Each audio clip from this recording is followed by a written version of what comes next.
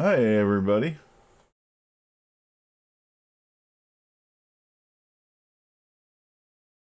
Try that again. Hey, everybody. Lenny Gould here, bringing you some Civ 5.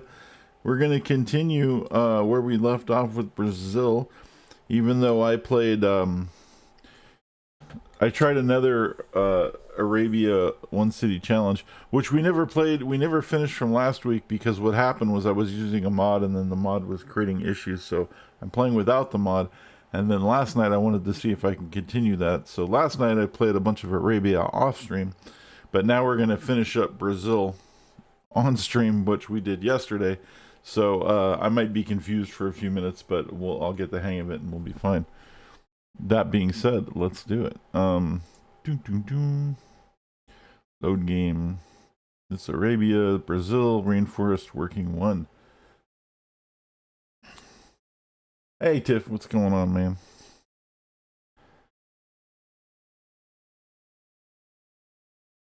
I think this is right. I hope this is right. We'll find out. We were in the rainforest, right? We're Brazil. We're doing the rainforest. It wasn't a one city challenge. We had like 3 or 4 cities. Oh yeah, we had 4 cities, and we were doing pretty good. I think. I think the only problem was that I probably had it on huge instead of large. Um, I probably should have done huge. Large might just be too much. Sometimes large is too much. That's not too bad. If we're gonna do domination, it's insane, but we're not. We're doing culture. And I don't even really know how well we're going to do the culture. I did figure some things out last night about culture while I was playing my other game. Um, oh boy, there's some things I have to like uh, adjust, I guess, in order to generate these. This should be way higher, and they will be. But we are. I don't know where we. Yeah, see, we're still pretty early in this. Where are we on the tech tree? It's not bad. One of the things I ended up with a bunch of runaway faith, which was really good because you can use faith to generate great people. Eventually, you can use faith to generate great scientists, which allow you to bulb text like crazy, which is also really cool. Okay, so here we are. Let's see, we have Rio recapping. If I get this stupid thing, Rio de Janeiro, Sao Paulo, Salvador, and what is that? Brasilla. All right, well, what are we doing here? Bank, observatory, opera house, ironworks. I don't know what. Oh yeah, I remember. Okay, I'm getting the hang of it now. I'm remembering. Um, yeah. So without further ado, let's continue. He wants open borders, and we actually do want open borders. Um, which is weird because I hate open borders. It creates all kinds of problems. But we definitely want open borders because you get like a cultural influence bonus for some reason with open borders. A seaport, okay. We have money. Oh, I see. We're gonna get this ironworks, and then we're gonna go in and we're gonna get this. Why? Wow, why isn't that there?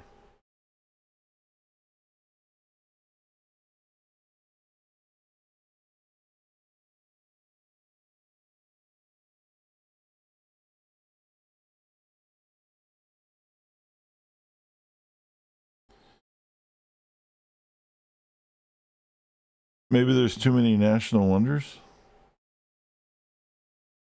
It's not an option on this one. Weird. All right. Anyway, doesn't matter. We need this opera house done so we can start working on the Hermitage because that's going to give us a lot of stuff. We need to get into the archaeology stuff because that also helps. We'll probably probably do that. And, well, cannon. Yeah, we're gonna need our cannons too, though. That's right. I remember we had to focus a little bit on the military, because if we get attacked, it's not going to be pretty. And if you ignore your defenses for too long, it'll catch up to you.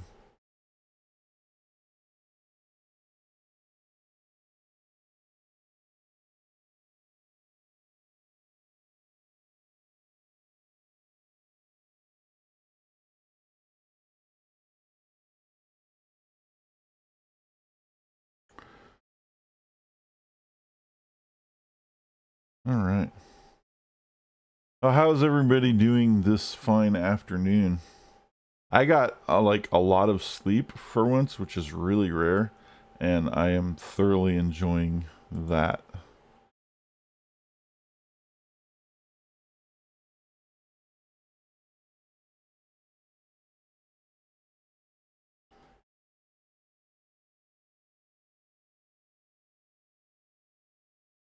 Lucky me.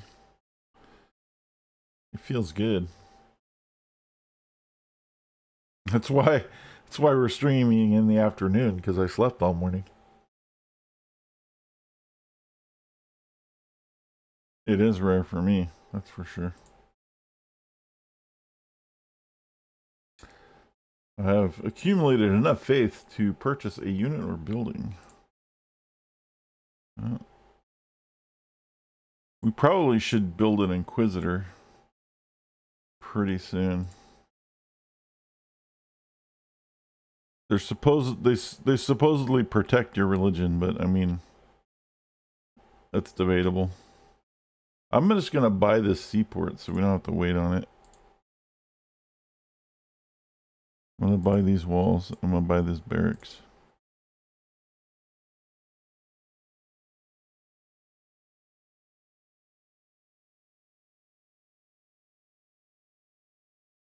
Gotta blow that extra money once in a while.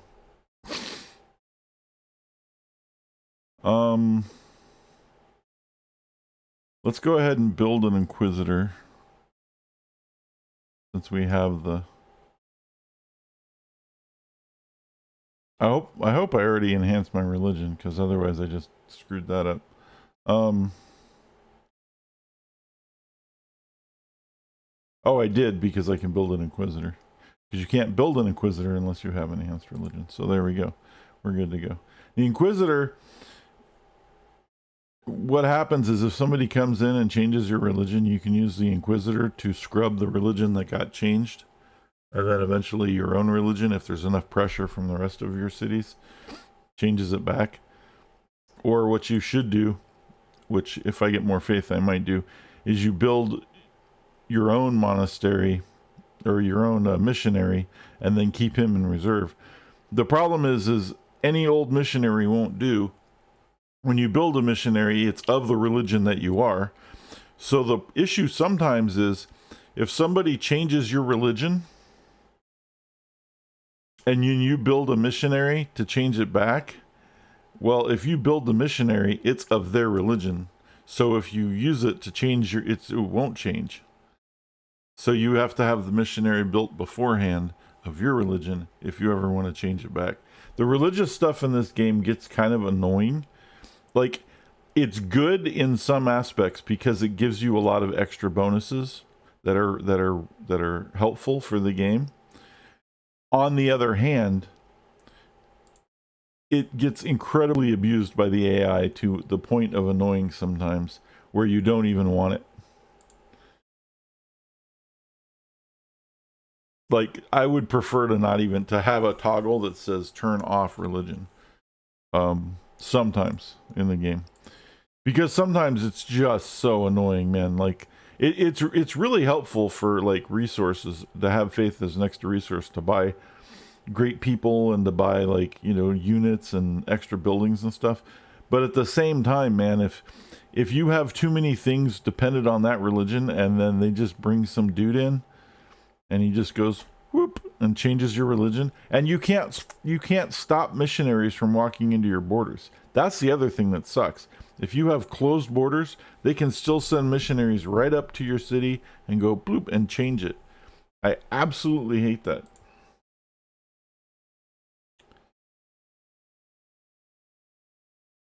You know what it reminds me of? There used to be... There's a little known game. It was a spin-off game of Civ 3. It was actually really fun. I played it for a little while. It was called Call to Power. Civ 3 Call to Power. And it had this mechanic in it that was very similar to the way religion works now, the way the missionaries work. Except it was, I think they were trying to be political or whatever, because, you know, everybody's, but this was like the early 2000s. So, you know, who knows what was going on back then. But their big thing was it was a corporation. Instead of religions, they had corporations. Because this Call to Power was supposed to take place in the dystopian future. Like it still began early. I think it began early on, like in the like how Civ does. But I think it went through the ages faster, and then it went into like this dystopian age where roads were replaced by monorails, units were created or replaced by cyborgs, and like all these kind of crazy things. It was like and corporations were the new religion. And so you had these desks with this like boss dude like cruising around instead of missionaries. It's kind of funny. And they would do the same thing, like whether you had the borders closed or not, or it didn't even matter. They were the only unit that could just go right through anything and just set up shop regardless. And so you would create corporations to take over you would steal the economy and the GDP from the other civilizations through your corporations. So it was a bit like, you know, conspiratorial or whatever, I guess. It was kind of funny.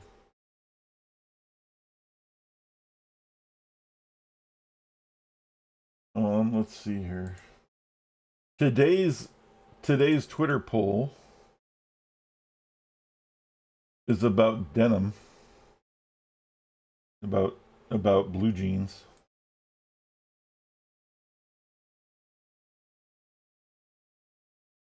And I posted it in the chat for those interested.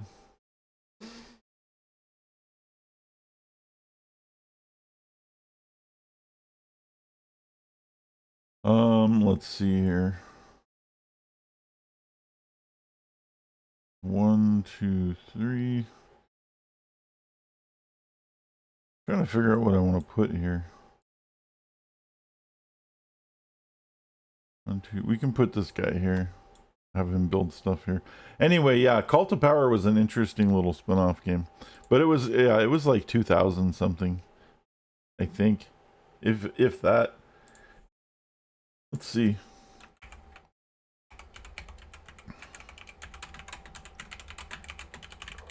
I mean, it was just a spin-off. Civilization Call to Power. It was 1999. Wow. Anyway, it was a lot of fun. But it wasn't, it wasn't at all the full-fledged version of Civilization, but it was a nice little mini Civilization game for sure. And it was, I liked it. Usually the Civ spin-offs are kind of shit, but that one was pretty good. I enjoyed it.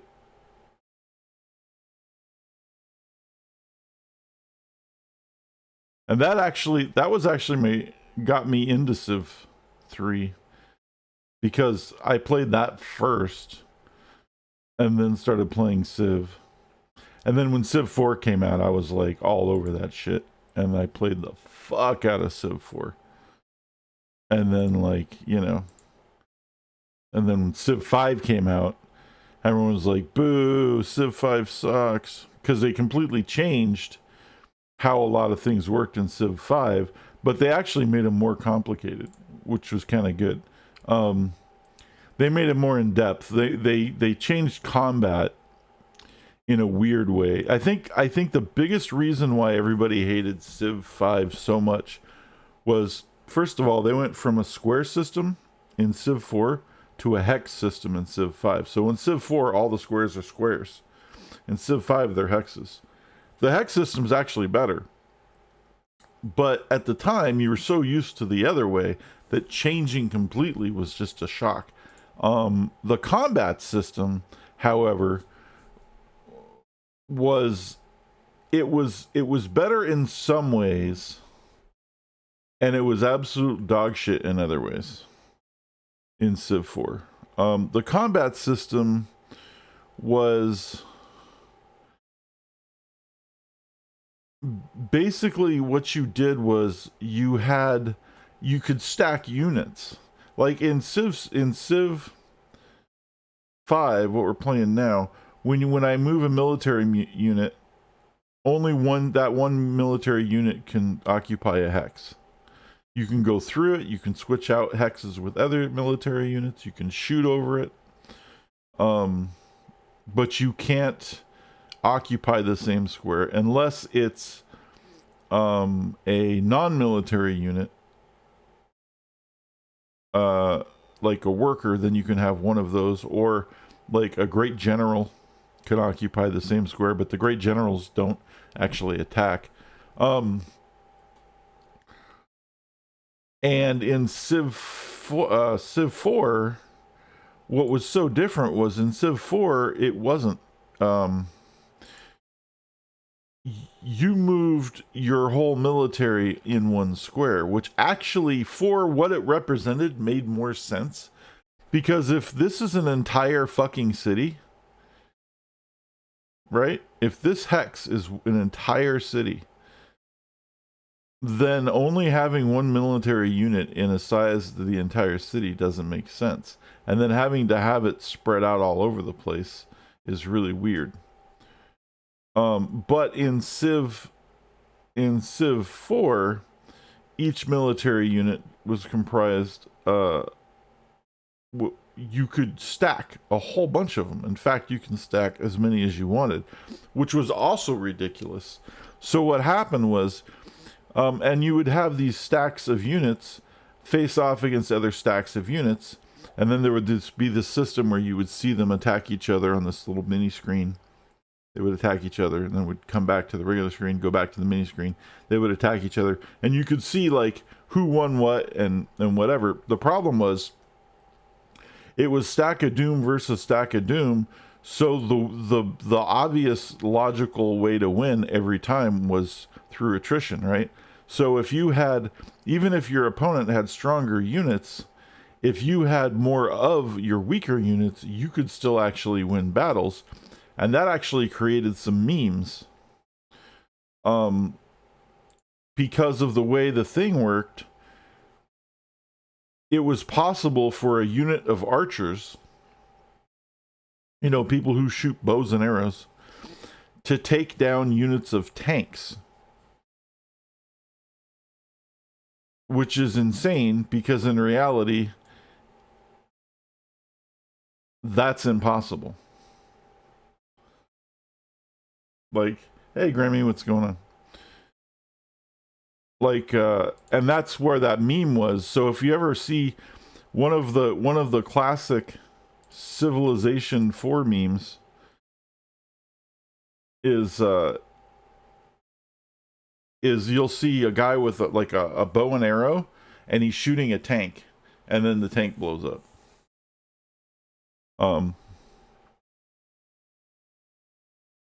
And that was because of how the combat system worked. If you had enough units stacked, you would eventually, by attrition, take down the tank. the tank units. And that's, like I said, a bow and arrow is not going to penetrate a tank. Like, it's just not going to happen. You know, like, sorry. Reality says no, but, you know, it is a video game. However, it's a video game that's kind of supposed to be, you know, sort of based on reality. Okay, we have a great scientist. Now, here's the question. We are going for culture, but it would be kind of cool to plant a great scientist for an extra culture bomb per turn. Or we can use his magical powers and get a free technology. And I think, based off of what's coming up, we might want to use him to get the free technology. I think I'm going to use him to bulb scientific theory. In fact, I think we're going to do that right now. The reason is scientific theory will give us 3 science per building, whereas planting him as a university will give us 8 science overall. And it'll also give us 1 science for every 2 citizens in the city. In every city. So I think we're going to do that. So even though we have 6 turns left on rifling, one of the things we can do is we can switch to scientific theory and then go to the great scientists and discover technology, and it'll discover whatever technology you're working on. So now, boom, we have just rushed scientific theory, and we can go back to our rifling where we had 6 left, and now we only have 3 turns left instead of 6. And the reason we have 3 turns instead of 6 is because now we have 1 science per every 2 citizens, or whatever that number was, right? So all of a sudden, we have a lot more science beakers than we had. So rifling, instead of taking 6 turns, is only going to take 3 turns, because that's what science does. It allows you to research your technology quicker. That's like the entire point of science in the game. So that was the right choice. And now what happens is we can start doing things like, well, we can start buying schools.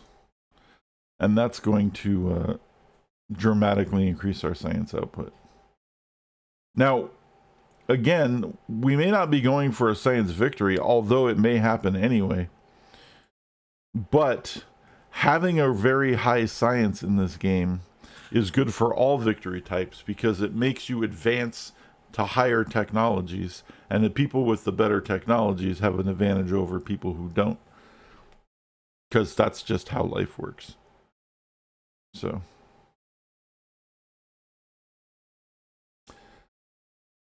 that's that. So how are you doing, Grimmy? It looks like you got your little taco pyramid. I have to warn, a lot of the chat commands aren't working. Again, the sounds work, the tacos work. I don't know if the taco pyramid's gonna work. I don't know if I tried using like the link ones again and they don't work again. So I don't know what the fuck's going on with this stupid thing. I'm getting really tired of Stream Element, so there's just no other solution. The Streamlabs is dog shit. All right, so we're gonna research public schools. We're gonna build public schools and all these things.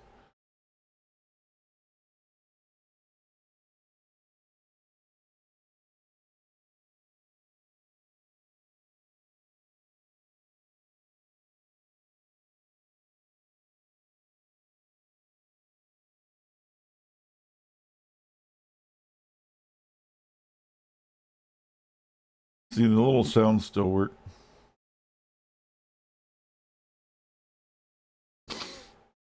Wow, the music's kind of loud. Sorry.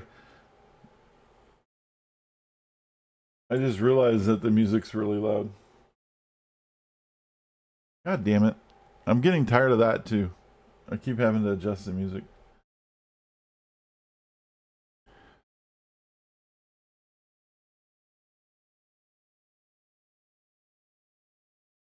If I could play the in-game music, then we wouldn't have to deal with this shit.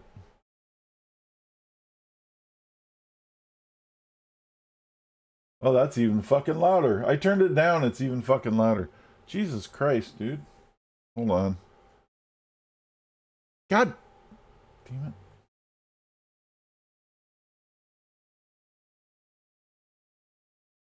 All right. Sorry, guys. Anyway, I keep one of the issues is this game.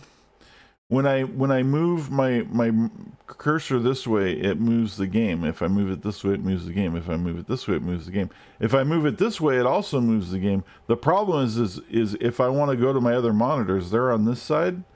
So if I move them off, the game still scrolls. So what I have to do is I have to move it really fast, and then the game won't scroll. See? And so I keep accidentally doing this, and it makes me crazy. Anyway. So in case you're wondering what I'm getting pissed off about, that's annoying me.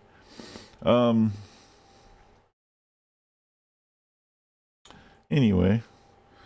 Oh, okay. So now, Great Works, which is what we need to be collecting. So we're going to plant a Great Work. Oh. As much as I want to get the culture bomb, it's better to get the tourist thing.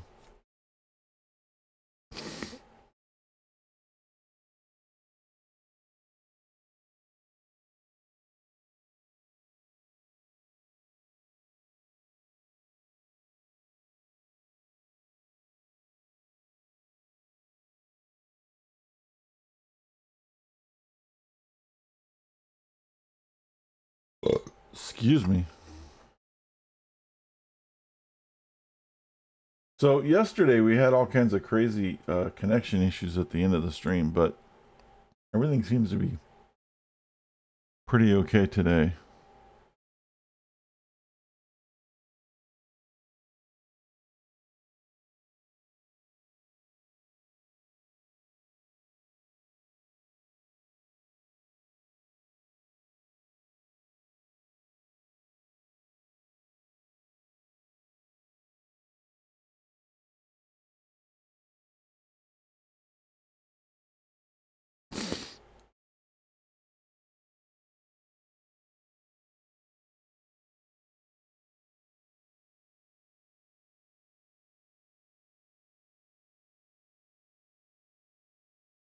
So there's more crazy Path of Exile stuff. They keep releasing more of these alternate quality gems as teasers for the upcoming season on Friday. And like they're just batches of them, and there's so many of them. It's insane. But the thing I don't understand is the way to obtain them has been discussed. What they said kind of doesn't make a lot of sense in how you obtain them. And if it truly is the way that they say it is, then that's really fucking random to the point that it's stupid, because no one's ever going to get what they want. And because it's a skill gem that we're talking about,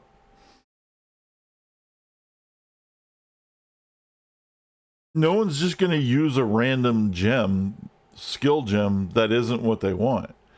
And the way it's being presented is you put in the color of skill gem that you want into this thing, and then you click an option, and it will give you a skill gem of the same color,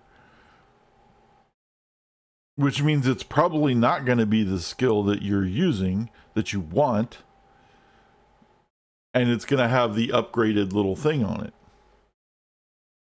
And that just doesn't make any sense to me. And they're making hundreds of these gems. And I'm like, that's cool that you're making hundreds of them, but if no one's going to fucking use them because they're never going to get the one they want, that's crazy. And in order to get them, you have to do the labyrinth trials, which everybody, not the trials, but yeah, not the trials, but you have to do the labyrinths, which everybody hates fucking doing anyway. Right? Like the only people who really want to do lab are crazy people or people who need it for their ascendancy. Hey, it worked. Check you out, dude.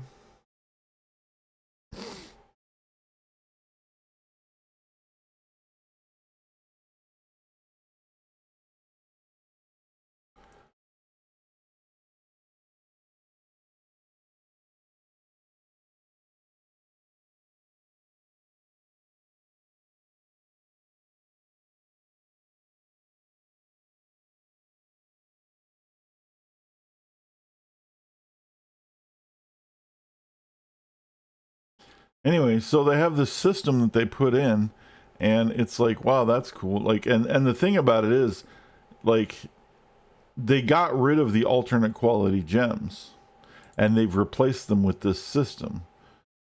The alternate quality gems used to be, Death of Marat, huh? The alternate quality gems used to be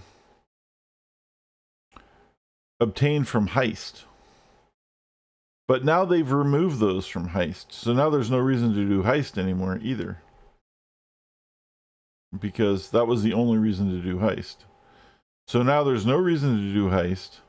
And they moved them over to Lab, which you're already getting your ascendancies from. But they also had a thing in the lab where you would get enchantments on your helmet or boots or gloves, and they've removed those too. And they're replacing the enchantments and the alternate quality gems with these new gems that do their gems like their base gems with that change how they work. It feels a lot, in fact, it feels identical to how runes in Diablo 3 work. Diablo 3 has gems, and they don't have gems, they have skills, and then they have skill runes, except a rune is just an alternate selection of a gem, or of a skill. You don't, it's not something that drops. It's not something tangible, which is really strange, by the way.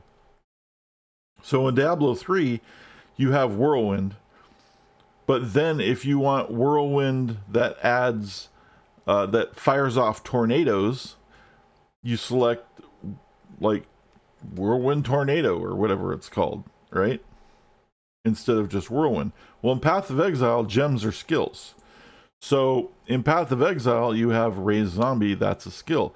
And that is a normal skill that you can get in the game from anywhere. It is the base zombie skill. If you want zombies, you have to take Raise Zombie. That is the skill to do it. There's the alternative versions where Phantasmal Raise Zombie, where raising zombie would add like, resistances to the zombies, or there were alternative quality zombie gems, but they would just make the zombies like more life or more something or more damage or whatever, but not, it was the same, it was still a zombie. What these new gems that they're adding are doing is more like the Diablo 3 thing, where you have the base Whirlwind going to the Whirlwind that throws tornadoes around. Well, so instead of just Raise Zombie, one of the options they showed us in the demonstration was you can get an alternative quality Raise Zombie, which actually is called Falling Zombies. And what it does is that zombies fall from the sky and land on things, which is exactly the same as the Diablo 3 the Diablo 3 Witch Doctor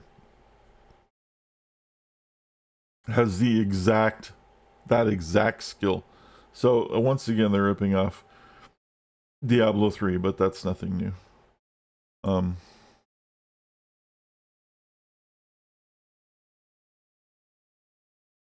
I would have probably picked something a little more I mean, they did it because it's kind of memey, but I would have done it because I'd rather want something a little more impactful.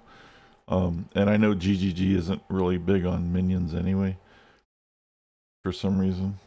So they're probably just trying to turn them into bigger memes than they already are. But anyway, so that's an example of an alternative quality. Now, if I wanted the falling zombie skill, I can't just go buy the falling zombie skill like I can all the other skills. What I have to do to get a falling zombie skill is I have to, the way it's been described to us, and I hope this isn't really the way it is, but according to the way that it's been described, you have to go do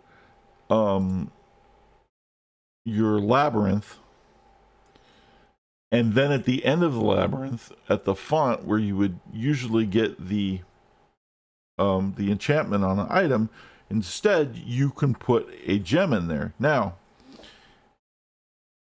you don't want to put the gem you're using in it, because if it breaks it, you're screwed. But you put in a gem. Now, the way I thought it was going to work is if you wanted the alternate version of the zombie skill, you would put a zombie gem in, and then it would turn it into the alternate version of the zombie skill. But that's not how it works. And that's stupid that it doesn't work that way. Because instead, gambling addict Chris Wilson prefers that you would put a blue gem in there, because zombie gems are blue, and then you would get a random alternative version of any other blue gem in the game. And it could be the zombie one, or it could be raised skeletons, or it could be fireball, or it could be, any one of like 50 or 60 other fucking skills. And I'm like, that's really fucking stupid.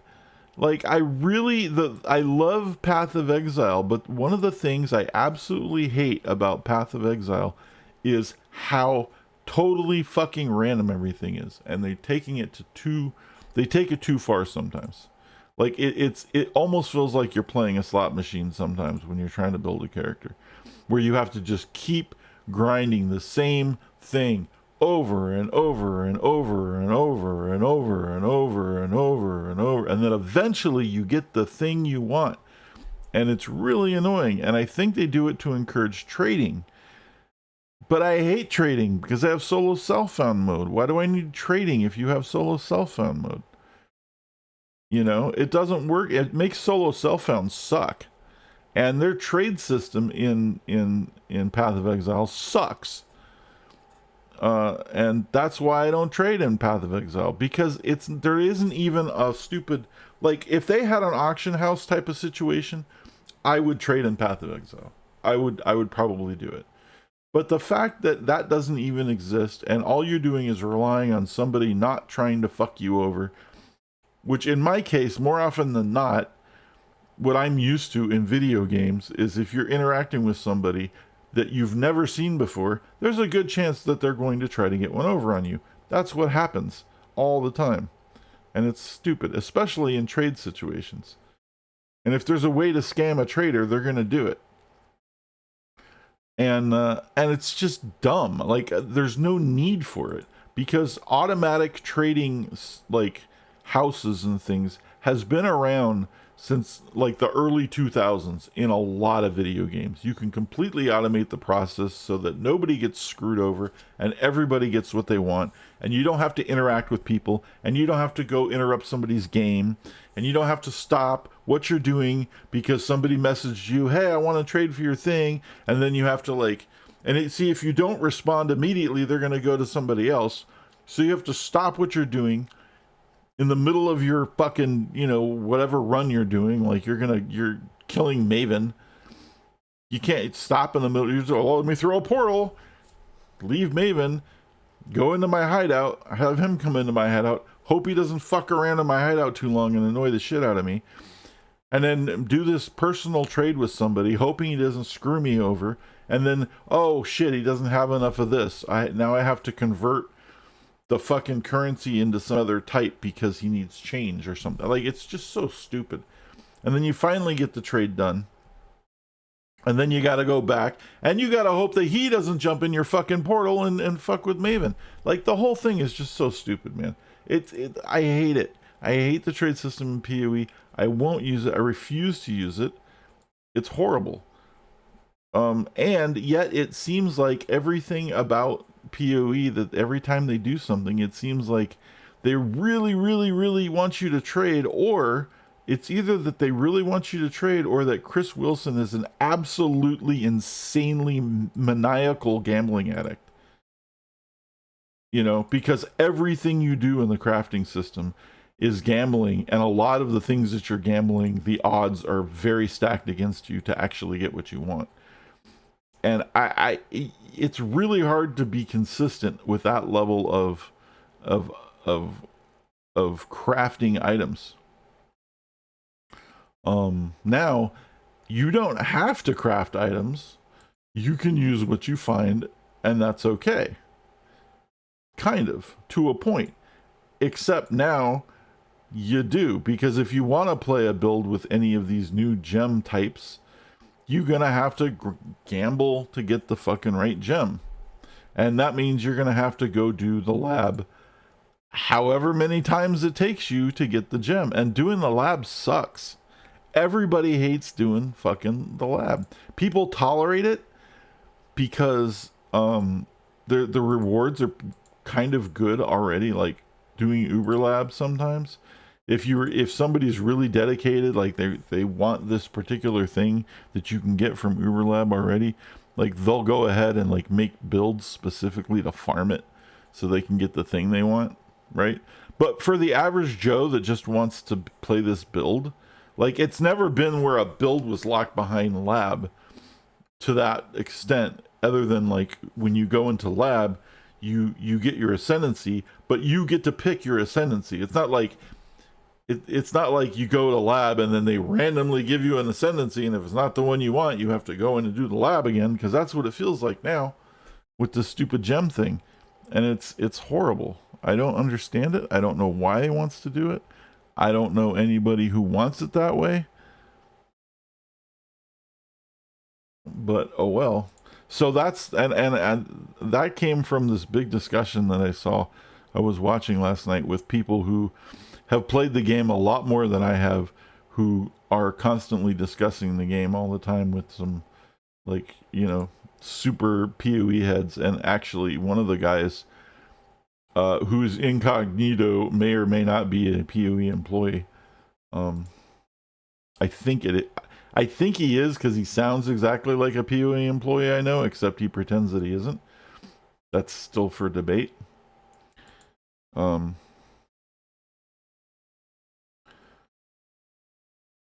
But it seems like what they're saying is probably true in that regard, and that, like I said, that sucks. So what do we need? Wow,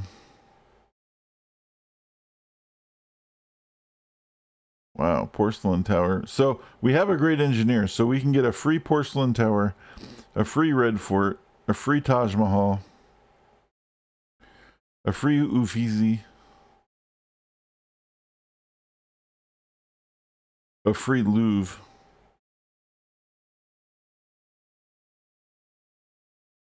Wow. And I need all of them. I'm gonna go for the free Louvre, because it has the most slots.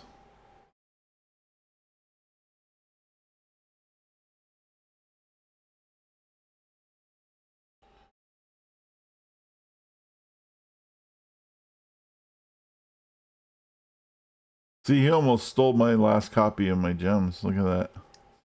That's why I checked.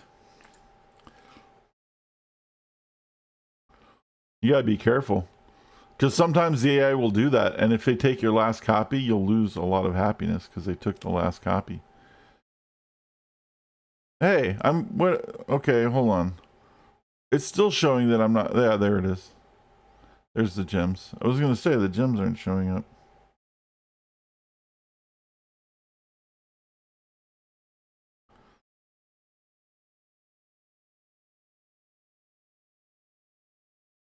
So let's finish the ground temple. So now we have that, and we're going to do another great work. And now we're at plus 16. We just need to keep boosting this number as much as we can. Again, okay, now we have one copy. Okay, that's weird. How many tacos are you doing there, buddy? Why is everybody trying to steal my last copy of Gems?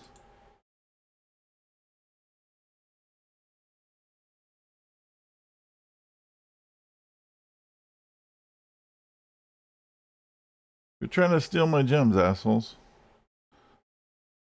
I need them for my happiness.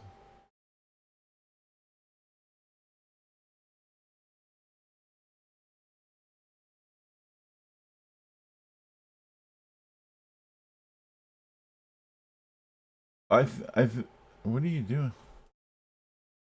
I don't think that's gonna do anything, Grammy.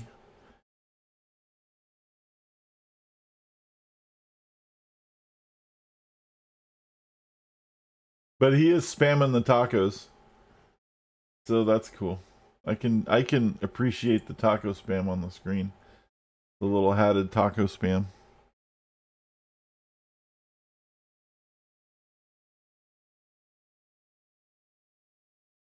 Upcoming session.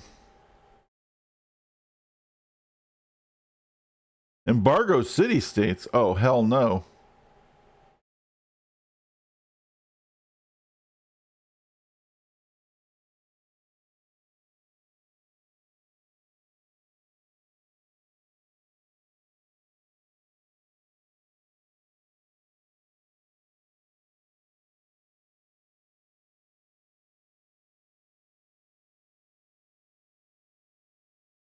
How much money do I have? I'm gonna have to buy off some city states.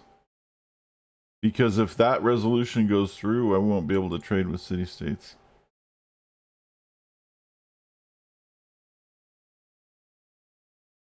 So we're gonna make some city state allies, and I think their votes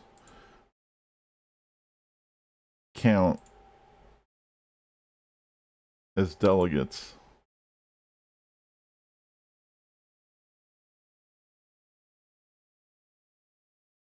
For me. This is how you buy elections in this game.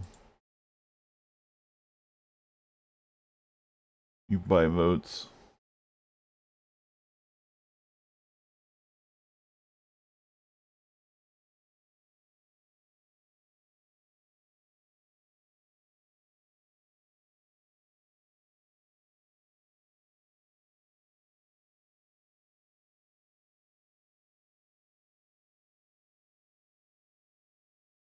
All right.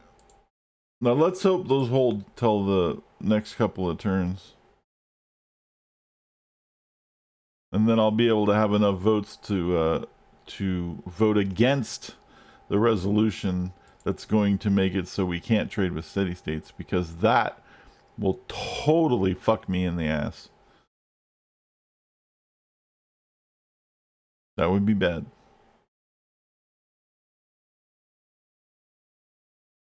Did we do...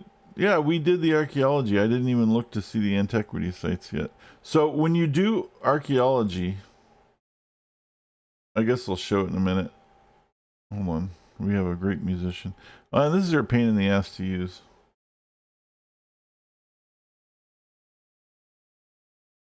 Oh, okay. Never mind. This guy here. So when you build an archaeologist, what happens is you have these little, when you research archaeology, you have these little sites pop up, these antiquity sites, and they're all over the fucking place, right? Here's one in my borders. And what happens is when you send an archaeologist to it, he will dig it up, and after a couple of turns, reveal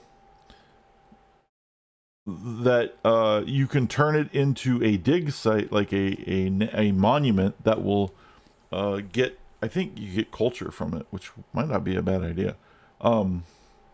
that will generate culture, or you can take the item that is in it and it will become a great work and be put in the museum. And then if you collect, and that'll generate some culture. And if you collect collections in the museum of different types that are based on the list of collections, like maybe you need one of these from this tribe, one of these from that tribe, beads from every tribe, or something like that. Like there's all these different collections of things that you can find when you dig up all these antiquity sites. And if you get the right number of collected items, then you get bonuses for completing these sets. And then you can trade them also. You can trade some of the items with the other civilizations who also have researched archaeology and have dug up items. And then you guys can kind of like complete sets together that way. But it's kind of a convoluted pain in the ass, to be honest with you.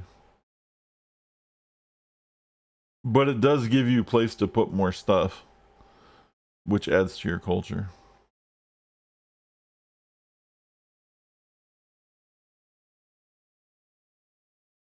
Forge.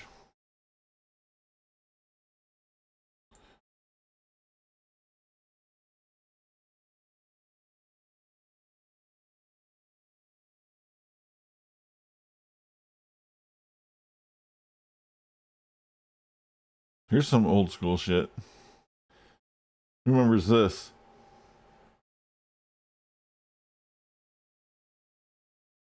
I only get one delegate after all that. I thought I got more delegates. Maybe it's in the next. Maybe it's in the UN part.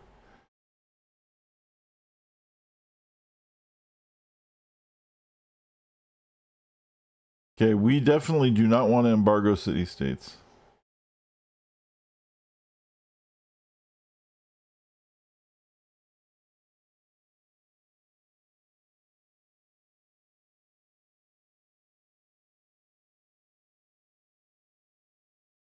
They already fucked up the generation of great people for me.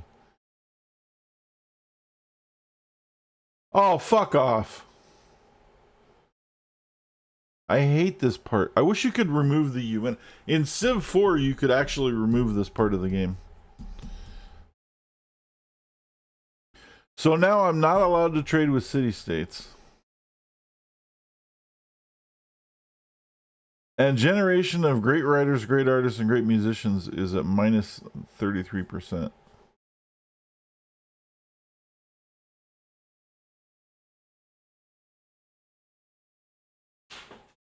Oh my god, dude.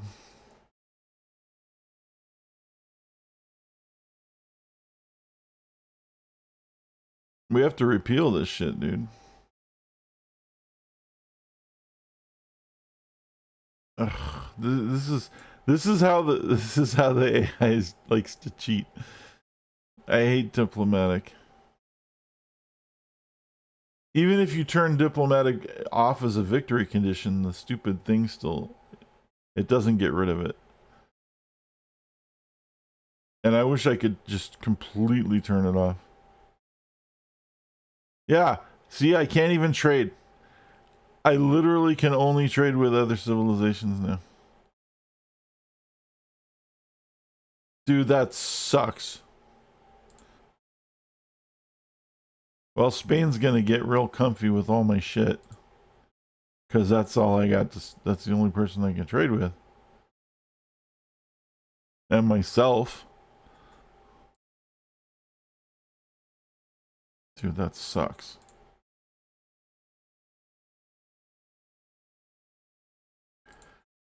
If I was Arabia, I would be fucking furious, dude.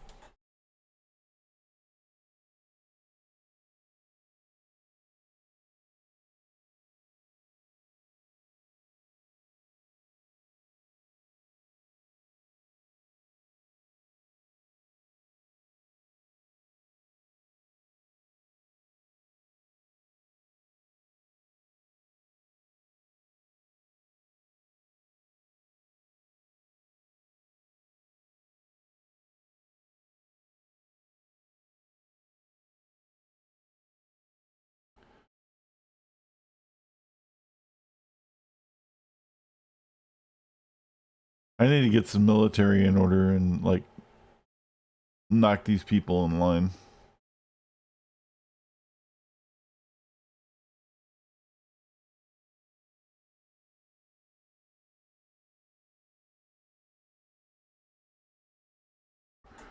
We can make riflemen now. This guy upgrade? No. Alright.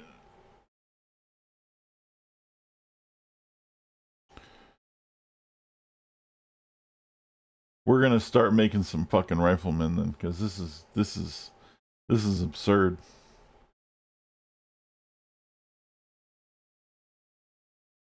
We gotta get these tyrants out, and we're gonna take them by force.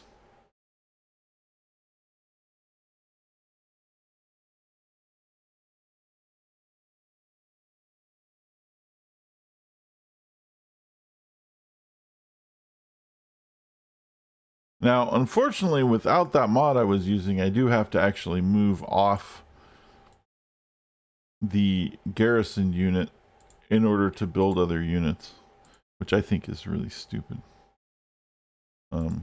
Is one of the really good things about the mod, but I can't. The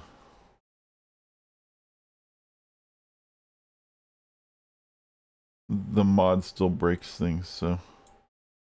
The problem with the mod is it worked only on certain maps that I ran into. I had issues trying any other map types other than Pangea, and it was also creating other weird issues. So I just stopped using it. So we're just playing, like, we're playing the patch is still installed, but I'm not running any of the mods in the patch. So the patch still patched the game. So we're still fixing them, like some of the major issues that are just like the community patch stuff. But the mod isn't doing anything at all. Where before I had like very tiny modified things happening. But that was enough to brick some shit, so.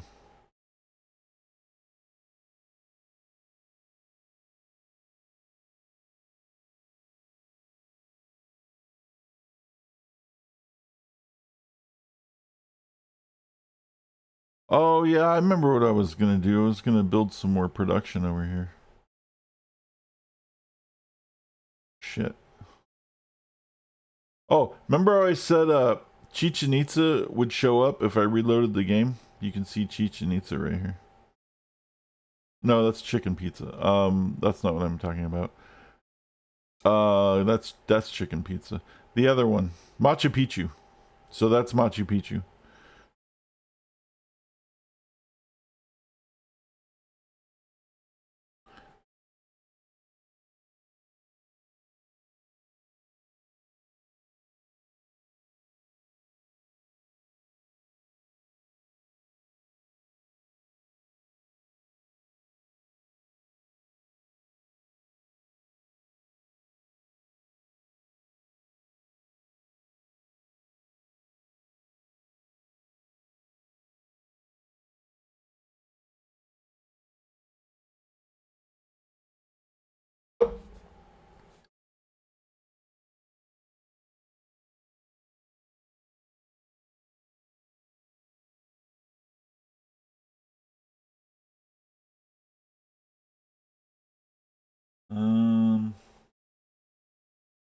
A lot going on.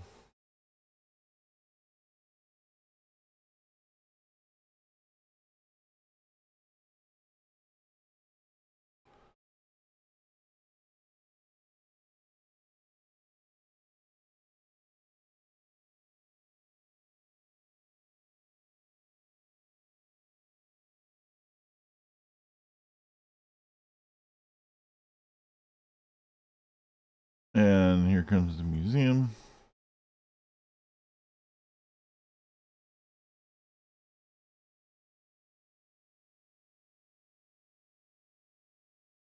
I guess I should build barracks if I'm gonna start building military units.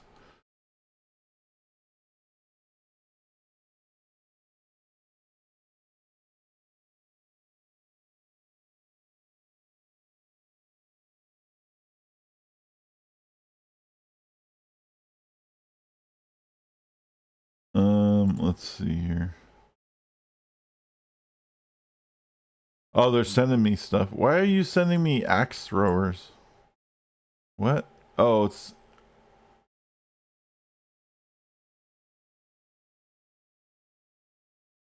However you say that, cavalry. I don't want to butcher that.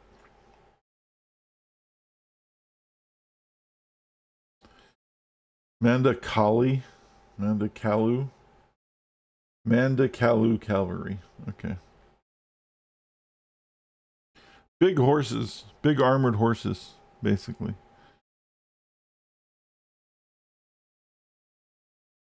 Cool. I'll take it. In fact, since we're here, build a cannon.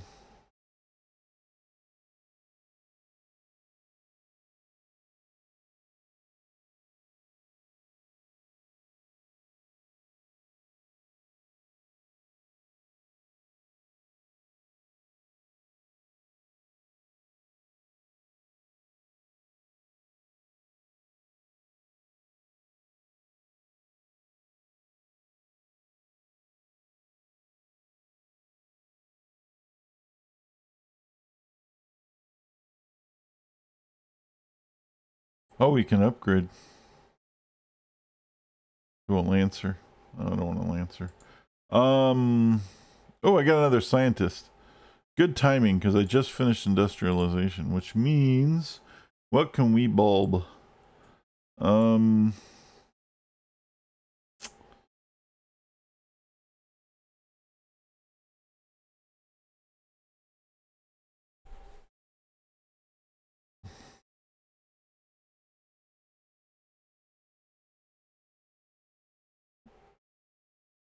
Where is...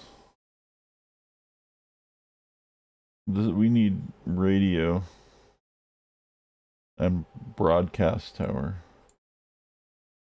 Yeah, that's what we need. So in order to get that, we need electricity. So we'll bulb electricity.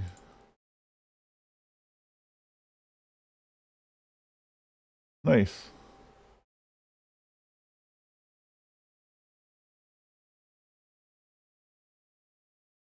See, I'm generating... The cool part about playing a culture victory is you do end up generating a shit ton of great people. And that's... they just make you go through the game so much faster.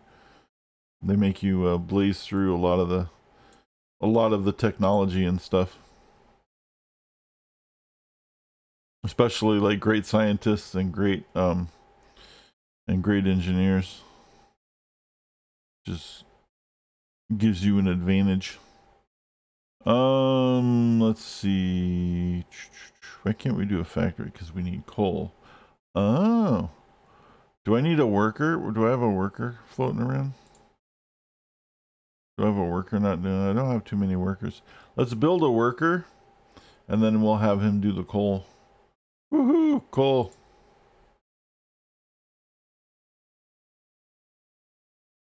See, I can actually buy a great engineer now at 3,000 faith.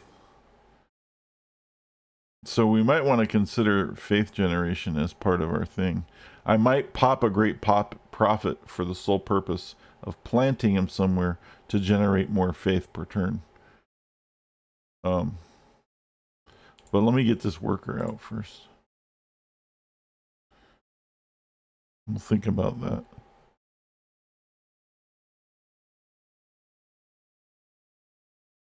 Because they're going to pop me one anyway at some point.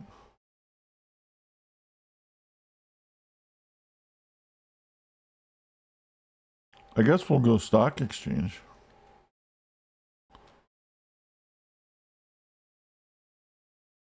Then we're going to move the worker to the coal. When we get that done, we can make a factory. And then aluminum should be opening up pretty soon too.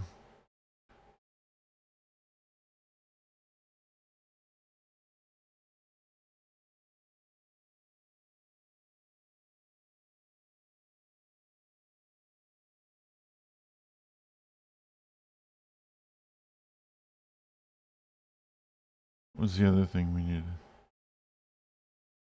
Oh yeah. So then we're gonna buy a. Let's buy a Great Prophet. And then what we're gonna do is we're gonna put the Great Prophet right here.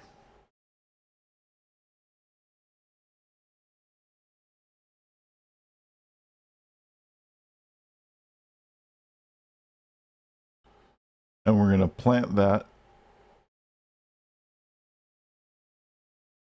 next turn, and then that's gonna make a little shrine that's gonna generate a bunch of faith.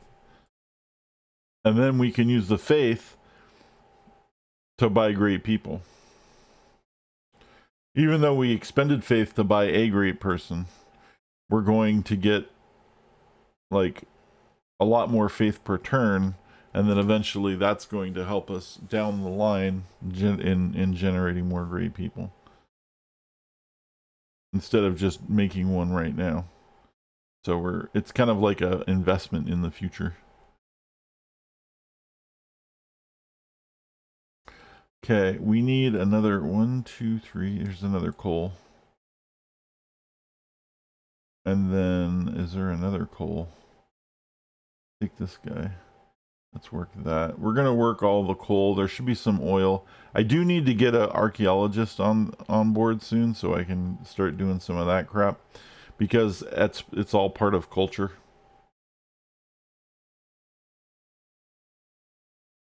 All right, we got our public school on deck, or on board.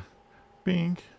So now our science, still got our science. It's a 500. We might just go for a science victory, dude, to be honest with you. But I mean, I don't know how far like the other civs are doing. So I mean, they might be way ahead of me on that. I don't know. Your museum.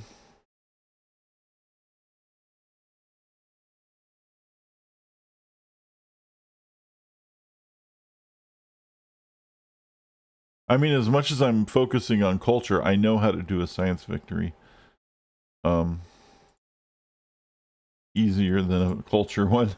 I have won culture victories before, but it's been a long time. Oh, there's the aluminum, but it's out of reach. Oh no. Do we have any aluminum in our cultural borders? We do not.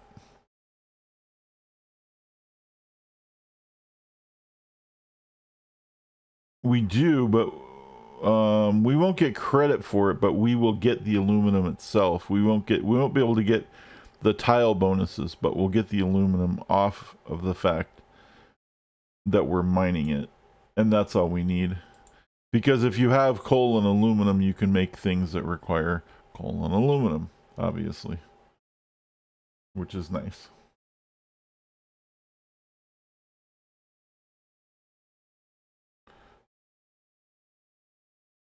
So we got some coal mines going, we got some aluminum mines going.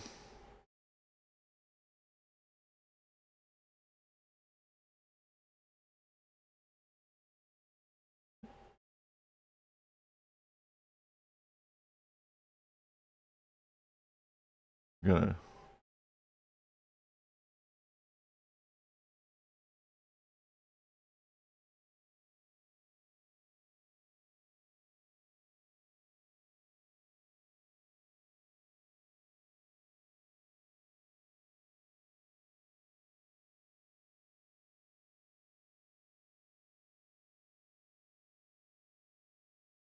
We definitely gotta get some more military units going.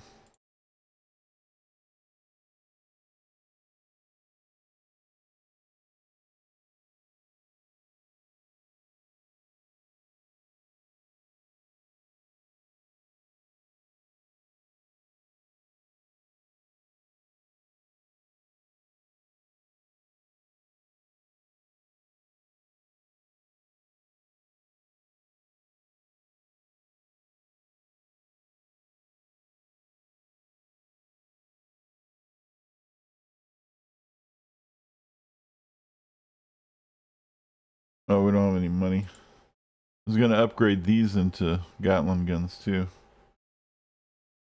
one of the things you can do too is even the threat of power is enough sometimes to keep them from attacking you.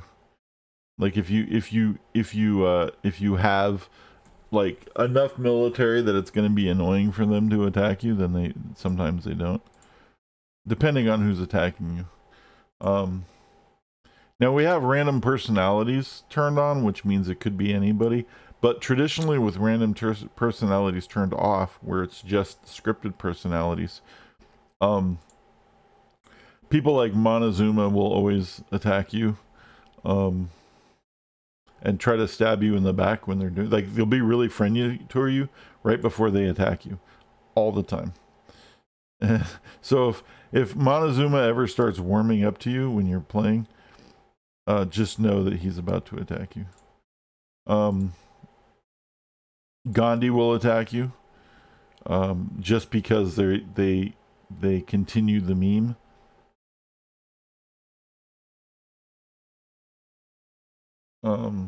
Because it's just a thing now with the game. Like that's just that is a permanent part of the game now. Like, you know, that's always going to be, Gandhi will always be that way in this game.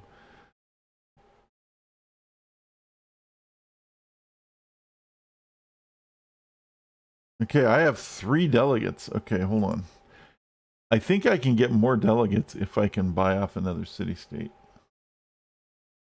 But I don't know if I have enough money.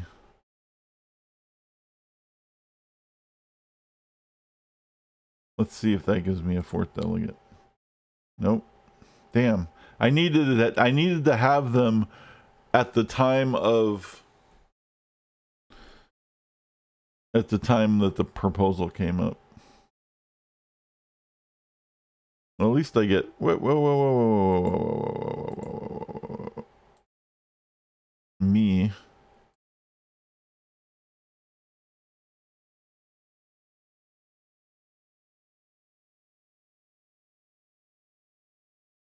Still don't mind hooking them up a little bit. This game costs there's a lot of gold to do a lot of things, right? So you got to get your economy in check on this game, or you get swamped really, really fast in the end game. That's why I was so pissed about the trading things where they said I couldn't trade with these people. Actually, yeah, I just realized that. Why am I fucking giving them money? I'm embargoed. They are not allowed to give me anything. That's stupid. Well, maybe they'll help me in a fight anyway. Because that just means I can't trade with them. Doesn't mean they can't fight with me.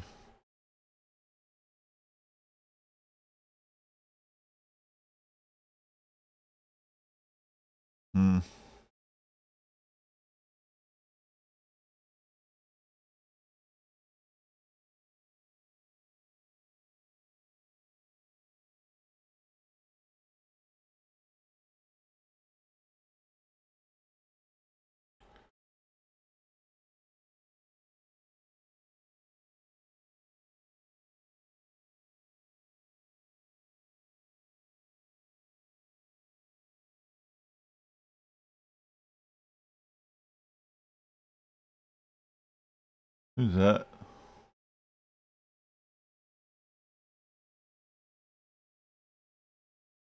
The Iroquois is trying to send culture bombs to my place. Is he trying to reverse my cultural influence by influencing me? Oh man, what a pain in the ass.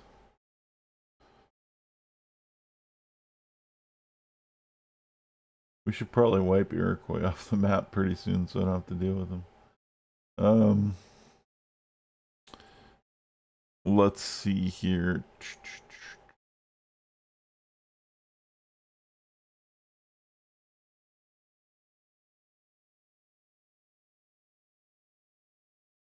Let's do an armory.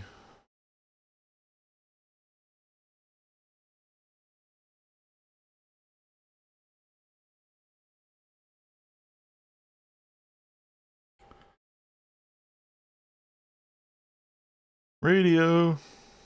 What we need. We're going to purchase another rifleman.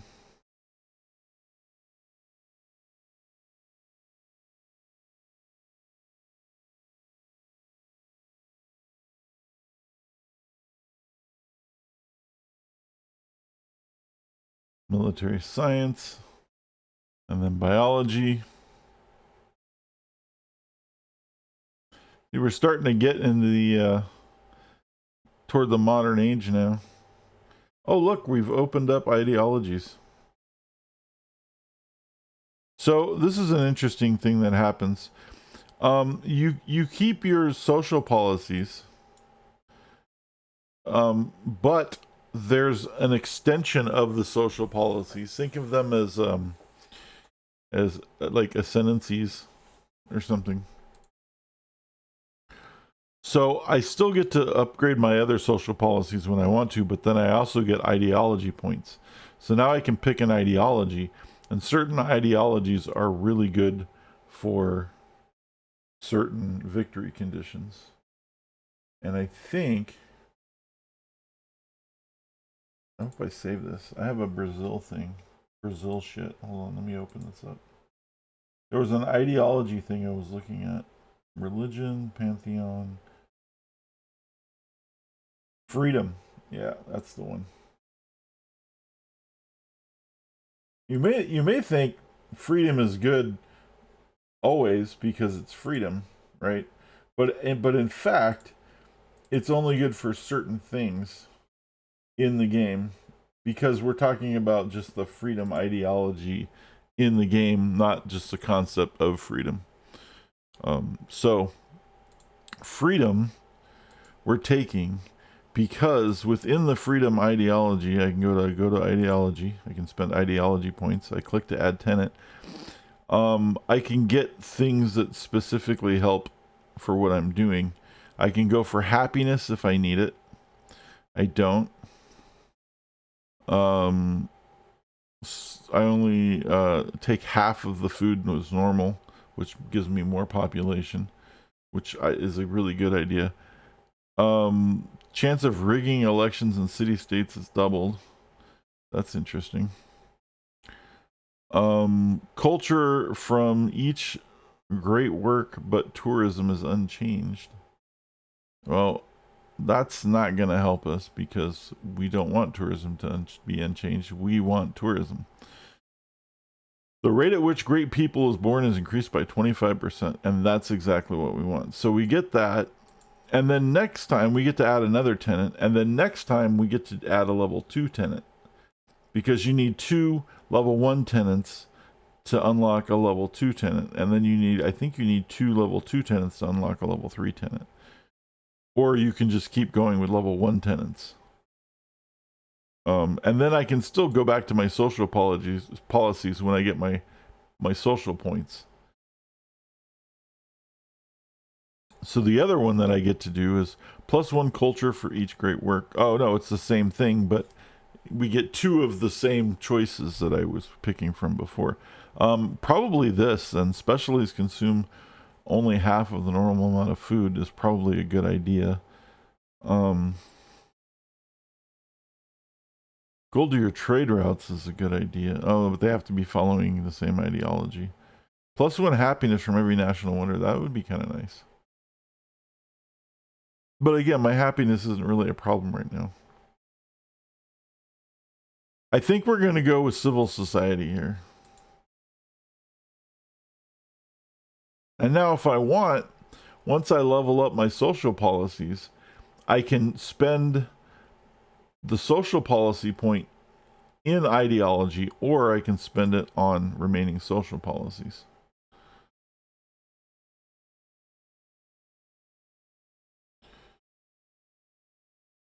So I just have like a choice now is what it is. We have like more choices. Where's the unit that needs orders? Well, I want to move the guy. Oh Jesus. All right.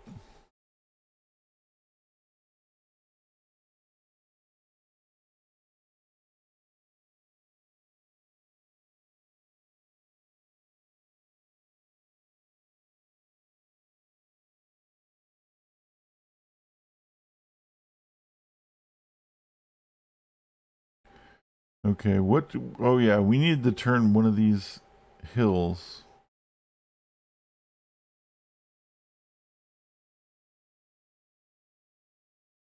1, 2, 3. We needed to turn another one of these hills into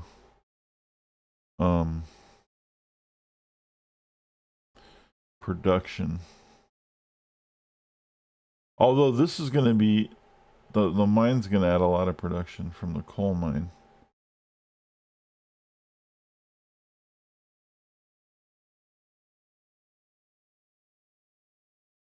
Yeah, I'm gonna go ahead and do one more anyway. Wait, what? Damn it! I hate when that happens. It misclicked. I want these guys over here, and then I wanted this guy over here. Okay, I see what happened. All right, sorry about that. Having a brain fart.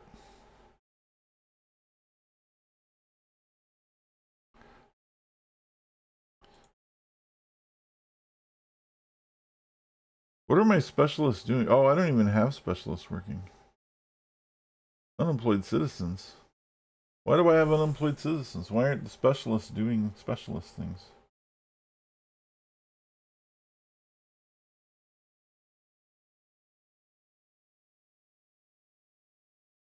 I don't understand.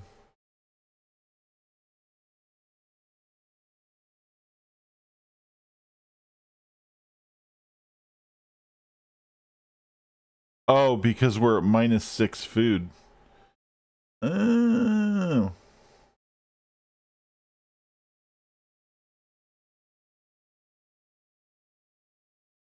There we go.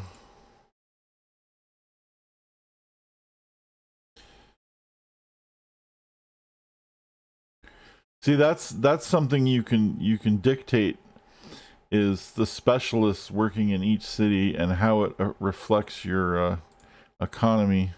You can really dive. There's a lot of, and that shit took me a long time, and I'm still kind of not totally 100% on how that works.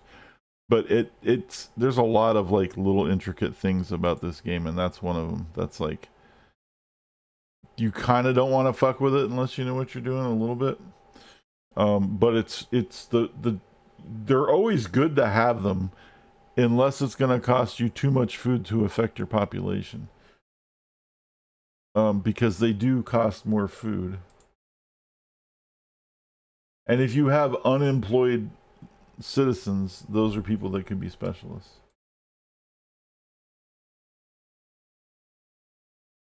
Yeah, see, I have enough to run all the specialists and still have food. So we're trucking, man. Until that changes, then we're gonna keep doing that. And if that's me putting it on automatic or on manual. If I had it on automatic, it wouldn't be the same. See, now this is going to be 50 per turn. This is 18. See, we're still fine. No problem. Next turn, it might change everything, though. So again, I got to watch the food count. Do I have enough food? We have automatic control. This is working pretty good. I don't have a problem with that. Sometimes you don't. You want the game to just do its own thing, because sometimes it does a pretty good job. But if you see something lacking that you really need, you want to like lock it in and say, hey man, we could use a little bit more of that. I'm going to take over here because I think there's enough to get all of them. And there is. And because it's going to give us more money. Now, we'll see if I completely brick my economy in a second.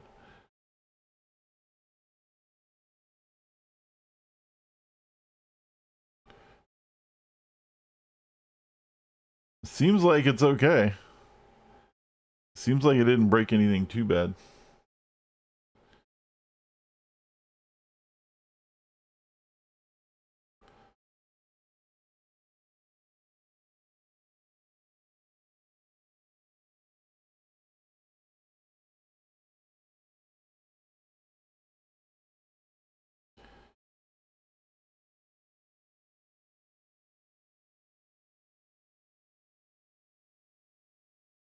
Now, I'm going to turn all these little dots off for a second, just so you guys can see what this game looks like in its natural setting. His graphics are really nice.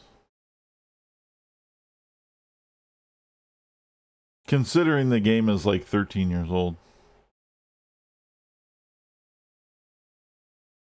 And you can zoom all the way out. You can see your whole civilization. Right? Just like the clouds.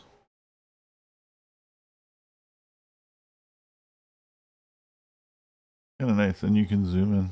Now, when zoomed in, the graphics look kind of shitty. But they do that because there's so much stuff. Nowadays, it would probably be super detailed and it still wouldn't lag anything.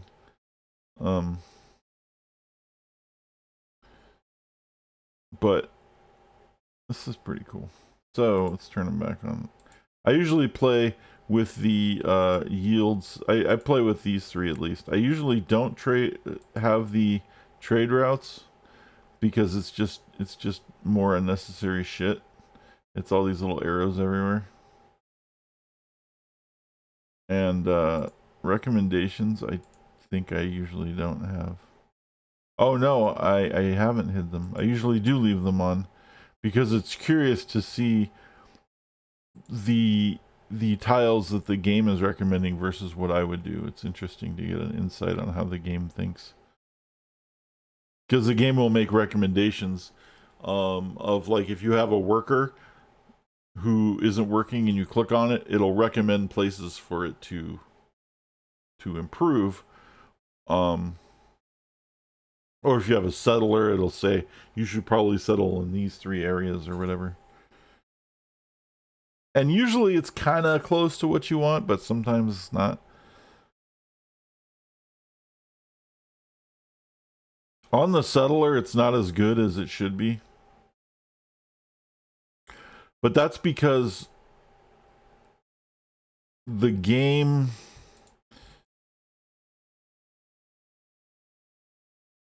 was taught to make recommendations based off of resources, not yields. And when you are, and not future tech ideas. So the game probably won't recommend, for example,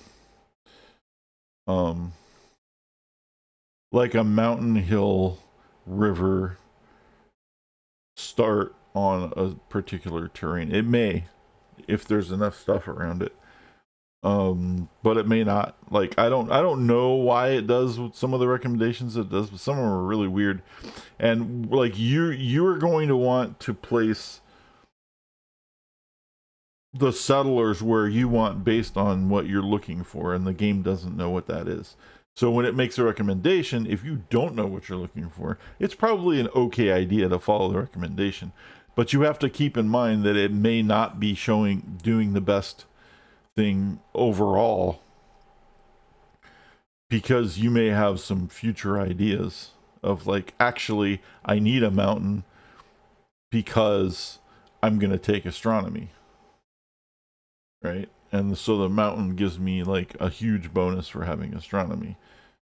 Or maybe I want to settle on this particular resource because I'm going to get money in my starting location or something like that. You know?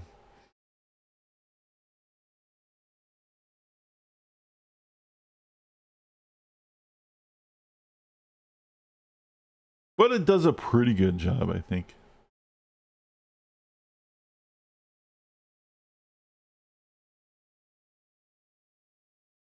How many turns for the aluminum? 10 turns to aluminum. That's cool.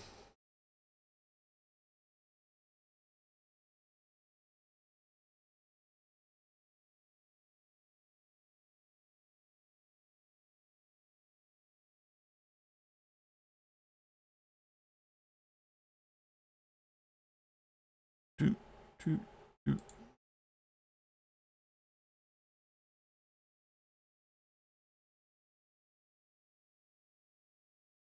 When are you gonna get me to 10,000 tacos, Grim?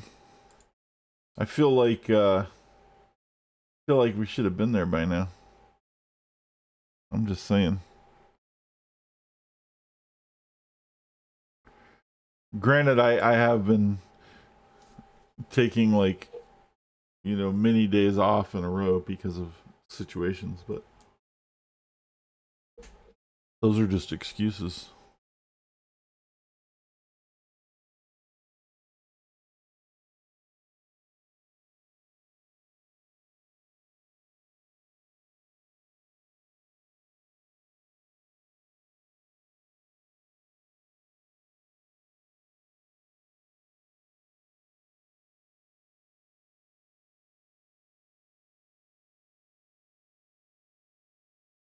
I do need like a lot of things. I need to buy them, but I just or make them.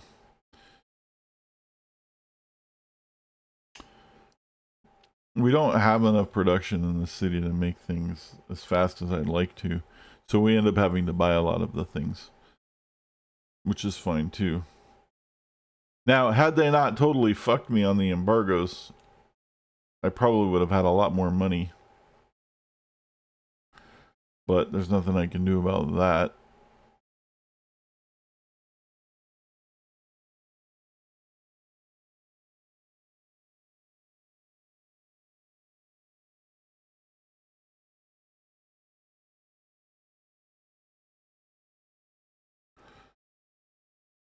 So one of the things also with the specialists that you want to look for is there's things that work toward great people bonuses. You get great people points. See, there's a congressional penalty of minus 33% because of that stupid thing on my great musicians, or I'd have a lot more of them. There's a bonus toward great scientists. There's a bonus. So this is going to tell you how close you are to getting these things. Right? So I'm getting 15 points every turn for the great musician. And I'm at 414 of 600, right? So you can kind of do the math on that and figure out where you're going. And again, in this one, right? The same thing. This is all progress toward your. So if you're ever wondering when your next great person is gonna pop, just keep an eye on this shit.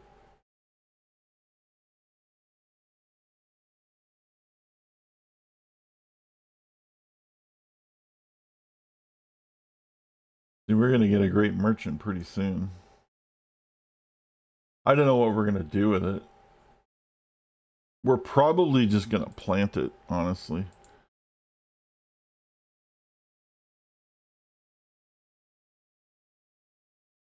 That's gonna give us just more gold per turn.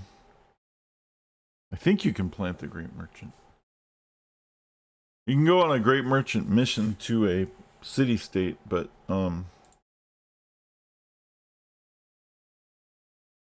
you only end up getting like not as much money as I think maybe you should. I don't remember how much it is. It's been a while.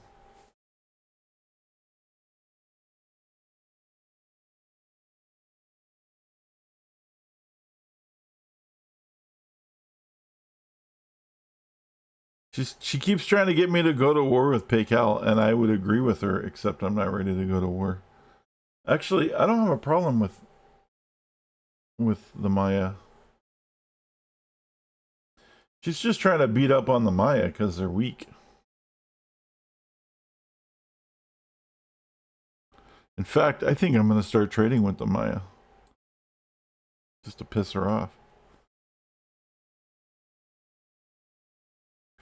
Send the Maya some help. Mayans are cool. I'm down with the Mayans. They didn't do anything. Dude, they fucking invented tacos, man. You know what I'm saying? How can you be mad at a people like that? I mean, it may have been like squirrel, but the concept was still there.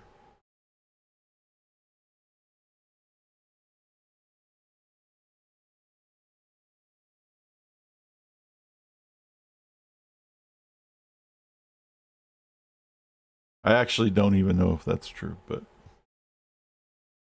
the Mayans were there, and before it became Mexico. Tacos are from Mexico. Therefore, Mayans invented tacos. That's my logic.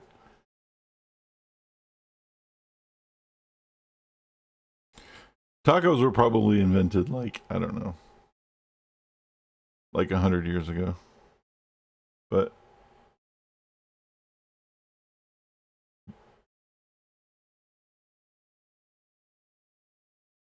I don't think it's wrong to say Mayans invented tacos because they were still, Mayan people still exist in Mexico and they are the ancestors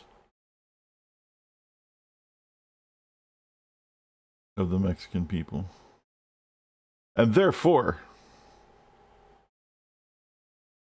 I think it's fair to say Mayans invented tacos.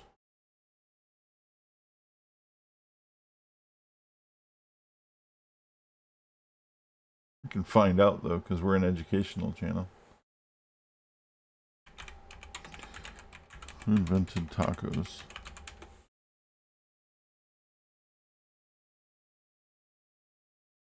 Aha! I was right. They did invent tacos. Holy shit. See, am I a fucking genius or what? Tacos are thought to come from Mexico. Long before the Spanish arrived, ancient Mexicans used freshly made soft flour corn tortillas and gave them with fillings like fish and cooked organs. It was a staple meal that provided vital nutrients and energy to those who consume it. I was right. The Mayans did invent tacos. And therefore, they will always be a proud people in my heart. We're all a little bit Mayan at heart. We should celebrate them more regularly for the joy that they have given the entire world in their nutritional pursuits.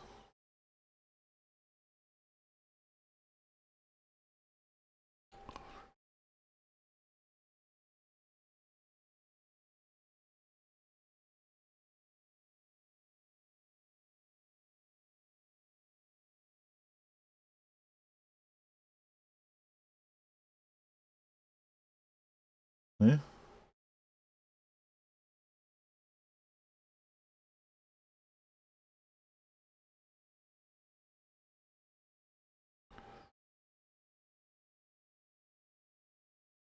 I love when I learn new shit. I kind of always thought that was true. I just didn't know if it was true. And well, now it is, and now I can boldly say with confidence such a statement and not feel like I'm trying to pull one over on people. All right, so now here's some cool shit. We have discovered oil fields.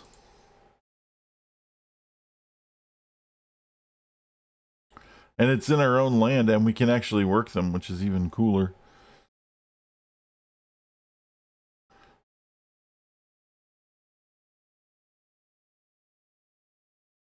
Excuse me.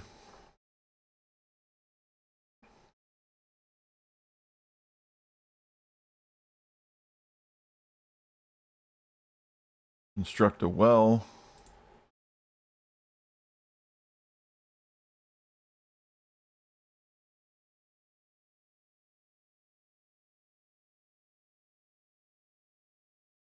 All right. So we need a broadcast tower for sure. So that's what I bought. They're expensive to buy, but they're huge for culture.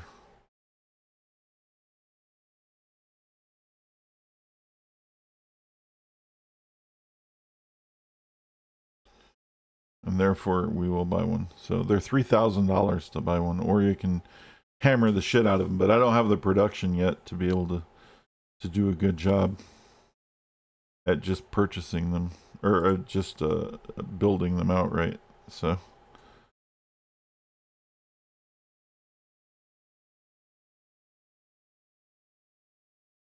there's that great merchant we were talking about. I think I'm gonna make his thing. See, a lot of great people have a special building that you can make, or you can send them on a mission or do something. And I think we're going to do the mission. Now here's an interesting thing. See, suggestions. See how there's this little white building right here? That is one of the that's one of these.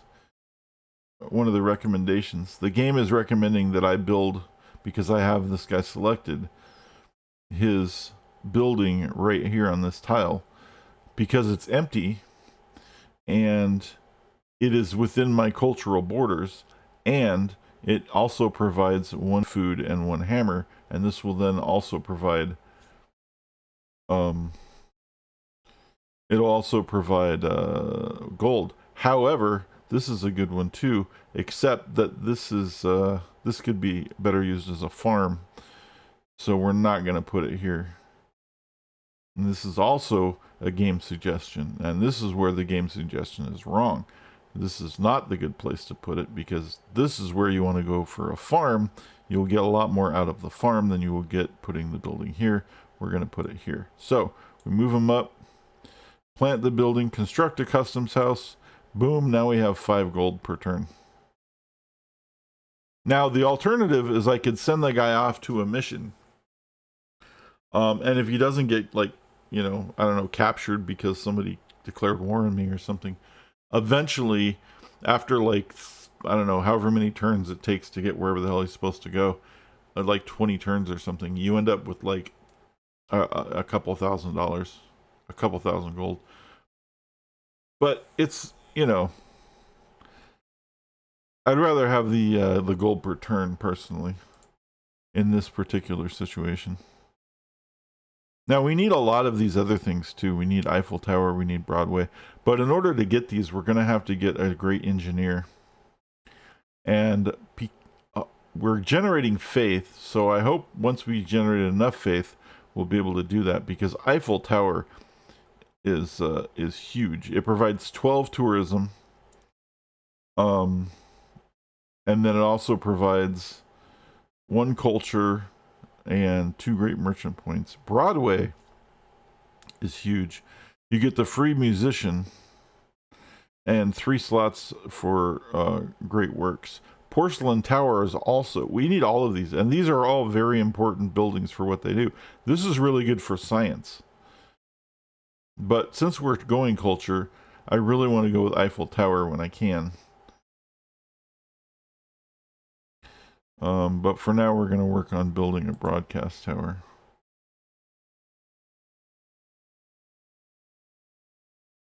Okay, so now I have culture points.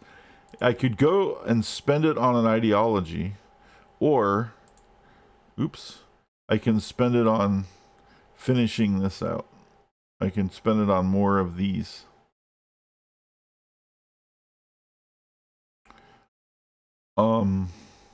The trading post isn't going to do much for us, but science from universities is. Great scientists earn faster is good. And again, the reason why the great scientists faster is good, even though we're going for culture, is because we'll be able to pop more technologies faster, which will thrust us into opening better cultural advantages through technology.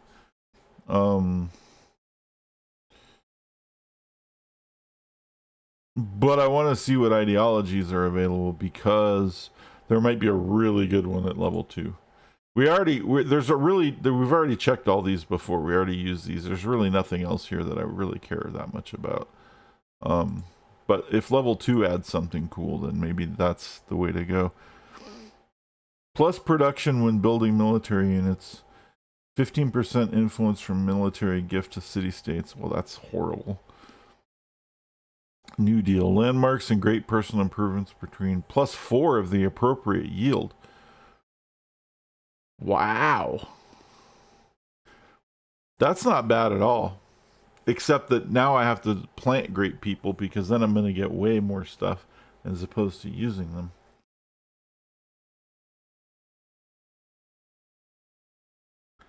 Oh, here we go. Perfect. This is exactly what we need. Specials in cities produce half the moral amount of unhappiness. Not a big deal, but a bigger deal. Golden ages are 50% longer. This is Chicken Pizza Part 2, baby. Right here. The These are also good. Combat strength of cities, local happiness from mills. But this is huge. So this is Chicken Pizza Part 2. Right here. Universal suffrage. Boom. So now when we get a golden age, it's going to last like 40 turns. It might even be 50 turns. And that's going to generate a lot of like when my tourism keeps going up, it's going to create like these tourist bomb things. I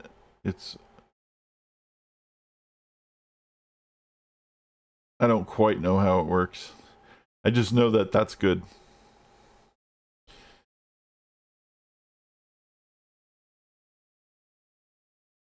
Another really good civilization for culture, because of the great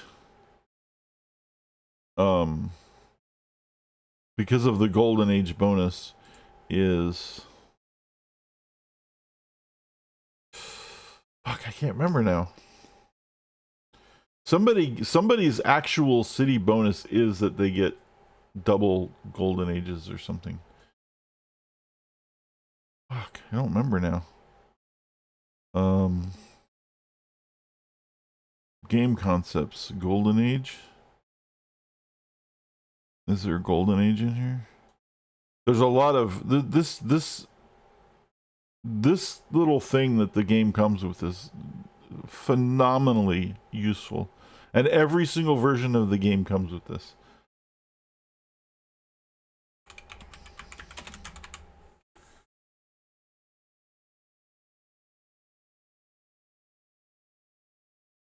Huh.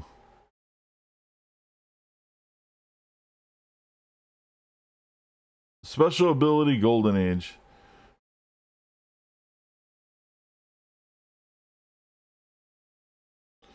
Which now it explains golden ages, but we know what that is.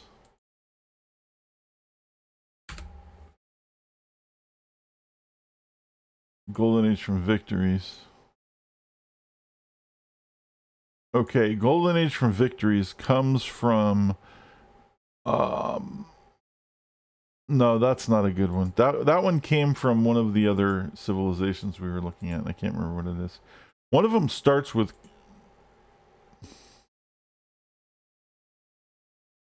one of them has golden ages is like every, maybe it's Poland or something. Not Poland. Poland has a different thing. They have a social policy every, is it Denmark?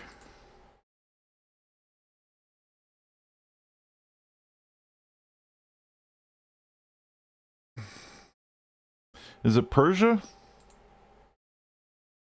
It's Persia. Golden ages last 50% longer. During a golden age, units receive 50% movement and combat strength bonus. That right there actually makes Persia pretty good for a culture victory for the same reason.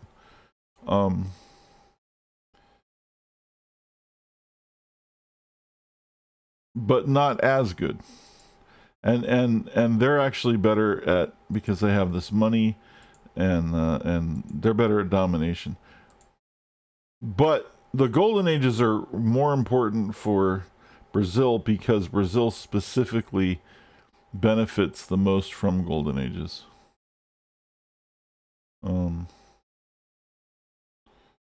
Let's go back. I know we talked about this yesterday, but not everybody. So tourism output is 100% during their golden age. That's right. That's why it's better. Never mind. Yeah, that's why chicken pizza and that tenant I just took is better, because that stuff is 100% during golden ages, and golden ages last way longer now because we have both chicken pizza and the ideology.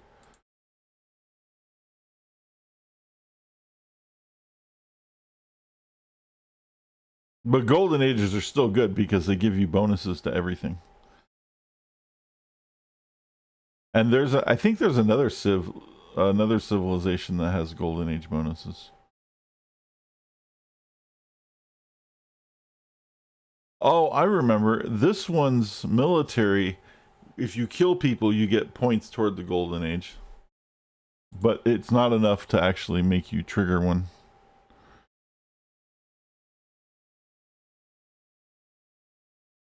So it doesn't really matter.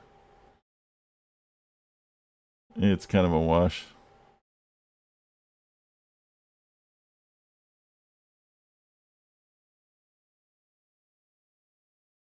So I wanna spend money on military units, but I need to save money for my broadcast towers.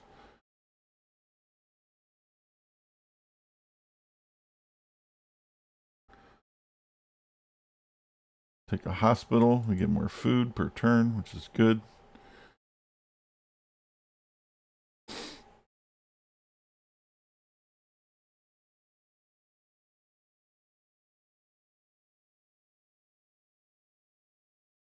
Let me make sure he's on default. Oh, he's on production. Oh. You know what? I'm going to put that back on default because we want to generate more population in Rio de Janeiro. I'm actually surprised the population's as low as it is. That needs to go much higher. But that's because I had it on production instead of like the generic thing that automatically defaults more to food than other things. I'm not so worried about making things because I just buy things now when I need them. It's actually easier to buy them than to make them because I'm generating so much gold per turn.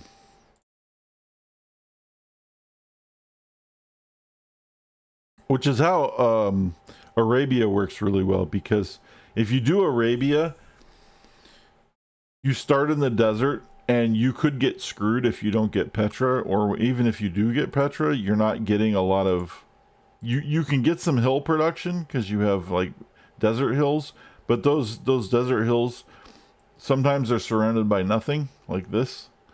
And if you and even if you get Petra, they're not all going to be great tiles all the time, and you're not going to get a lot of food unless you get the floodplains, and then you're going to get a lot of food only on floodplains, and you're not going to get food anywhere else but floodplains.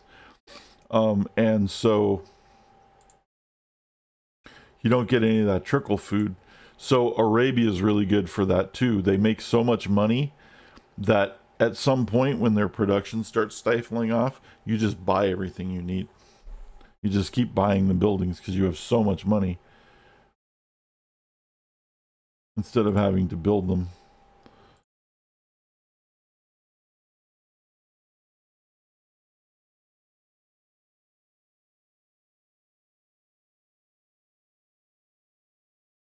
So that's always good if you have a pretty good steady income to just focus on buying the really important things.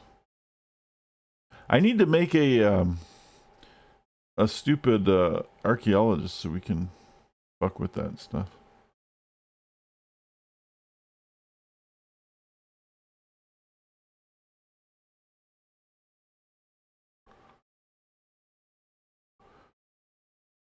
Do I have a broadcast tower here yet? I do. Do we have one in Salvador? We do now. And then we'll have one eventually in Brasilia.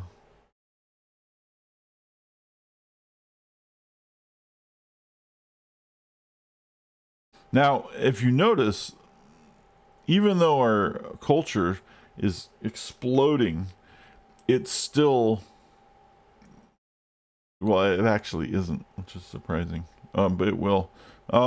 But because this number is really high, it still doesn't matter because it costs. Because every time you get a new social policy and you spend it with your social points, it costs like more, like a lot more for the next upgrade.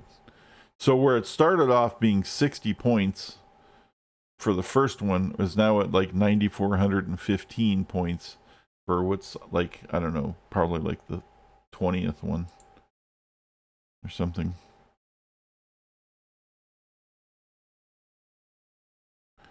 So that's why it's sort of everything kind of scales as your shit gets bigger. It costs more money to do things because you're dealing with more people.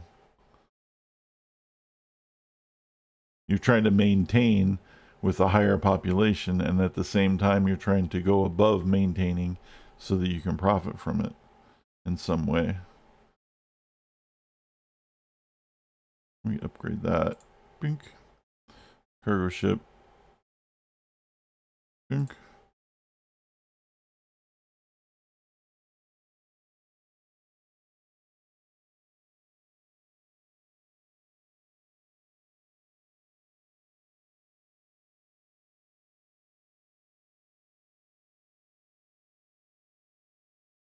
Oil's starting to come online. Woohoo.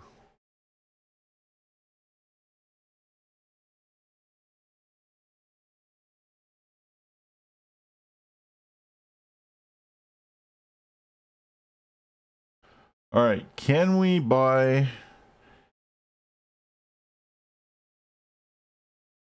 We can buy a great engineer. So we're going to buy a great engineer. And the reason we're going to do that is because we need...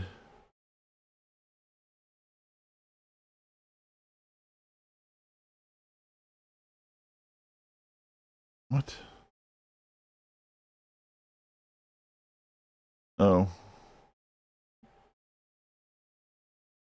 Because we need, like, the Eiffel Tower.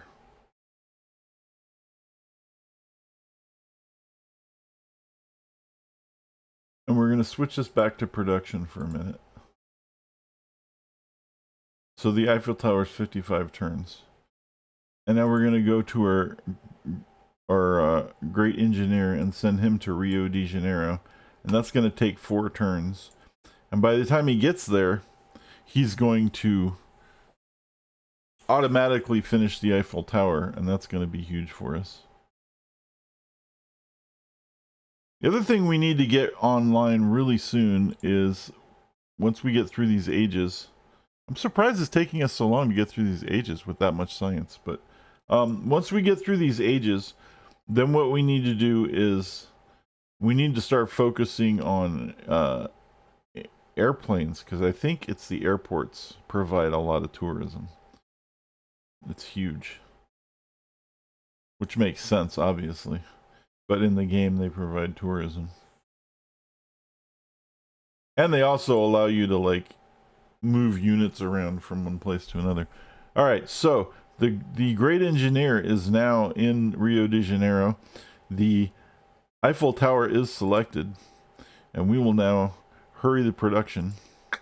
And there we go. Next turn, Eiffel Tower done. And that's all because we had a strong religion, and we were generating a lot of faith for turn. And at some point, you can buy great people with faith, and so we used our faith in order to buy the great engineer, who then created the Eiffel Tower for us in 1 turn. And now we get a bunch of tourism, and we have some culture and happiness, and the world is smiling, and we're all singing zippity doo dah out of our assholes, and everyone's happy. Go back to the hospital.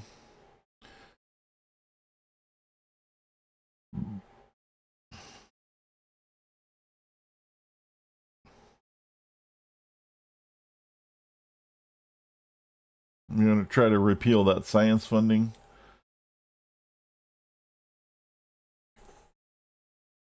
The only reason why we want to repeal the science funding is so that we get more culture generating people. And it passes. Oh, thank God. Oh, thank God. Now we need to also repeal the embargo city-states next. My shit finally passed. Okay, so there's no trade with city-states. We have to get rid of that, and then we're back to normal. So it's not that I wanted to get rid of the science funding. It's just that science funding took away from the culture funding. And now I'm going to end up generating great people a lot faster. Like, great artists and shit. And that's good.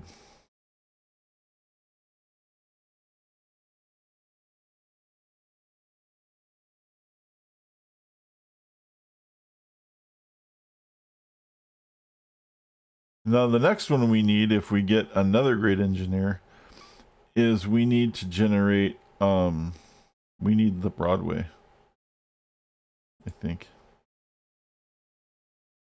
Okay, what do we need? Now we need flight.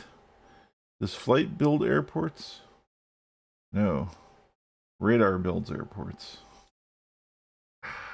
We need refrigeration too, because we get the hotel and a huge amount of culture from the hotel. In fact, we're going to do that right now. That's the next really big one, is getting a hotel. 50% of the culture from world wonders, natural wonders, and improvements, landmarks, Moy Chateau, is added to the tourism output of the city. Tourism output from Great Works plus 50%. And this is huge. Huge. Huge. Now, I'm curious to see how we're doing on our culture victories. See, we're actually significant in our cultural victories. We're getting there. We're 19% influential, 21% influential, 29%. I think you have to be 100% influential over everybody, over each one, to win.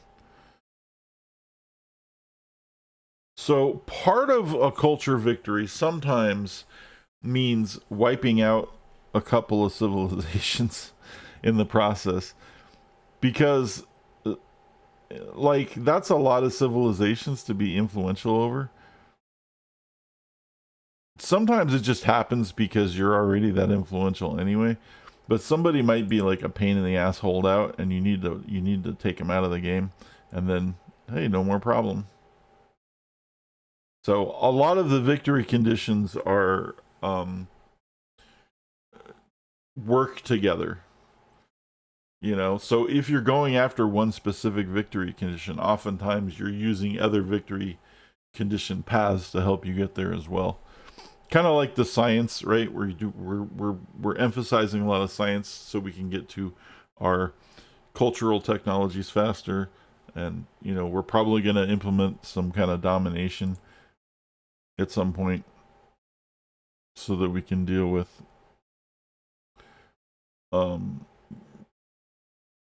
weeding out the population a little bit to make it a little easier to do things.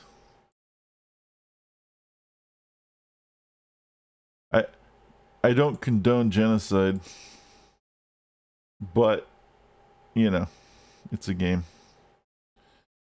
And we got our artillery on board, which is huge. So that's a game changer.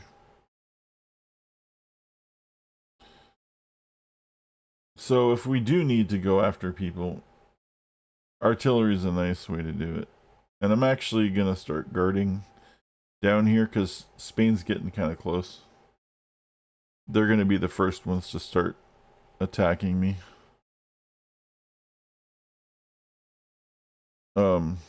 I only say that because they're so close, and that's usually what happens.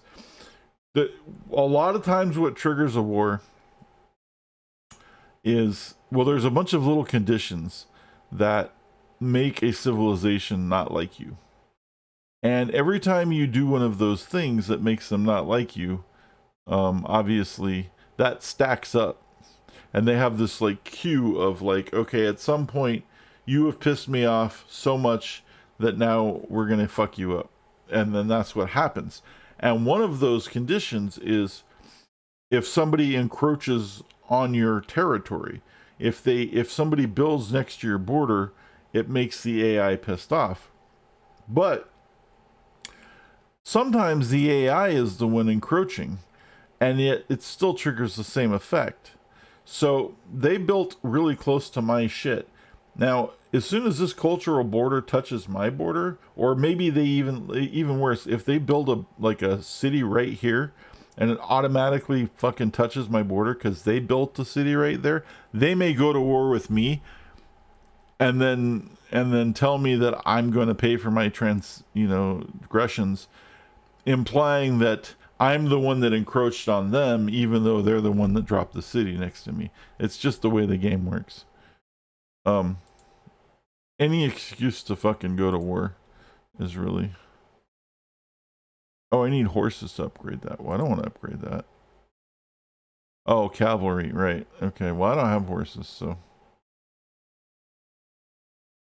These will be some throwaway units then.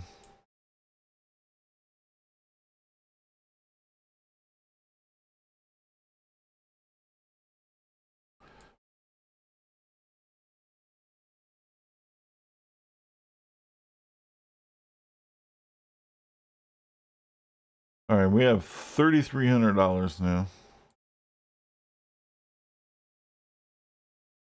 Is there any buildings we absolutely need to rush?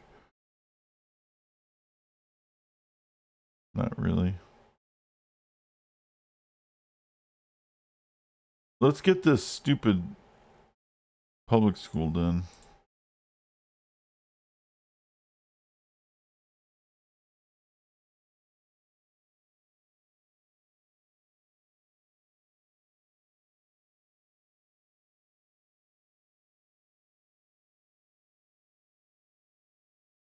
Wait, do I have a factory in Sao Paulo? Because the problem with Sao Paulo is there's no fucking production.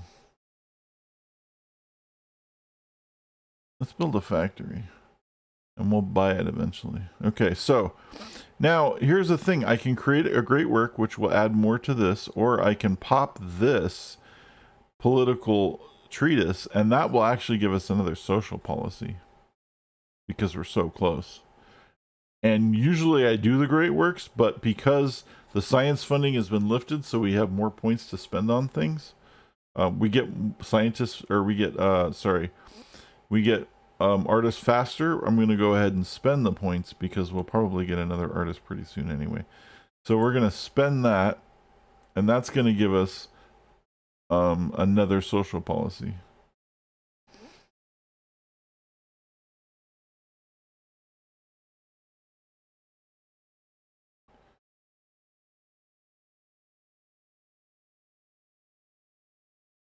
It should be coming up right here. And there it is.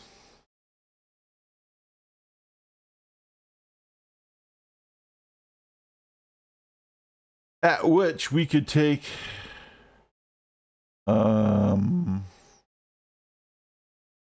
we need 2 level tenants. We need another level 2 tenant to unlock the level 3 tenant, which means I have to take 2 more of these, even though there's really none here I want to take. And then I can take one of these, and then I can take one of these. And we're not going to do that right now because we can finish these out still. So, production in all coastal cities. I'm going to go ahead and take this because my production is starting to wane a lot.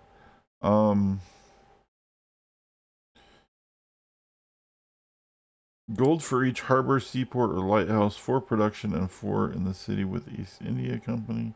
That doesn't really matter. 4 from the sea trades. It doesn't really matter. The science is good. This doesn't really matter because I'm not doing research agreements. These 2 are pretty good. I think right now, and commerce would actually give me just a gold boost. If I took that, I get 25% more gold in the capital. That wouldn't be bad either. Just a straight up gold boost. I think I'm going to take this because I really need the production on my coastal cities. It's just a straight up boom. Right? Like Sao Paulo, for example. And look, there's oil.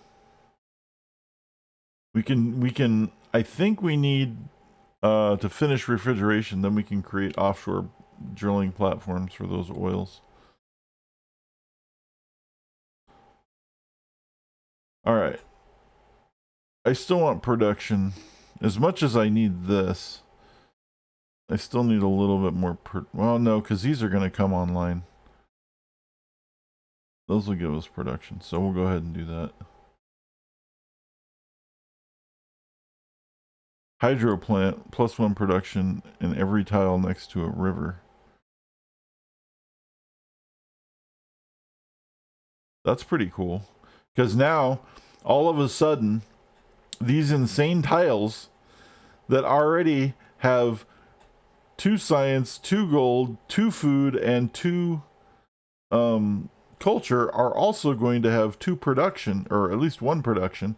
And then if I might even, if I had like another like a faith thing, I could even potentially have a faith thing on this tile as well. So these things are crazy. And these are the little cocaine sheds that we were making. They're so good.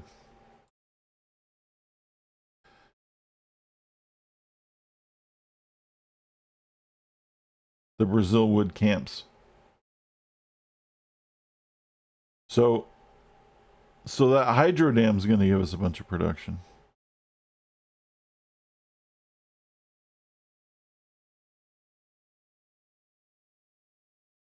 Oh, that's a banana.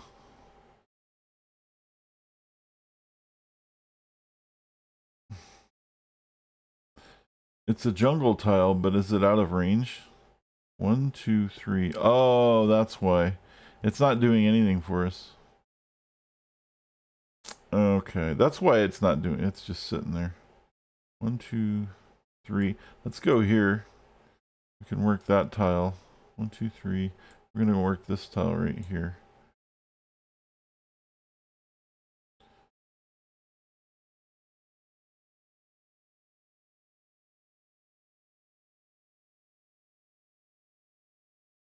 Warm salutations to you, wise leader. I am pleased to see that you have also chosen the path of freedom.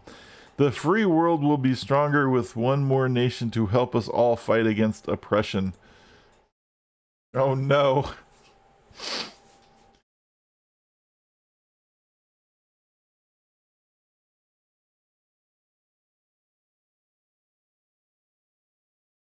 Hiawatha's acting like a victim.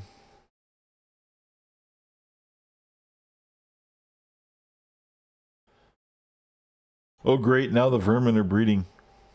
The Inca are not happy with us. Hiawatha's like, yay, we're oppressed. And he's like, hey, can you spare some change? I shit you not. We just had this big speech about being oppressed, and now he's asking me for money. He wants me to give him 33 gold per turn for no reason. Sorry, dude. We may be brothers in freedom, but we're not brothers in I'm giving you free shit.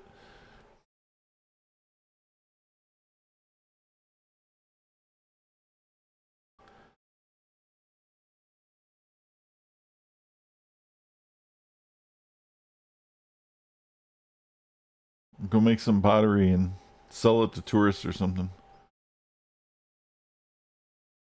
Make those shirts with the coyotes howling at the moon that all the snowbirds wear.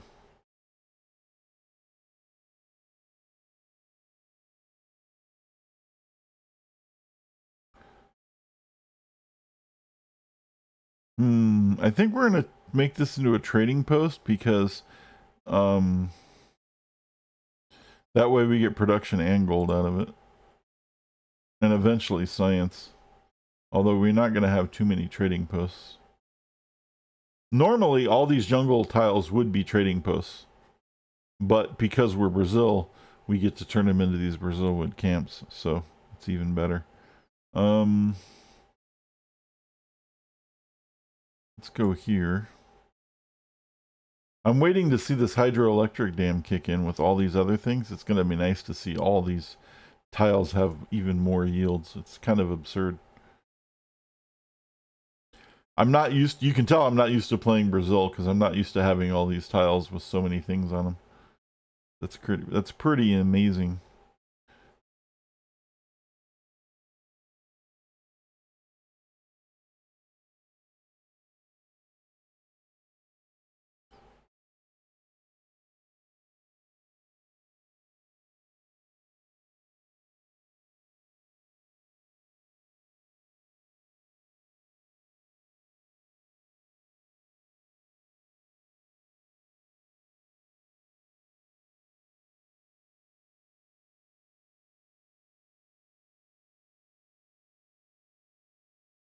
I'm trying to look for another place for my worker to do something.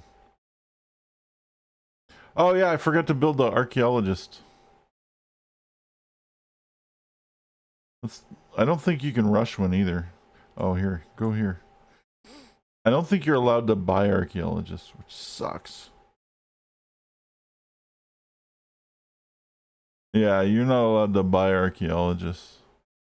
You actually have to build them.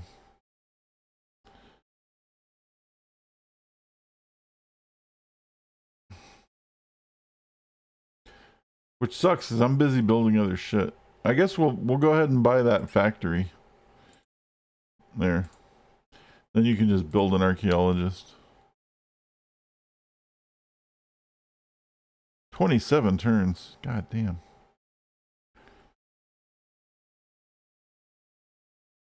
Because he's got a thing right here that we can totally use.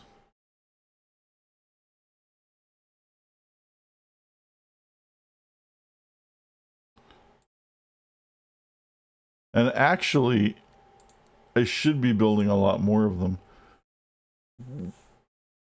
Excuse me. Because they are a pretty big contributor to stuff.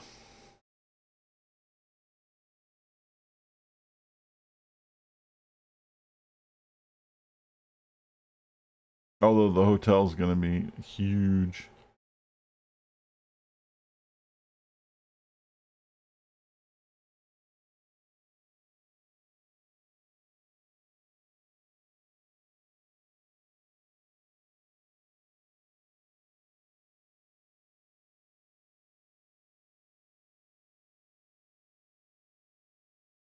Stadium, hotel, there we go.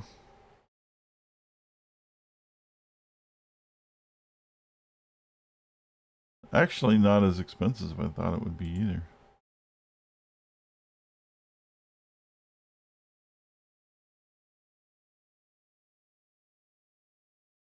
How shocking is that? It's probably going to be like $2 grand.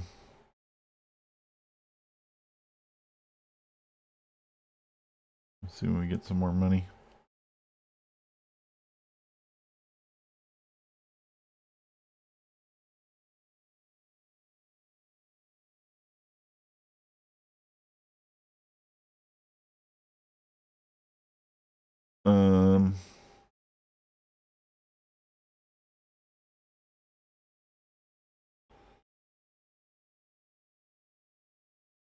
Oh, right here. My soldier was standing in front of it, so I didn't even see it. But that's like a tile that needs to be worked.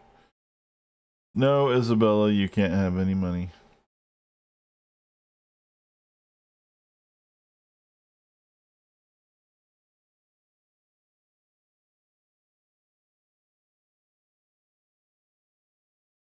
Triplane.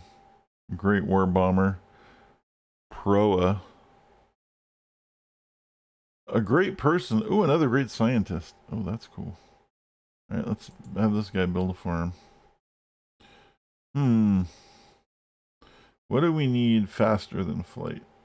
We can get a freebie something. Let's get replaceable parts for free, because then I can upgrade my guys to infantry, and then we can take plastics next.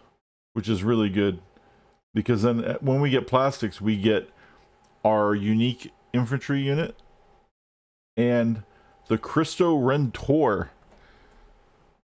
which is a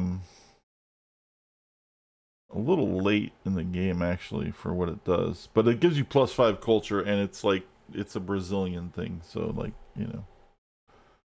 And the research lab's really good for science too. I forgot about that. Huge for science. So let's go ahead and switch to replaceable parts. Bulb that. And have, oh, and look, it's Sir Isaac Newton. And now we get free replaceable parts. Thank you, Isaac. And we go back to finishing flight. See, it wasn't Orbital and Wilbur. If I didn't want Isaac Newton to discover flight, so I had to have him discover replaceable parts. See how that works.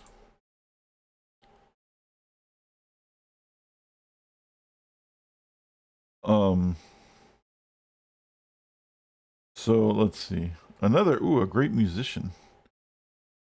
Oh, another great work.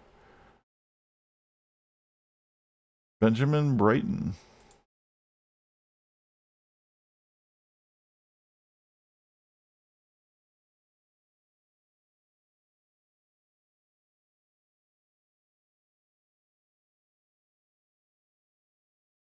Now we can upgrade our riflemen, but we're gonna wait until we get plastics so that I can just upgrade them directly to the best one.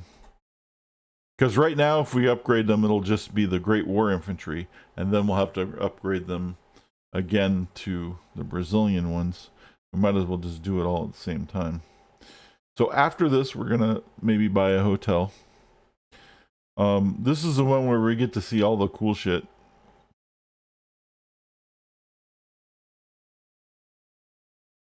Wow, look at that. Holy shit. That one, yeah, there it is. Every river tile gets a hammer, and so now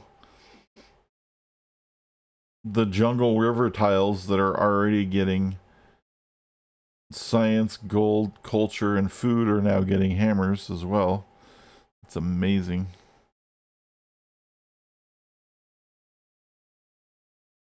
And because our oil's on a river tile, that's also getting another hammer.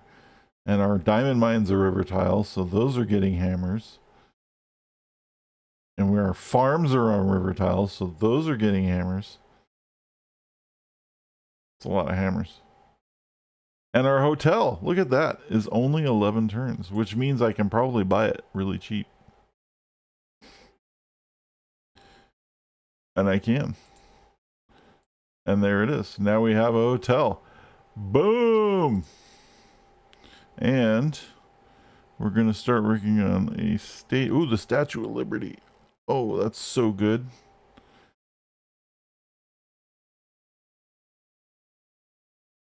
I'm actually just going to work on it. What I really, really need now is a great engineer. Like, really need one, but I don't know if I even have any great engineer points working anymore after changing everything. We have one. It's going to be a while for that guy. Let's see. Palo, that's going to be a while for that one. Salvador, nope. Ah, crap. Maybe on that guy. Because 36 turns to build the Statue of Liberty is a lot. And I just want to make sure I get it before any of the other fucking people. Because that's a wonder. Like, you know, only one person can get one, I believe. Unless I'm wrong. I don't think I think it's a world wonder.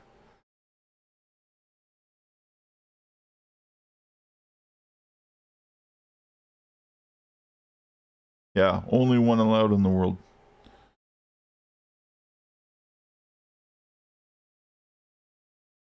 The Statue of Liberty in Rio de Janeiro, huh? Why not?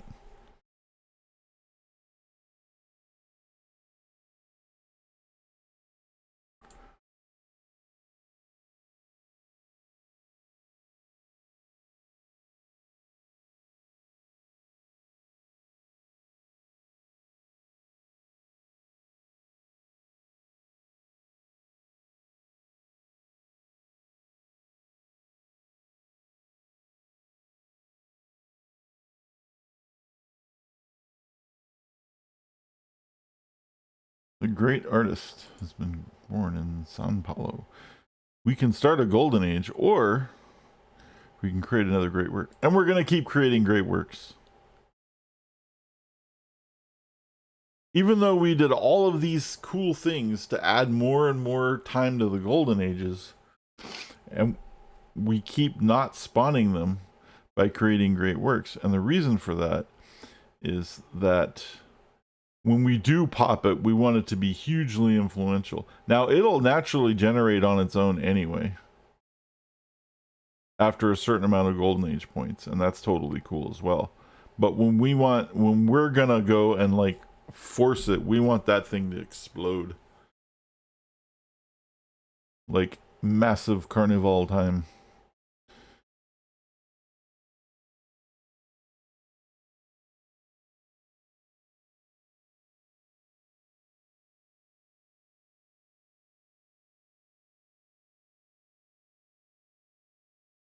Four turns to flight.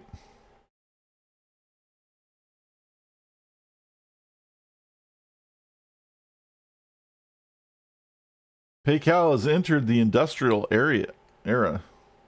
Well, welcome to the rest of the world, Paycal. Good job, buddy.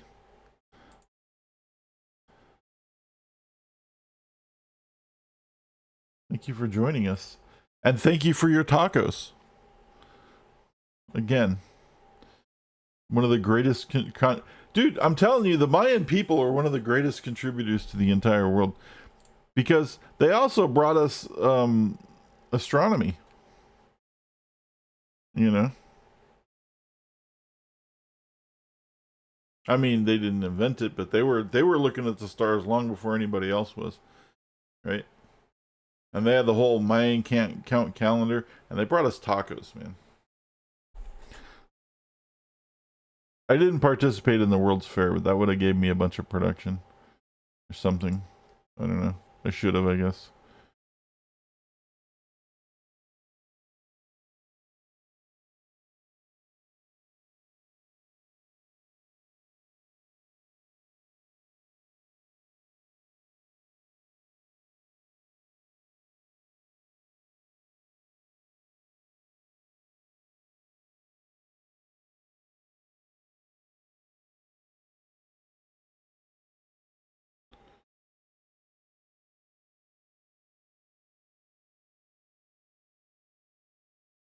So this culture's just, I mean, it's just cranking in.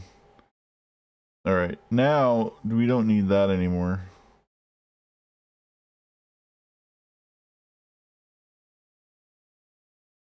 This would be helpful, but not amazing.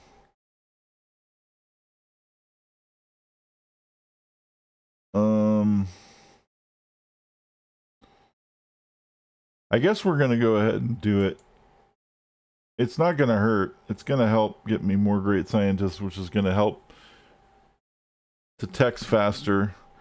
Free thought is going to give us 70% more science in general, and the few trading posts that I do will generate more science. And then this will just round it out, because when we round it out, we can buy great scientists with faith. And I'll get a free technology.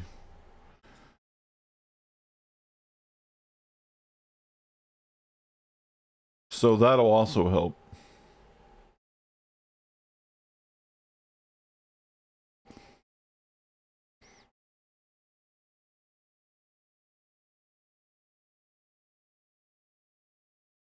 All right.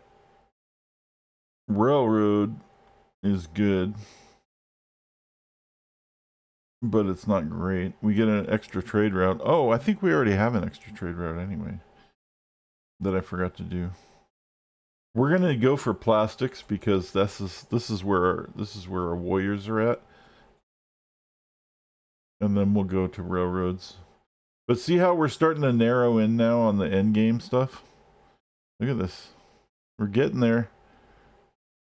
I mean, we might end up doing Alpha Centauri.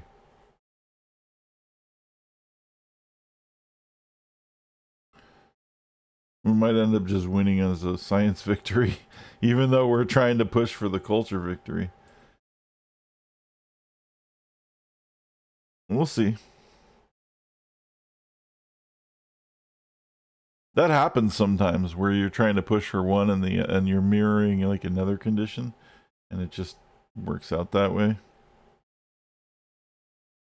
Or it's possible that like Pocatello here, who's still really far ahead of me, is doing something I don't know, and they're just gonna run over and like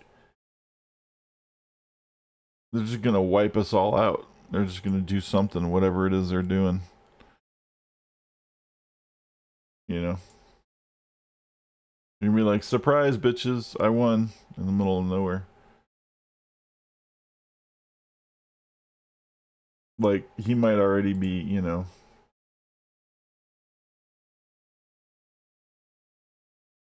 Oh, I guess not. I don't know what he's doing. Domination. All players are still in control of their capital. See, I don't know what the AI is doing. They're not going after domination because everyone's in control of their capital. They're not going after cultural. If they are, they're not doing a very good job of it. They could be trying. Oh, diplomatic victory is disabled, so they're not even doing that. Score is disabled. They must all be trying for science. But I don't know. Like, I don't know what they're doing. Maybe they're planning for a sweep domination. That happens sometimes. Because, I mean, these guys are growing like massive. These guys are getting really big. We'll see.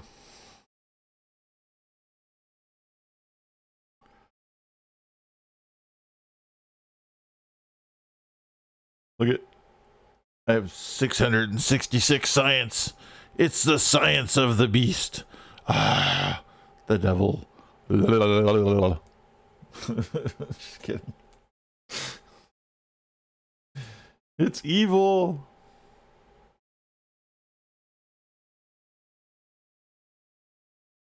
It's Diablo 4. Everything in that fucking game is 666 because it's so cringe, dude. It is like laid into that so hard, and it's so fucking bad. It's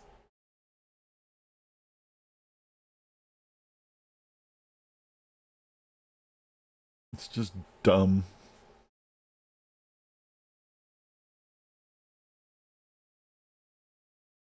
Like, it's goofy once in a while, right? The little 666 thing. But when like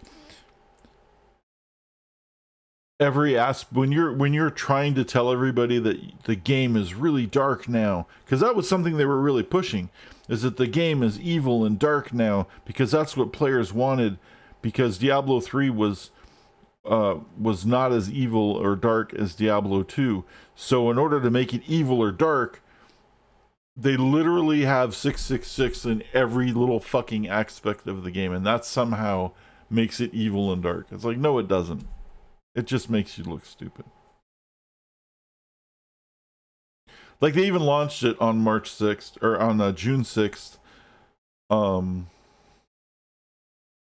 2023, and then they said, well, the in numerology 23 is 2 times 3, which is 6, so it's 666. Like, they said that, right? That's why they made that as the launch date. And like, you know, there's like special things in the game that specifically have like 666 something, or like the secret cow level, you have to kill 666 cows in order to drop a thing.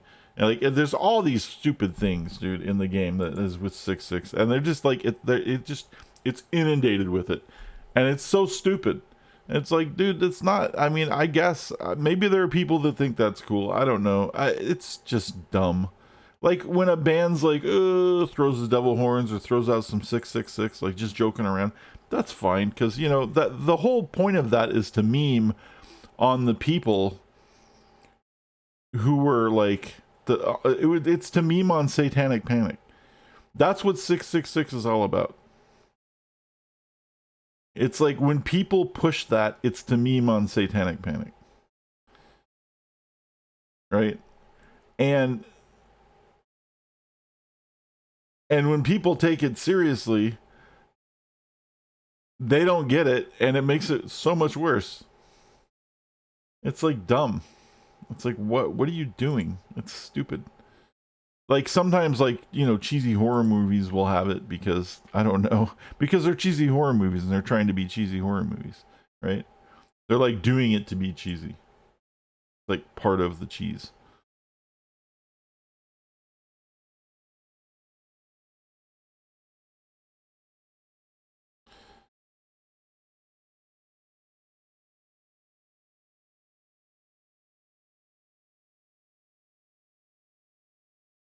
It's not really a stream if I don't bash Blizzard at least once, right?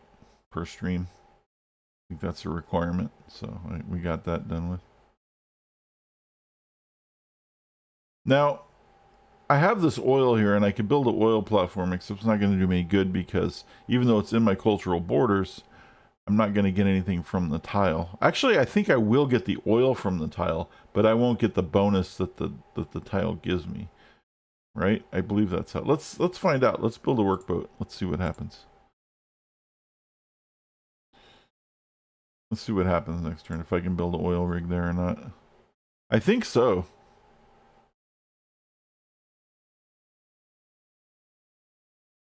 Oh yeah, I have a trade route. I have another trade route. Build another cargo ship for that. So, here's the workboat. And we'll go do that and see what happens.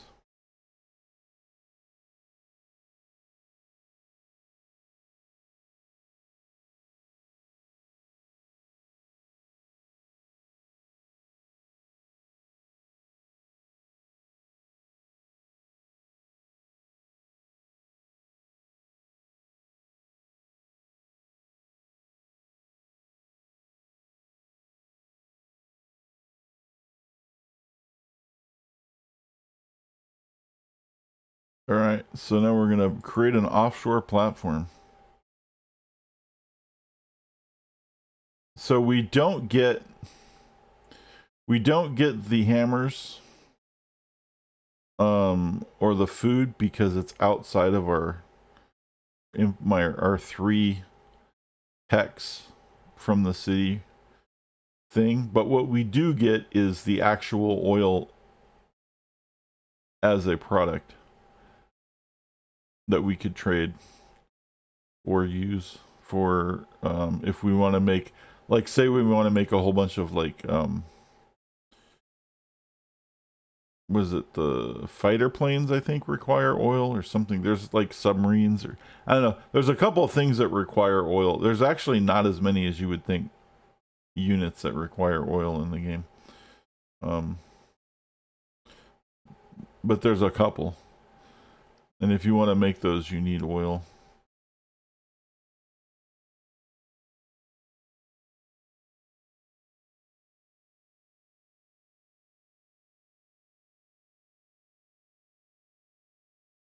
Ten turns the Statue of Liberty.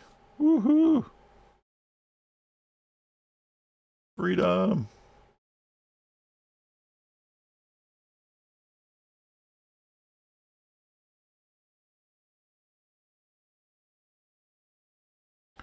Hiawatha is a threat to this world. I agree that Hiawatha is a threat to this world.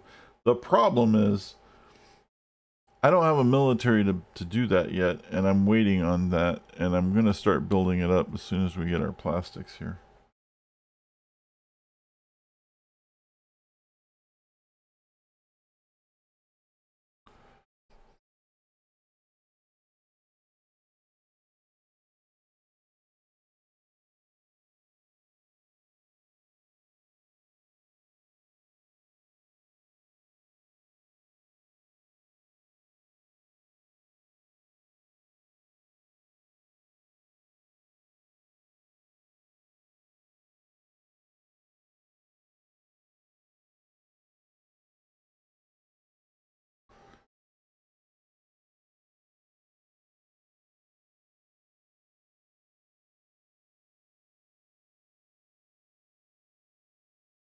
Alrighty.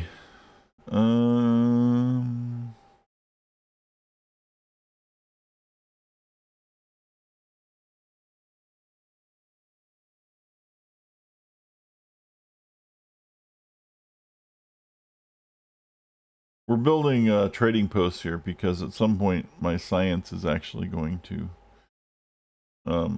they're going to generate some more science. So, I mean, it's not a big deal, but it's just, what else am I going to do with that, right?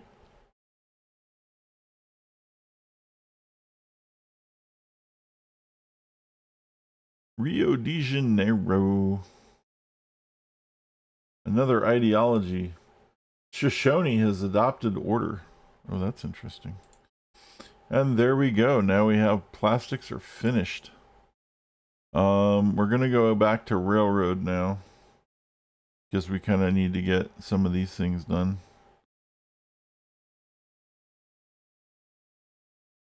And dun da da da.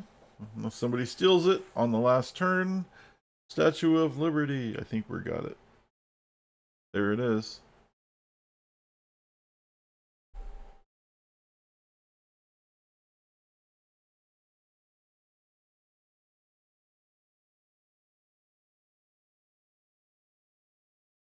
Give me your tired, your poor, your huddled masses, yearning to breathe free, the wretched refuge of your teeming shore. Send these, the homeless, templess, tossed to me. I lift my lamp beside the golden door. Emma Lazarus. Requires +1 freedom, +1 production from specialists in every city, and a free social policy. And somewhere on the map is the Statue of Liberty. It's right there. See? Little teeny Statue of Liberty right there. Boop. That's right. See? Little Statue of Liberty.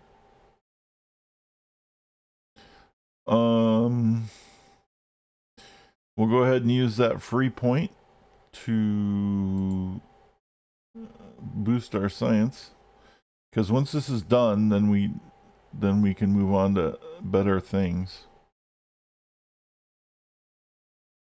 Oh, did I?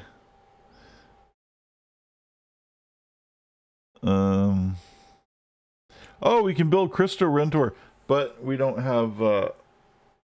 We're gonna need like probably an engineer for that. But let's build a research lab for now, because these are really good. We'll get our hotel done here in Salvador. We'll get another research lab.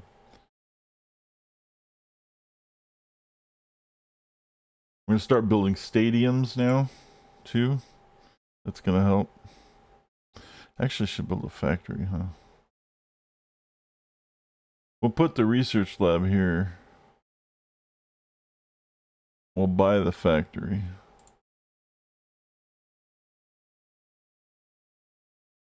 And we'll buy stock exchange. There we go.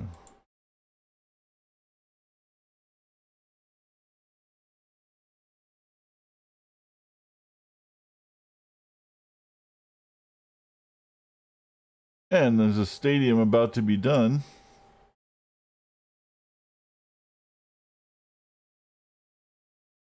It's all good.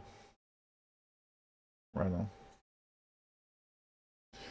I made some like amazing pasta salad the other day.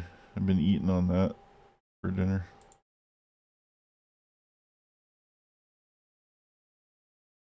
Great merchant. Man.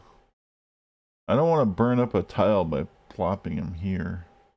But maybe I can plop him somewhere over here. Yeah, like over here would be good. That'll be good.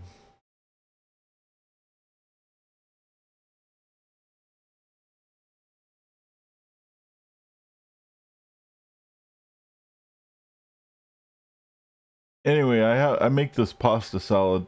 Now, when some people think it's weird, when some people think pasta salad, they think of macaroni salad. But I've always considered macaroni salad to be something completely different. Macaroni salad is like little teeny pieces of macaroni, and or like the little chopped pieces of diatelli, and it's like a mayonnaise based salad with stuff in it, right? That's how I'm used to seeing macaroni salad. Pasta salad is more like antipasta salad, all mixed together with pasta in it. That's how I make it. In fact, what I do, hold on, let me get this hotel going. In fact, what I do is I start with a cucumber. I've been using English cucumbers lately because they're a little bigger. And what you do is the way to do this right without getting a lot of seeds and shit in there. If you cut the English cucumber in half lengthwise, you can take a spoon and scrape it across the middle and all the seeds come out. And you still have a lot of meat because English cucumbers are kind of meaty. And the cool thing about English cucumbers is that you can eat the skin because it's not waxed, because they come in a plastic thing. So the skin isn't waxed, so you can totally eat the skin. You don't have to peel it.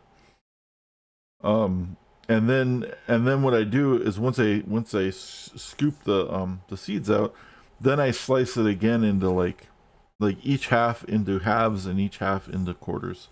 So you have like these little things, and then I slice those, I chop those up, so you basically have these little 1/4-inch cubes of cucumber.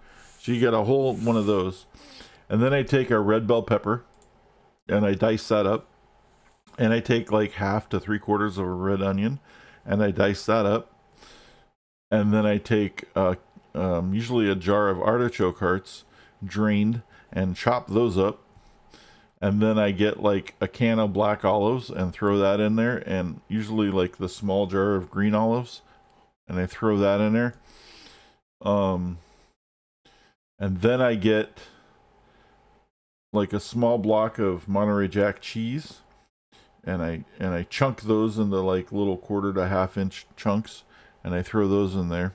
And then I go to the deli and I buy a slice of ham, and you can ask them to cut like a slab, right? And they'll do that like at the deli counter, or like I order it that way, and you have to tell them specifically how to do it, and they usually do it pretty good, like on the pickup order. And they'll cut like a slab of the lunch meat, and I really like Virginia ham, so that's what I use. I get a slab of Virginia ham, and then I chop that up into little quarters and throw that in there. And then I used to get a couple of chunks of the Columbus salami, but I can't buy it that way anymore. Used to be able to get the Columbus a long time ago.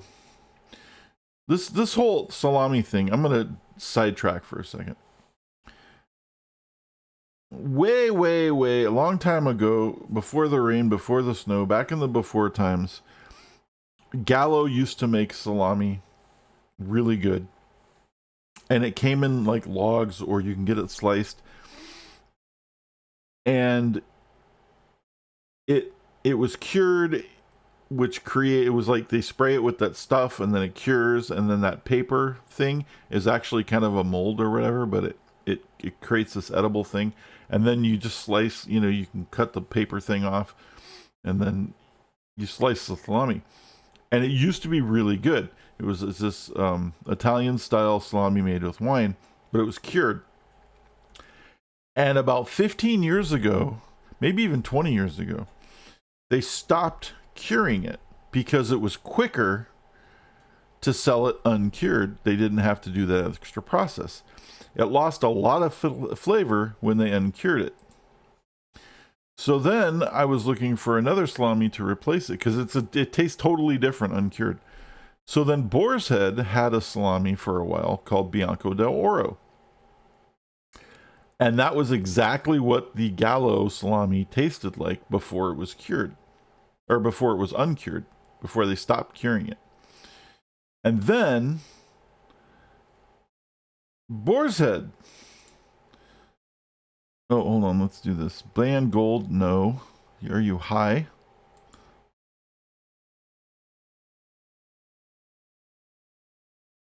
Anyway, so then Boar's Head, about 10 years ago, figured out that it was cheaper to not cure their fucking salami. So then their Italian style salami made with wine which used to taste really good, is now uncured and tastes awful. The problem is if you don't cure it, it tastes raw and it's gross.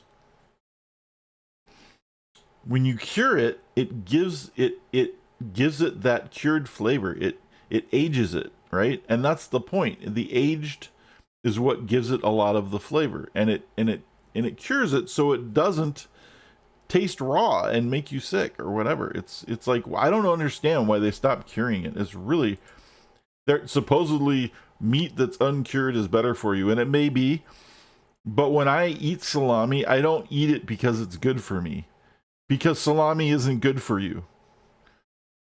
So why are you trying to make the salami good for me? You're not. You're just trying to save money by not curing it and then pretending that you're doing it because it's better for me. That's bullshit. That's like McDonald's saying, we're not going to put Big Mac sauce on the Big Macs anymore because it's a healthier alternative. Right? It's like, okay, sure. That's why you're doing that. Fine. And really, they just want to save 17 cents a Big Mac or something, right? Banned luxury was not passed. Good. Embargo the Iroquois was not passed. No big deal. Okay. So, anyway, so then the only major brand of salami left that you could find easily was Columbus. And Columbus also made cured salami. And they still do. They're the only brand that makes it that way now. It's the same thing. It's cured. It has with the wine, the Italian style cured salami with wine, and it tastes okay. It doesn't taste as good as the others used to, which is why I used to buy the other brands, because they used to taste better. And then now that they're the only thing left, that's what you get. So now Columbus brand does that.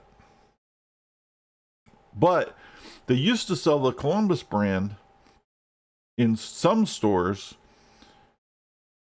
as like they had the whole log so that you could get it sliced at the deli department. But they stopped doing that with the Columbus brand. And now you can only buy the Columbus brand sliced in packages, or you can pay twice as much for it in a mini log, which is absurd. So I used to buy, now back onto the pasta salad thing. I used to buy the Columbus salami, and then I would buy chunks of it, and then I would chop the chunks up into little 1/4-inch pieces and throw that in the pasta salad too, because again, all this stuff just makes for really good, like a really good flavor. And then now you just have to buy the package of sliced salami, and you just kind of stack all the fucking slices together and then chop that up, and then you end up with all these little slices of it. It's not the same, but it's kind of okay. So you throw that in there. And then I get the tricolor rotinis, pastas, and I cook that, drain it, cool it, throw that in there, and then drizzle a whole bunch of red wine vinegar and Wishbone Italian Robusto dressing, the vinegar and oil, over the top of that. And you mix all that shit together. And then the best thing to do with that is to let it sit in the refrigerator for like 12 hours. Because then all that oil and stuff and everything, all those flavors combine, and it's really good. And that is how I make my pasta salad. And I do, and it's really good. And I did that. But last time I made it, which was this time, which was a couple days ago, the stupid people at the grocery store, because I'm doing the pickup so that they pick up your groceries. They like, you pick up the groceries that they have selected for you and threw it in the bag. Well, the fucking cucumber was all moldy. I'm like, dude, why did you give me a moldy cucumber? Right? So I didn't put cucumber in it. And it felt like it was missing something, because it was. But it wasn't bad. So if you're not a fan of the cucumber, it still makes a pretty good salad. And that's a meal, really. There's so much in there, you can just eat a bowl of it, and that's a meal. Um, Another really good thing to serve that with is, if you're into it, is garlic bread or bruschetta or something. Um, and you have that, like, you know, some kind of bread component to go with your basically like salami salsa, your pasta salsa, your pasta salad. Anyway, so that's what I've been eating on for the past, for like, that was good. I had that yesterday and today. I'm probably gonna have some more of it after stream. It usually makes like enough for about, I don't know, like 12 people. It makes enough food for a lot of people. You can it lasts about 3 or 4 days. If you have like a family of 4, it'll probably last like 2 or 3 days, like maybe 2 days, if everybody has it for leftovers and eats a lot of it. Pretty good. And it's really not all that expensive, because when you consider how many meals you're getting out of it, like how many faces you're feeding for the cost of the ingredients, is pretty decent. And how many times you're feeding them, like usually you can get like maybe 12 bowls out of it, like good sized bowls. So and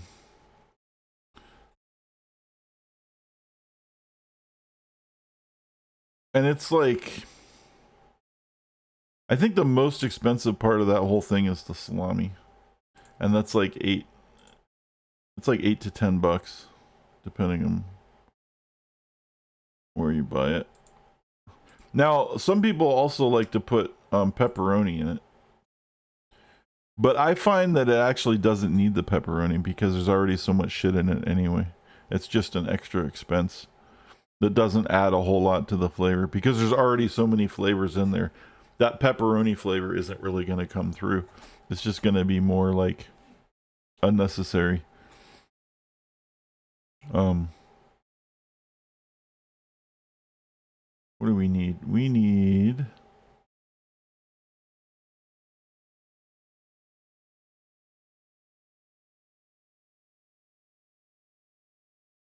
combustion, I guess.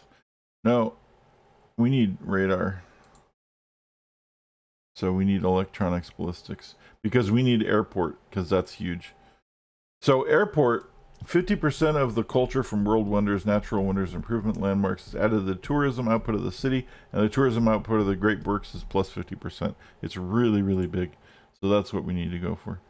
Anyway, but yeah, that's the pasta salad, and it's pretty good. And it costs, let's see, if it costs about $10 for the salami, give or take a couple bucks, depending on you know where like if it's on sale, which it usually is. It costs $4 for the ham, maybe $2 or $3 for the cheese, $2 for the olives if they're on sale. Well, 4, because you need the green ones too. Maybe $4.50 for the olives. So that's what, 10, 14, 15, 16, 17, 18, 19, 20. And then the veggies are cheap as fuck, right? The veggies are like $1 a piece, so that, you know. And then, like, usually everybody has some dressing, so you don't really have to pay for that. But if you want, wishbone's like 2 something, and red wine vinegar is like 2 something. So you could say like 25 to $30. But that's gonna feed 4 people twice and with seconds. So that's pretty good.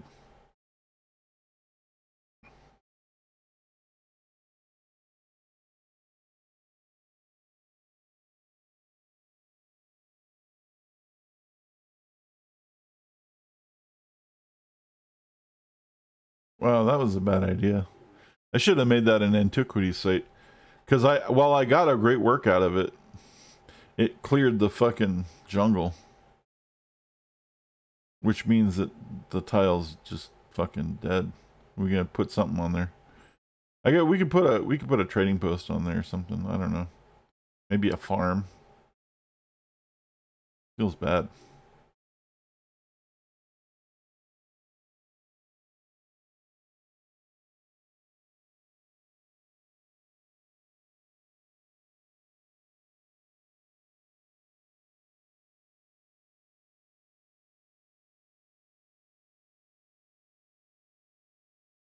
Ah! Where are you going? Alright.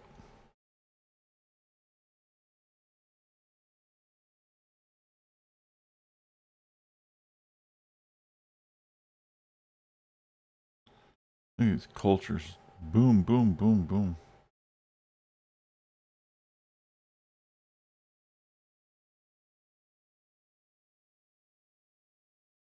There's actually a little trick we're gonna play. That I learned about, and I don't know if it's gonna work, but we're gonna try it.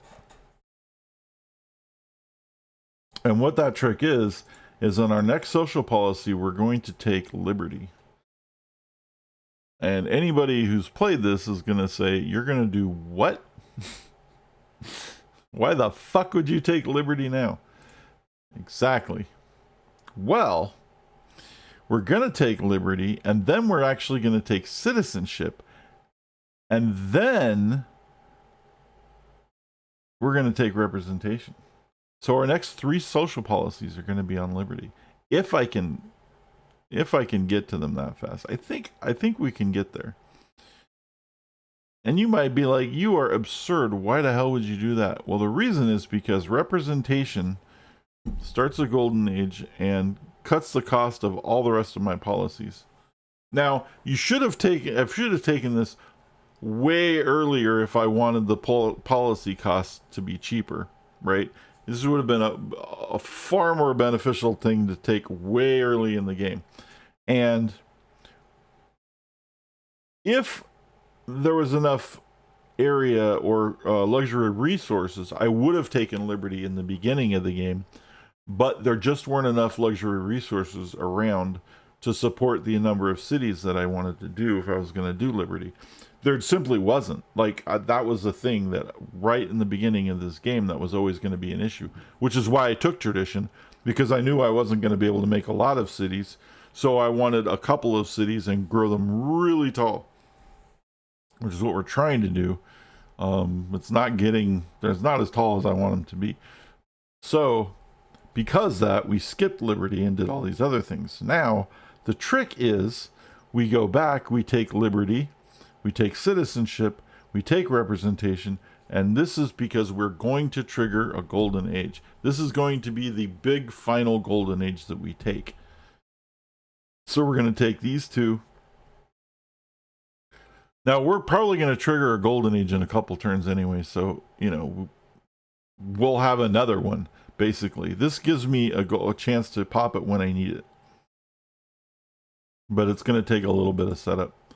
And yeah, we're going to get a golden age here any second, because we already have golden age points that are like, probably in 3 turns. And we just got our social policy. Actually, damn, I was going to take liberty next, but now I just realized I need to finish rationalism because I haven't finished it. So I'm going to spend the point on rationalism. And then if we have 3 more points after that, we will eventually take representation. If not, we're not going to take it. And it's totally okay. It doesn't matter. It would be nice though. But we're gonna take rationalism now, because I didn't realize we didn't finish it. And now finishing it, the reason we're finishing it is because we can now buy great scientists with faith. And that is going to let us bulb a couple of more techs when we need them. And we already got a free technology just from completing rationalism in the first place, which we will spend on, man, I want to do it on penicillin, but this might completely already negate my unit before I even made one. Medical lab gives us a lot of food, which is going to raise our population. And then we're going to get 2 more trade routes.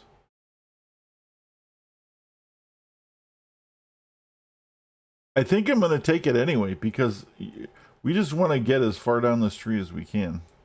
I really want radar though, but now I don't have to take radar, right? Actually, you know what we should do? Never mind.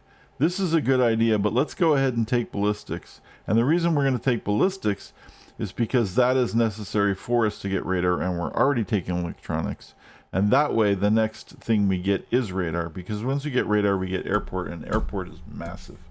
So everything I just said about penicillin, scratch it, we're taking ballistics. And now, when electronics is done, we'll work on radar, we'll get our airport. Champagne will fall from the heavens. The skies will part. Angels will sing. It'll be glorious.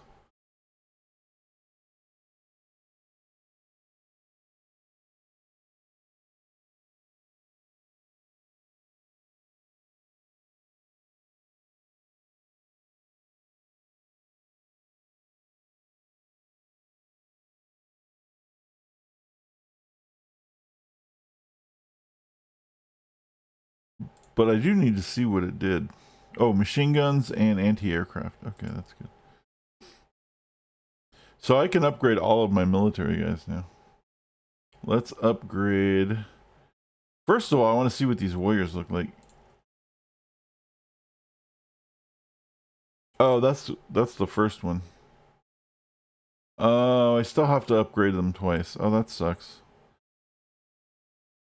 Alright, well, next turn then.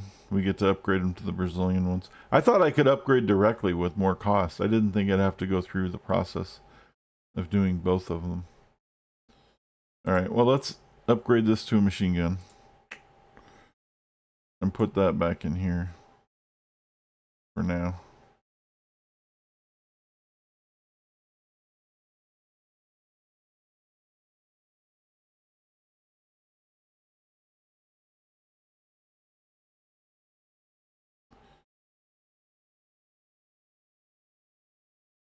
If I automate them, are they going to start building railroads? That is the question.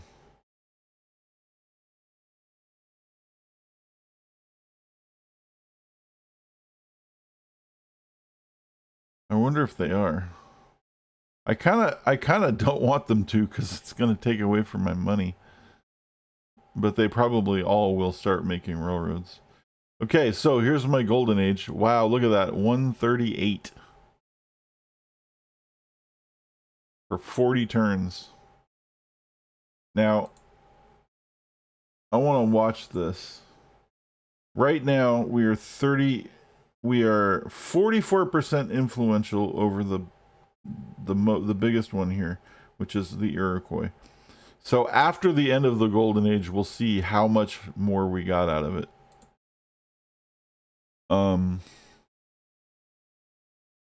Okay, now we can upgrade to our guy, the Prasina or something. Prasina. That is our new military unit.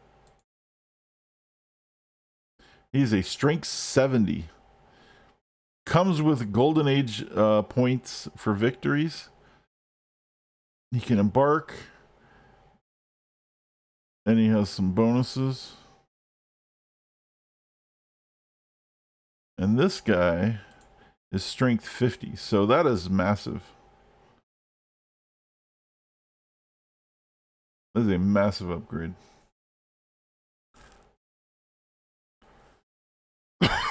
Excuse me. Submarines. I'm going to build a submarine. Because they're fun. And you can just cruise them around. And if there's nobody that has like destroyers or anything, you can just like, you can submarine all over the place. No one ever going to find you.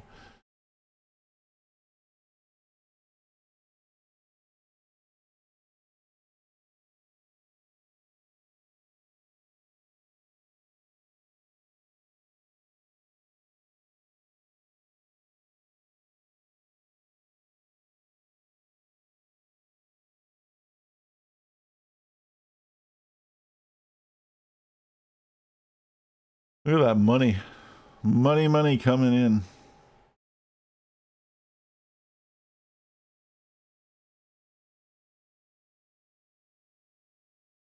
Another great work.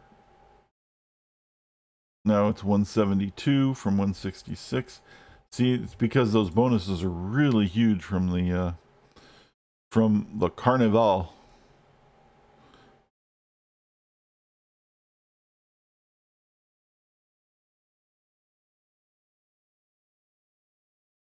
We need another trade route.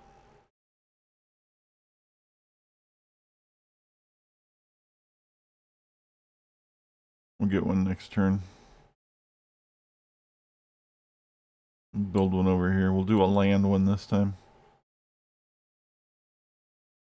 So with ballistics, I can build a battleship and a carrier. Carriers are cool. Carriers in this game are really cool. I was really impressed with that unit, with the way they work. They work the way they should. You can take aircraft, you can drop them on the carrier, and then you can drive the carrier out wherever you want and park it off the coast, and then the aircraft will go in and bomb what you need them to bomb. Because the problem is, this represents the entire world, right? This whole, whatever game you play is supposed to represent the entire world, regardless of the map type. This is the entire world as you know it. So, so everything's really far away, supposedly, right? So you can't just take a normal airplane and fly it all the way to the other side of the map, because it just doesn't have that kind of range, because, you know, gas and whatever. So if you build aircraft carriers, you can put the aircraft on the carriers. You can drive the carriers where you need to offshore and then launch the planes from there. It's really cool. Alternatively, the submarines, I believe, I'm not 100% because I don't remember, but I think it's either this one, it's either Civ 5 or Civ 4. You could put nuclear weapons on the submarines and then launch your nukes from submarines. You can launch a ICBM from anywhere and fuck anybody up, but tactical nukes, I think you could put on submarines, and then you could move them somewhere and then launch them. And it was a lot cheaper to build tactical nukes than ICBMs, which is why you would build nukes instead of ICBMs. However, when we get to rocketry, which could be coming up, and we could try to beeline that, we could go to atomic power, Manhattan Project, rockets, and then we can start nuking people if we wanted to. But somebody, by then the UN's probably going to be formed, and somebody's going to pass a resolution to ban nukes. They always try to do that. They always try to ban nukes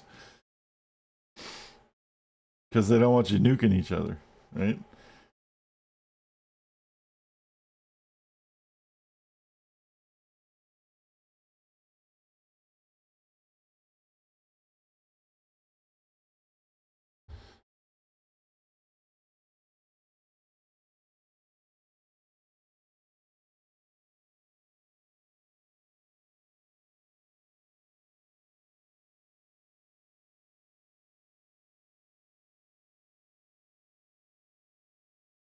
Oh yeah, I was going to make a trade route.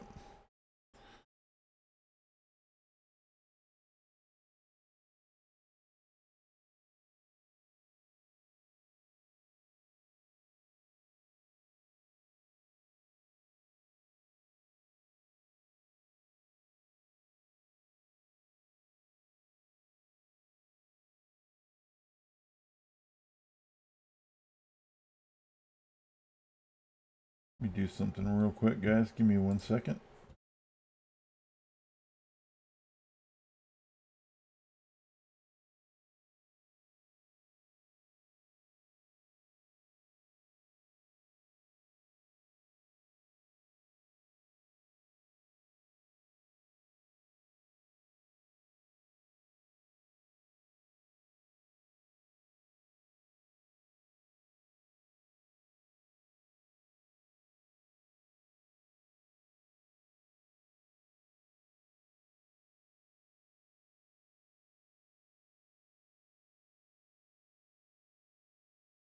All right.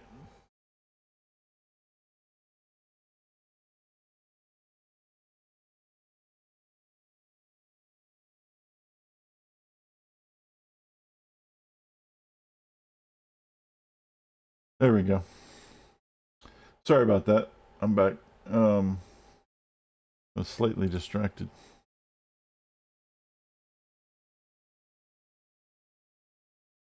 So now we have 7. We have our trade routes. We're good. Excuse me.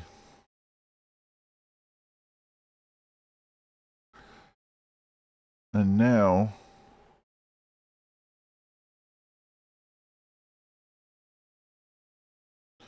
what's after that? Broadway, maybe. I'm trying to think if I want to buy another great engineer or a great scientist because I have enough faith to do so. I think I'm going to get a great scientist. And after we hit electronics, we're going to bulb. We're going to bulb the thing that gives us the airports. Because that's what we need. Because we're going to get our airports while Carnival's going on, which is also going to be awesome. We still have 30 turns on that.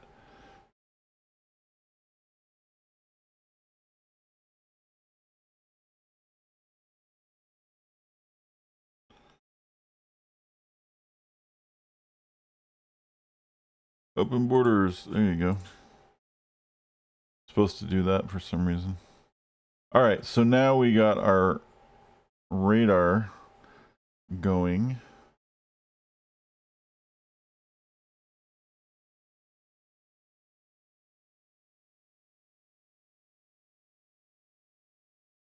We'll take Wolfpack.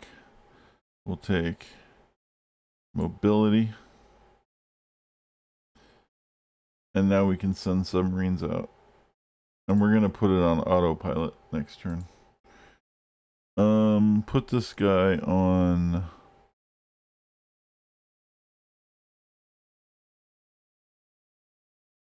We'll build a battleship for shits and giggles. Actually, it's built in a military academy. All right, great scientist. There we go. So now, next turn, we're gonna bulb our radar.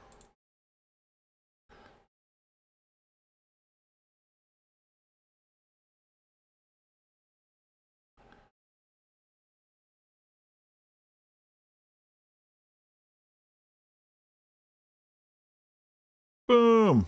Welcome to the atomic era. It's funny, I say boom a lot now. I used to absolutely hate it. It's stuck in my head, and I know that some people are probably chuckling every time I say it because I used to just absolutely hate it. And I still do. It's just one of those things. Sometimes it just gets stuck in your head and you say it, and even though you don't want to. See? Exactly. Uh-huh. You know what I'm talking about. And we're going to take combustion. Now we have radar online, which means we're going to, as soon as that is done, we're going to get our airport. Oh, we can buy an airport. Oh. Now our tourism is 218. And then we're going to buy more airports. We're going to buy airport for every city. Because it's going to be amazing. Haha. We're running away with it now. World Congress expands infrastructure.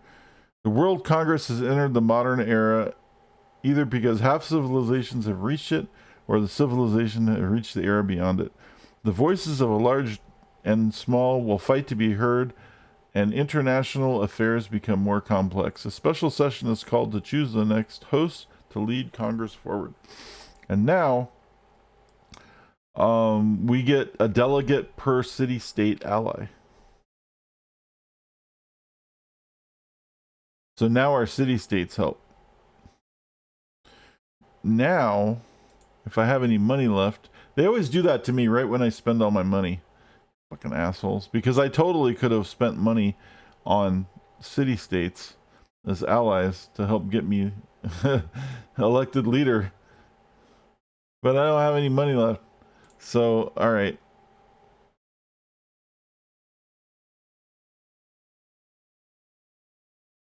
Choose me as the leader. Why? Because I'm awesome. Will I win? Probably not. It looks like Isabella is probably going to win. Which is going to suck. Because she's going to do evil things.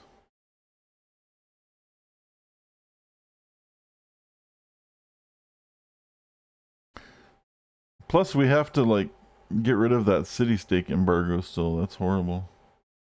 We got 19 gold per turn. That's huge. We're going to keep going there. We're making money there.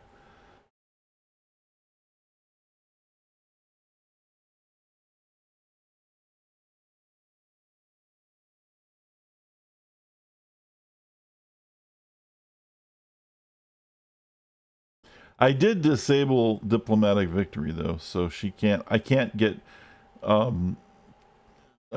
tossed out of the game just because the AI made too many friends before I did. So that's good.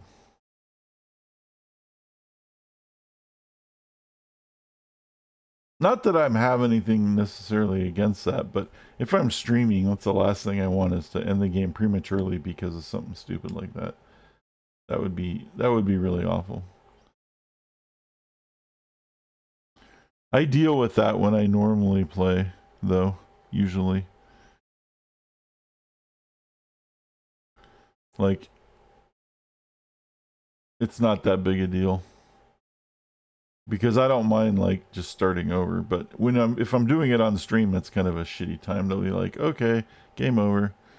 Like, right in the middle of everything.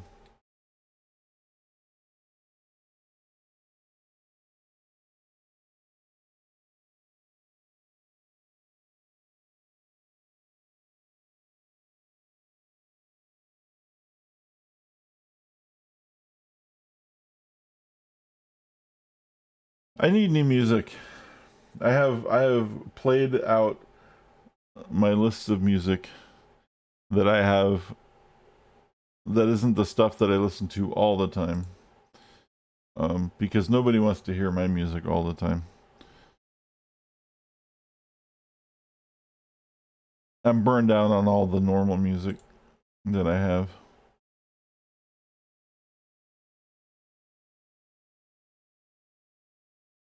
I'm gonna have to look for other sources.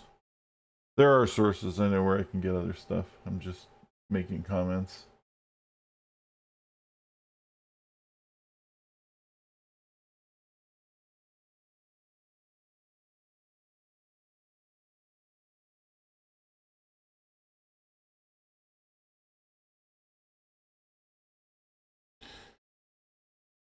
A lot of people put on some kind of like light techno EDM or whatever in the background of when they're playing. You can barely hear it. It drives me fucking crazy. I tried that while I was playing a game just to see if that would be the thing, if that was gonna work for me. It's not. That's not a solution for me. After about 2 hours, I got completely sick of hearing it.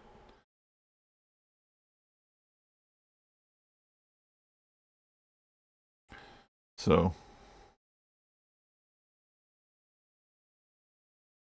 I will look for alternatives.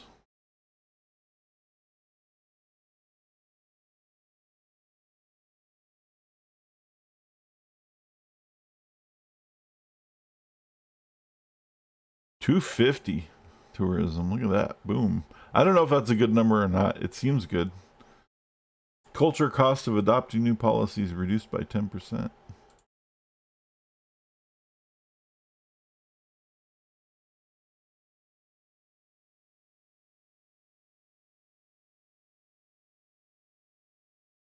Castle. Wow, we're down to, I guess, Broadway. We still need to make Broadway.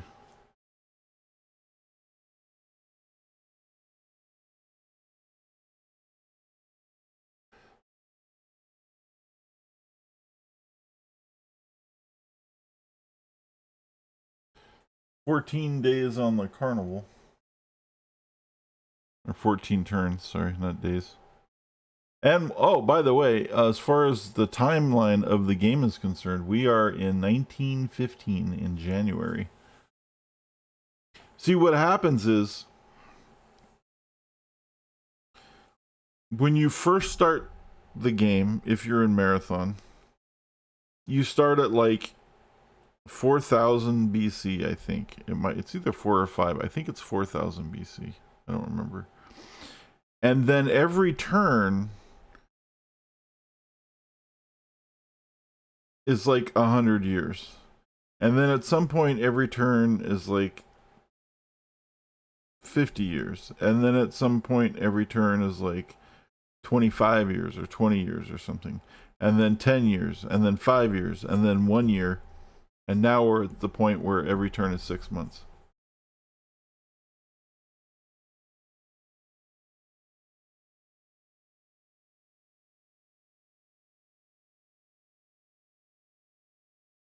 So as you get closer to 2050, because the game ends in 2050, you might think, wow, we're starting to get really close to 2050. But actually, as you get closer, it gets farther away because of how it works. See, so we're January 1916, and then we're going to go June 1916 next turn.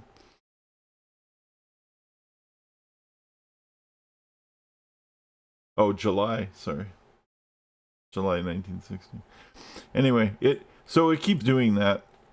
And then at some point,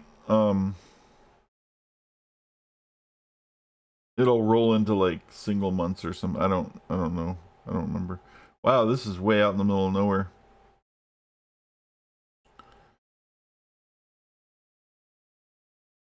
This is usually like if Spain gets this is like their win, but not way the fuck out here. Usually it's off the coast or something.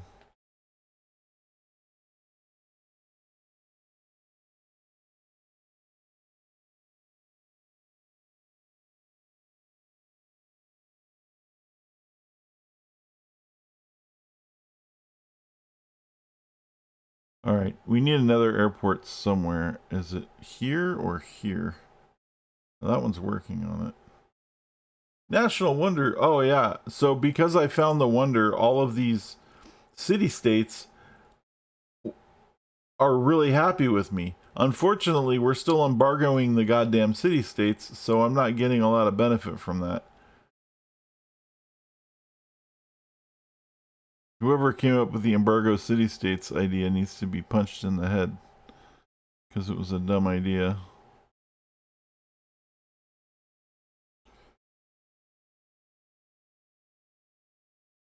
Alright, well, whoever passed it. We're gonna go ahead into rocketry. To freak people out. Actually, no, we're gonna take atomic theory, and then we're gonna go into rocketry. And we're doing this because it reveals uranium. You can do the Manhattan Project. And then your Academy Science yield improves by 2. But mainly because we get to unlock the Manhattan Project. And then we can do nuclear fission and create an atomic bomb, or even better, we take rocketry and we can create ICBMs somewhere. I thought it was in rocketry.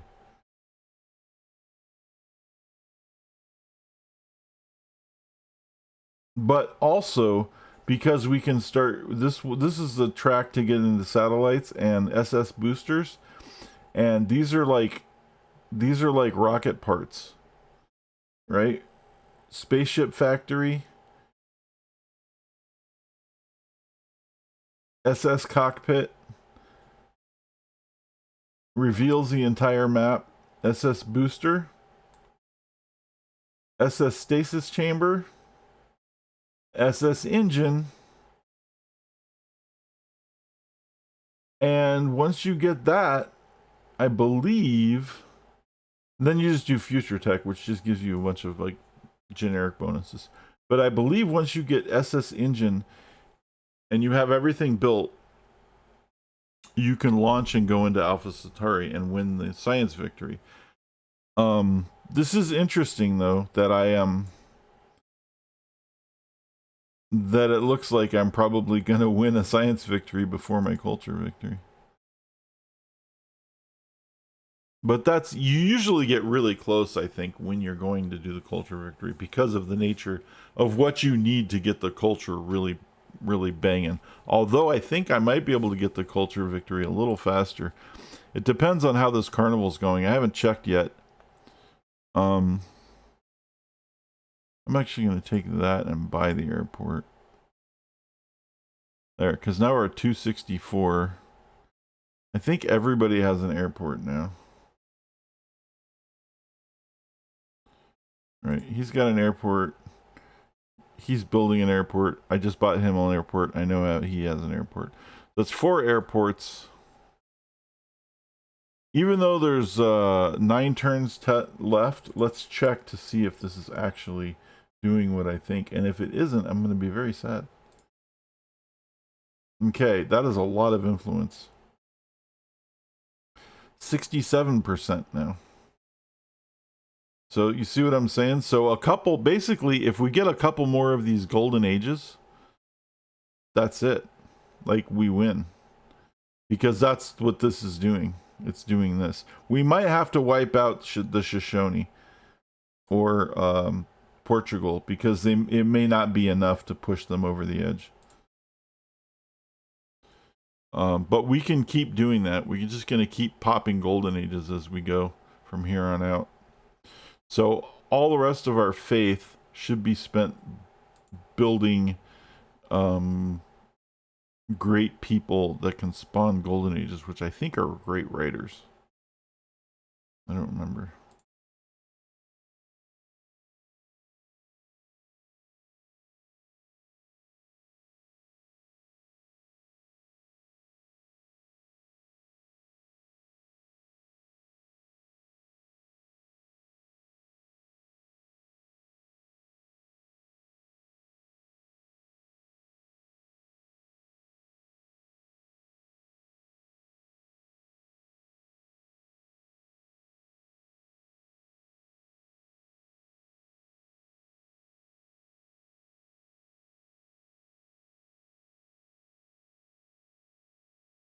Okay, so now on that path, we're going to take liberty, right? And then citizenship, and then we can pop that golden age. See what I was saying about how important golden ages were?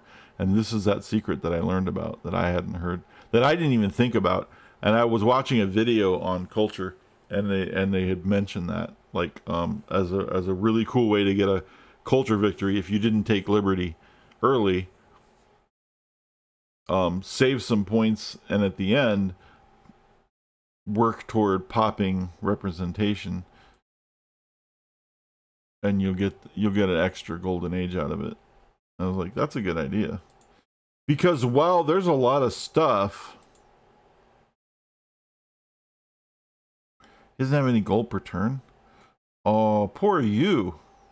Too bad, buddy. Why am I annexing a city? I can't annex it. What? What's happening?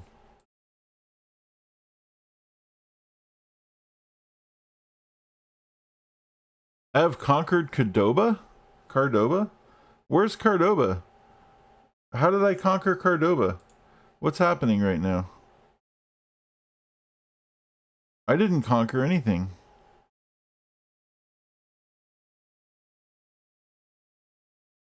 Did somebody give me a city? What's happening right now? This is gonna actually fuck my happiness up a little bit.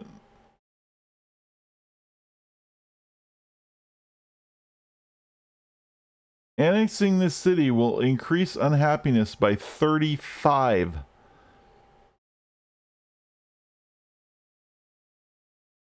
Raising this, like somebody did somebody just give me a city as a curse so I would lose the game or something? Because this is gonna, no matter what I do, it's gonna really fuck my happiness up. How about I don't want it? How did I acquire Cordoba? I don't even like Spain must have given it to me. Like I literally have no need for this city. I didn't want it. It shouldn't be allowed that I have to take a city, because this can now actually it's going to negatively affect me. The best thing I can do, raising it drops it to 35, would just completely burn it to the ground. Annexing it will give it to me, but only have 3 happiness left, and all it takes is somebody to pull a trade, and then I'm in the negatives, and everything I've done falls apart.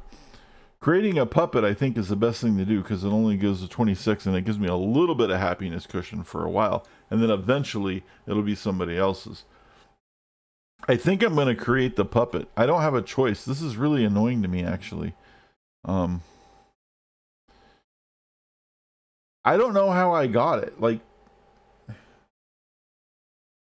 oh, see, okay. Remember, this is how I got it. Now, I have never actually received a city this way before. This is very strange. Remember how I said if you have unhappiness in your city for too long, it'll revolt? Well, that's what happened to the Spain. It revolted, and when it revolted, it joined my civilization. But it didn't ask me. That's what pisses me off. I wish it would have asked me, because if it would have asked me, I would have said no. Because I don't want the happiness hit. But I have never had a city revolt, and I've never been gifted a city by revolt before. Usually when a city revolts, it goes to another civ. But I don't ever remember getting a free city because it just revolted and decided that Spain was treating it so bad that it wants mine. And apparently it's under attack by somebody. Oh, it was under attack by Spain because it was revolting. So Spain was attacking it, which is really stupid. But apparently, now this is a problem. Because now that I have the city, what's going to happen, and I've made it a puppet, so I can't control what it builds. But the only thing I can do is I can alter the tiles that it does, and I can send units to protect it. But because it's now mine, this is going to give Spain a reason to go to hate me, because now I have a city that's that's encroaching on their city, right? And they can then have an excuse to attack me. So this is just bad news all around. Normally you would think, oh, you're happy, you got a free city, but like it just crushed my happiness, dude. My happiness was like 38 and now it's 14, only because I didn't annex it. If I annexed it, it would be 3. And that's dangerously way too close to where you don't want it to be, especially when you're trying to fucking win a cultural victory. So I don't know if that was sabotage or what. It's like, yay, I have a new city, but boo, now I have all this fucking, I have to deal with having a new city. That's I've never seen that before. I mean, I don't know. That's crazy. All right, so I got a free great scientist. I was going to make one, but now I don't even have to do that.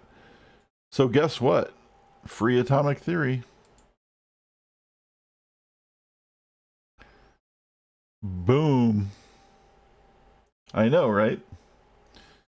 There's going to be some emotional damage when I end up nuking fucking Spain. Because that's a uranium source. Where's my other worker? I have another worker somewhere. Come here, worker. Why don't you go? Oh, wait. You do that, and you do that. And you guys keep doing what you're doing. That's 2 uranium sources. Is there a third one? There's a third one, but it's kind of in the middle of nowhere. I'm not going to fuck with that. That's crazy. And then when you research the Manhattan Project, you get the thing that says Pandora's box has been opened or something.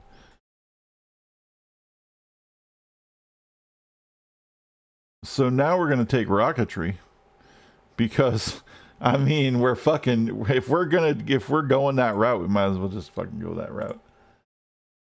Start nuking some motherfuckers.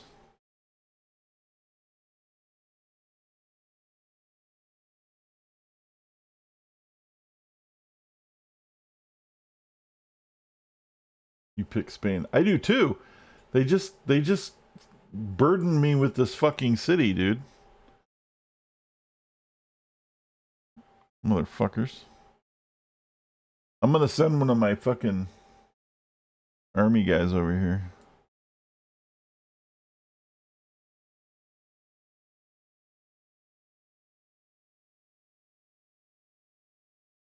In fact, I can just build one. Oh no, I can't. That's right.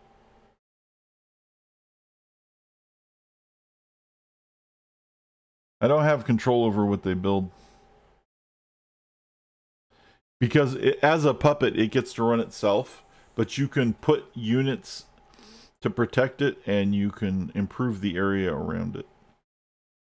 But you don't get and the reason to do that is you don't get the massive penalty hit, and you still got all the benefits of it being your city, but you don't get the massive penalty hit of annexing another city.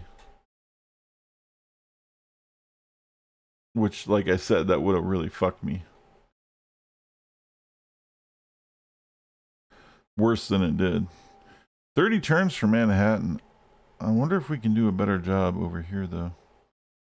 That's alright. 30's fine. We can rush it if we get, like, an engineer or something. We gotta do it out of the way, right? Anyway. Out in the desert, right? The Manhattan Project, all secret, out in the middle of nowhere. My golden age ends. Okay, now that it has ended, let's see what... Wow. 1 or 2 more golden ages and we're good.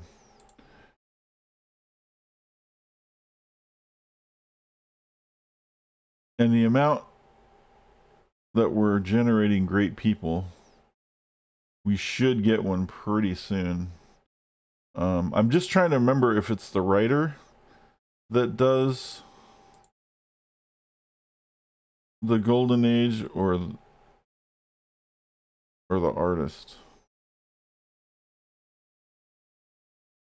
It's the artist, because the writer can write a treatise or as a work, or you can cash it in for culture. And I think it's the artist, you can either create the work or create a golden age.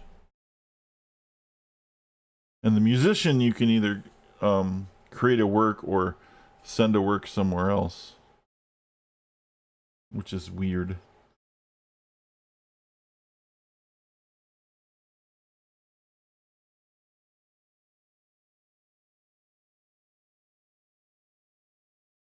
The interesting thing about rocketry is inventing rocketry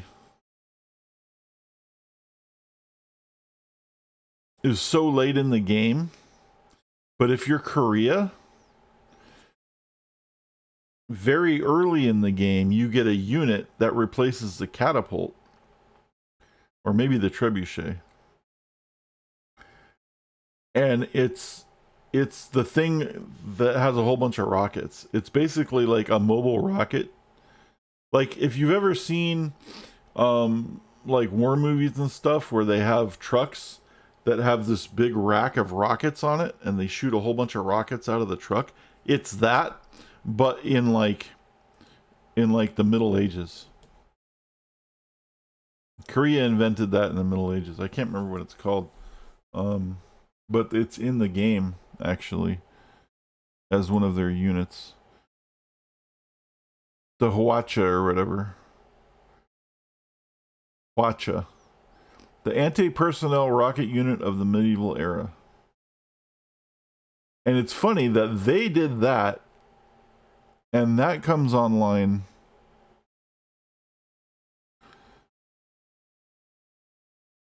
when you get physics, which is kind of like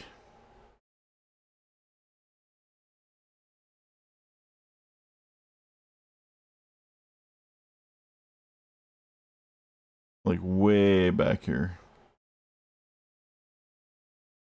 It's like right here. Right? And I am now researching rocketry, which is way the fuck over here. So that's kind of nuts. I think Korea should get rocketry for free when they do that, because it's the same thing. It's just that it gets, expanded upon tremendously. Anyway, when we research rocketry, we can also research the Apollo program, which starts our path to a science victory as well.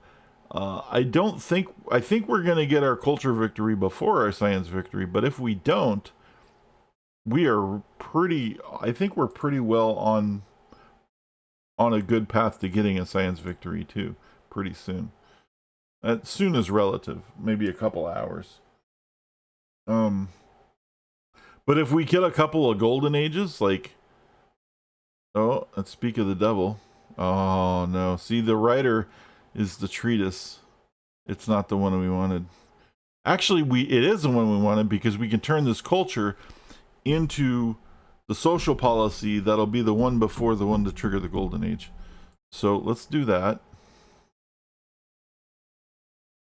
So what we need is a great artist to trigger a golden age.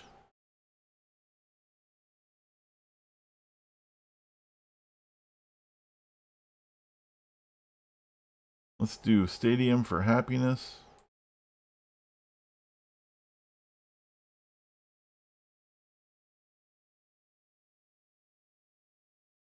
We got a bunch of money growing around here that we're just like haphazardly throwing around. Oh, that wasn't enough? All right, a couple of little turns in our culture will pop. I thought that would be enough to pop the culture, but it wasn't. Wow. Like 2 turns.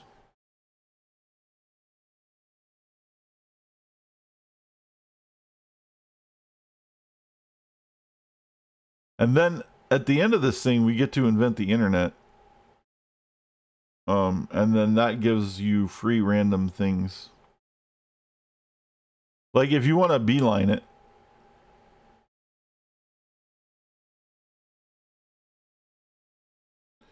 you can beeline it and not get a bunch of stuff. And then it'll automatically give you actually we're going to be taking the internet if we haven't get a culture of victory already. Actually, we're supposed to be beelining it right now. I just forgot. But I got so wrapped up into doing, oh, yay, atomic and rocketry. I actually should be beelining the internet right now. And I think something else allows you to get free technologies. Maybe it was Civ 4, the technologies. Yeah, guided missile. Okay, that's the ICBM. Nuclear missile. There it is. Man, I'm so torn. Computers, right? Great Firewall. Oh, the Great Firewall's what we need. If somebody else gets to the internet before we do, this stops their internet from affecting my tourism. And then if I beeline the internet, then we don't need all the rest of this stuff. And if you get to future tech, the game doesn't end. You still have to launch your fucking thing, and it has to actually get to Alpha Centauri, I think. I don't remember what it is. Before somebody else's does. If you're doing science. National Visitor Center is really huge as well for culture. And the CN Tower. Wow. So I got sidetracked by atomic. I was like, yay, atomic theory. But I actually need to do this. So when rocketry's done, I might take advanced ballistics anyway just to have a nuclear missile, because that shit's really fun and we can nuke somebody anyway, and then we'll beeline the internet.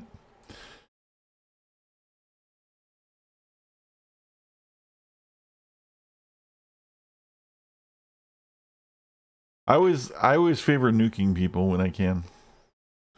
I don't know, it's just a thing.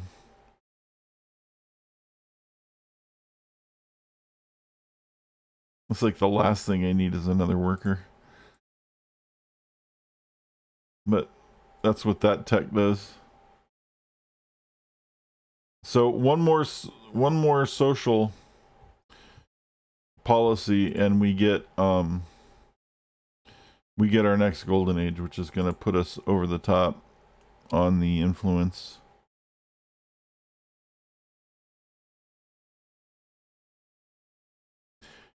I could, let's go ahead and build another archaeologist, because there's some more sites that we can get some culture out of just for this, just for shits and giggles.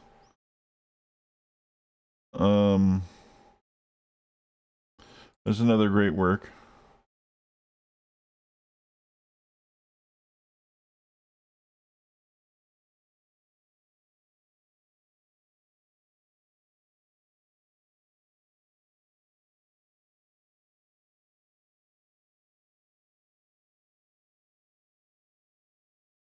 Someone's hell-bent on banning gold. I don't understand why.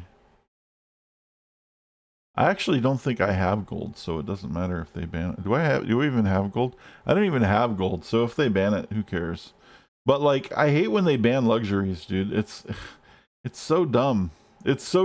Banning a luxury in this game is one of the most detrimental things you can do to all of the players, including yourself. And yet it's something that they do all the time in this stupid council thing. It's so horrible, because it directly affects your ability to generate happiness. And happiness in this game is literally everything. Like if your happiness goes below, it is so penalizing that you want to do everything you can to get it back up into the green. It will just, it basically just makes you useless if you have low, like if it's too low. It just it cripples you. It lowers your production, it lowers your workforce, it lowers your science, it lowers your money. It's really bad. And being happy is really good, obviously, because it's happy.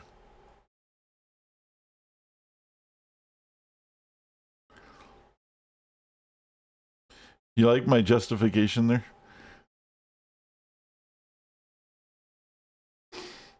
Being happy is good because it makes you happy. Yep.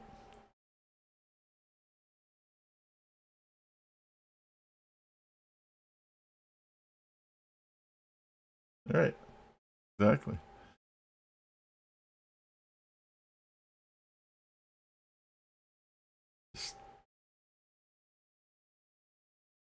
See, I should sell that as an internet seminar, advertise it on YouTube.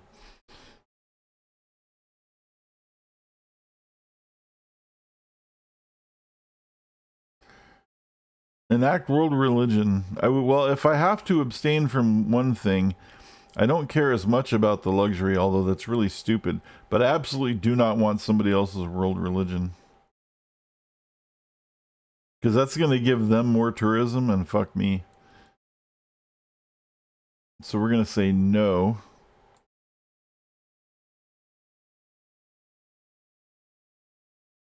Unless they're going to start ganging up on me and trying to stop me from running away with culture victory, which happens. Okay, so now what do we need to do? We got the rockets. We need, what did I say? We were going to do advanced ballistics. What do I need to do that? I need fusion. Well, that takes too much. What I really need to do is do the internet. I'm supposed, like, I gotta do the right thing, right? If I want to win this fucking game.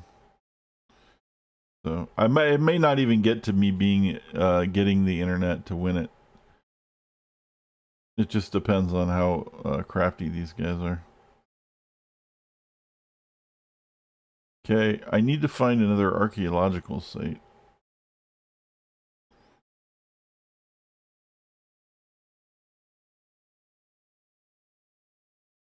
They were all over the place. Where did they? Oh, here's one.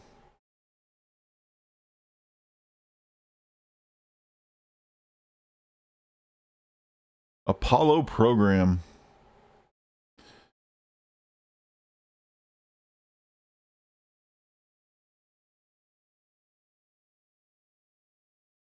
This is some free happiness. But the Apollo program is the Apollo program. I'm gonna do the Apollo program anyway, because as a backup.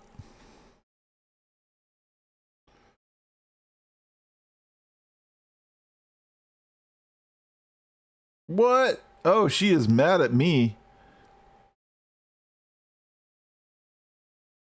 I made a declaration of friendship with one of their enemies. I helped their proposal fail in the World Congress. I have chosen to adopt the freedom ideology, but they believe in order. And I have denounced them. I have not denounced them. We have made declarations of friendship with the same leaders. She is mad. Oh, they're mad too. I think they're mad because I voted against the world fucking world religion.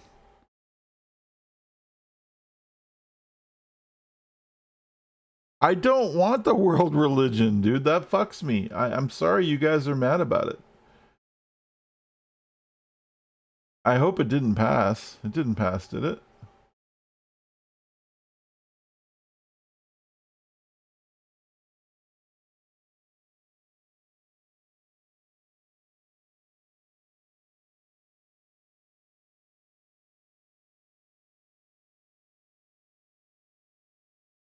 It didn't pass. Okay. They want a world ideology of order. Man, now we're going to have to vote against that, too. Because that's going to fuck us. Wow, dude, they are all mad at me, dude. I haven't done anything. Why is everybody mad at me? I didn't do anything. Holy shit, dude. I didn't even the Manhattan Project isn't even done yet. It's almost like they're mad about that, like, because they usually get mad at something like that, or if you nuke somebody, everybody fucking hates you and tries to go to war. Like, but they're really mad, man.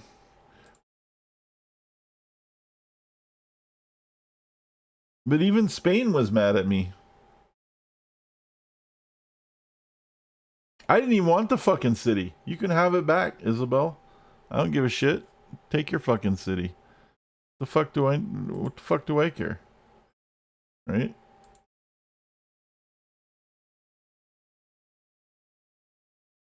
It's actually bad for me because my happiness, now I have to deal with my fucking happiness again.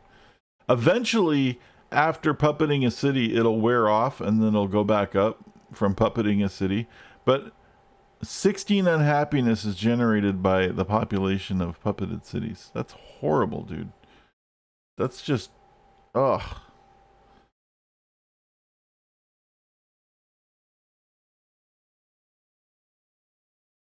I really wish there was an option to just say hard pass. Give it to somebody else. I don't want it. Because that forced me into a fucked up situation. They weaponized that shit against me, dude.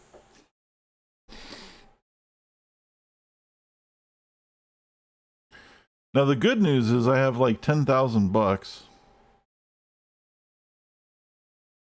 So I can buy a bunch of stadiums, I guess, if I don't have any. I think I already built all the stadiums, but are there any stadiums that I haven't built yet? No. I think I have all the units. Oh, there's a stadium. All right, there's some money. What else can we buy? Anything else that has happiness? The hospital's good. Research lab is good. There we go. Now we have 4 to start.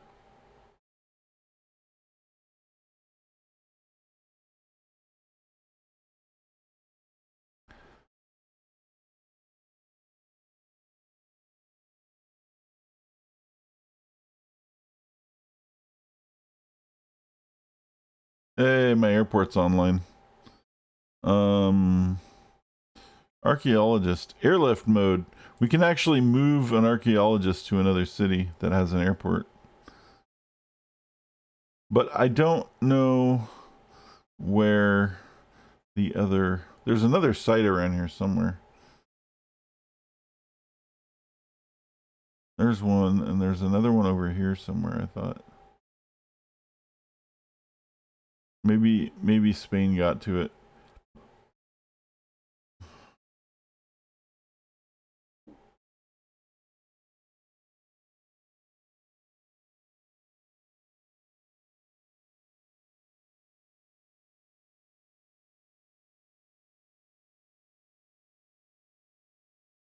I don't see it.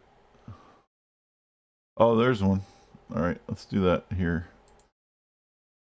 So now next turn the archaeologist goes here because I airlifted it, and then he'll walk over there.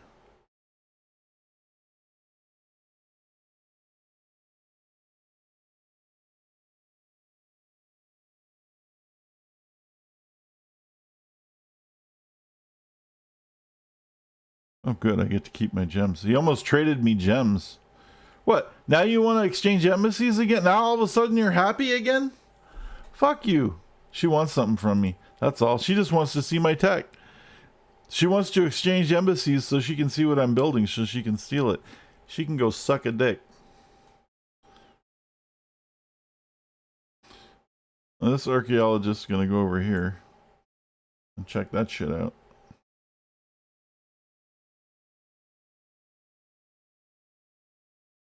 That's Isabel. Spain's always a pain in the ass, dude.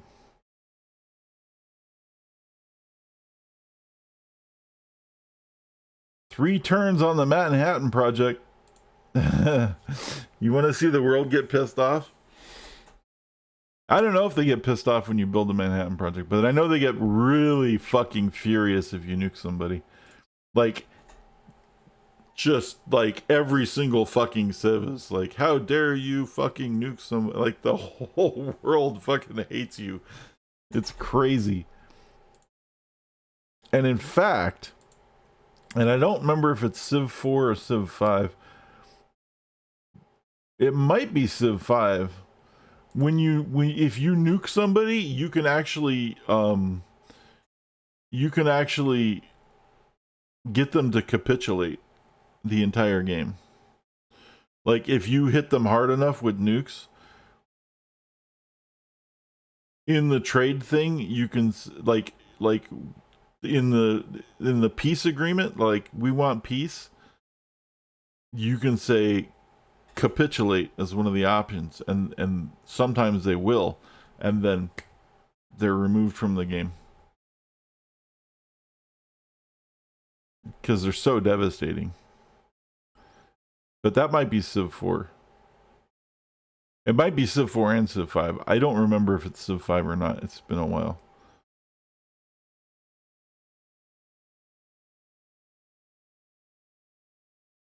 I know you can do it in Civ 4 because that's what I did. That's how I won a 1-city challenge. Oh yeah, that was amazing. I won a 1-city challenge against 16 civs on Archipelago. No, on tiny islands with the Vikings. I settled the only piece of land I had in the entire game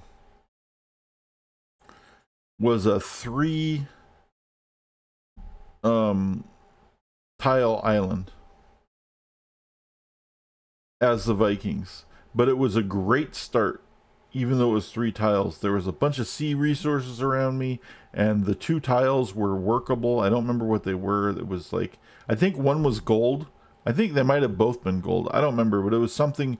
It was like really good, like it was a good resource, and it was like a really good production. And I fucking that was like one of the greatest games I have ever played of Civ. It was like my greatest victory, and I ended up getting to the point where I had nukes, and I remember specifically um being so aggressive with nukes and tanks. I would, because you can't take a city with the nuke, but what you can is you can nuke a city and then run in a tank and take it over because there's nothing left of the city, and it just becomes yours. And I kept nuke tanking people, and they're like amphibious tanks, so I kept nuke taking people. And then I got to the point where I would nuke somebody and they would capitulate. Like I would nuke tank their city, and they had like 4 or 5 cities. And like the first time I would nuke tank their city, they would capitulate. And they just kept capitulating. And I won the whole game by capitulation, which was amazing. I never done anything like that before, and I haven't done it since. But I think they can capitulate on Civ 5 too. I don't remember. But it's pretty awesome when they do that. It's a good feeling. You're like, ha ha ha. I have bested you so hard that you literally quit the fucking game. And it's the AI. This is against the AI. This isn't human opponents. Like you can, like the AI capitulated, and the AI will. And that's one of the things people are like surprised by. You can win a diplomatic victory by getting the AI to agree that you should win the game as one of the resolutions that you pass in the UN. It's insane, but I mean it is what it is.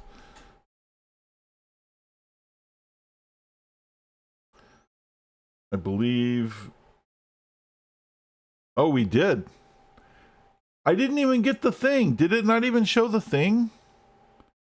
Oh, that's cheap. I know in Civ 4 when you do the Manhattan Project, you get a little pop-up and it says you've done the Manhattan Project, and they didn't even give me a pop-up. I just did it.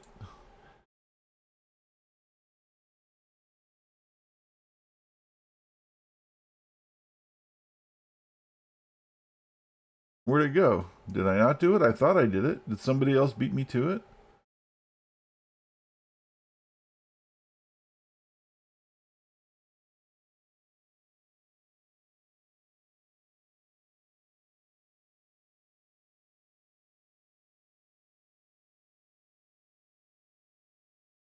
What the hell? Did I not pay attention and somebody beat me to it?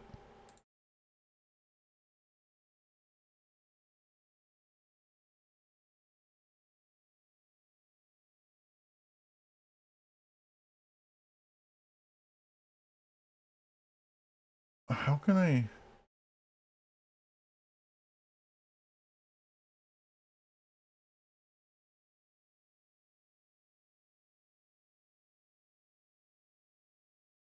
Let me see something here. I'm curious about something. Civilization 5.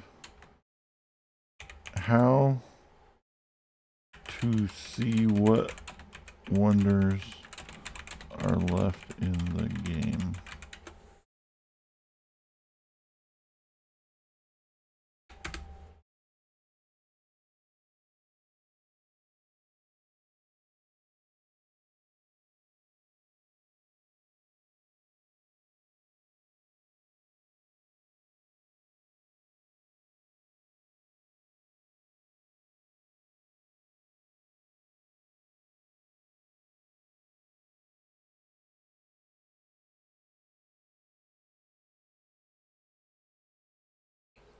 Is that Civ 6 though? I think that's Civ 6.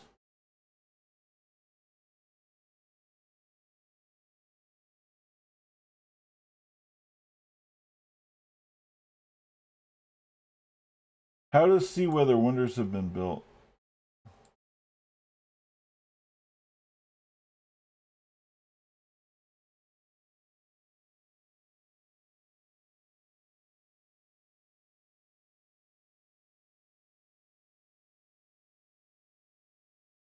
On the right of the screen, there's a bunch of icons which represent major events happening that have happened during the game. Oh, okay.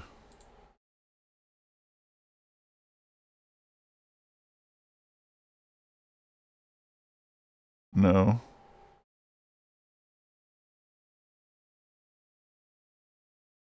That's the left. Oh yeah, those. I know about that.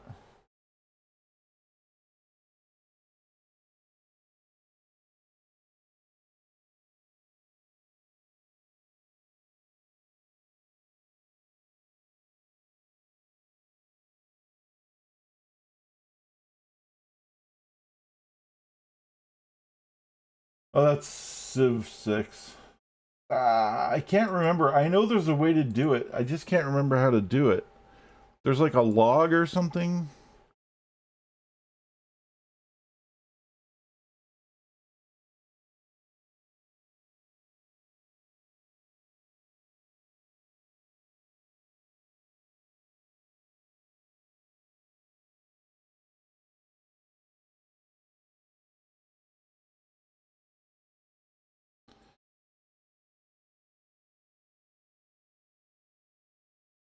Oh, okay, here we go. This tells you all the wonders they made. Somebody did the Manhattan Project because I can't do it anymore. I was working on it, it disappeared, and it's not in my wonder list.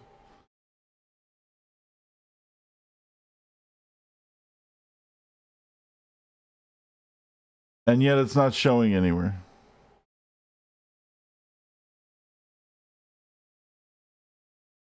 Okay, I don't get it. What's happening? Why is the Manhattan Project missing?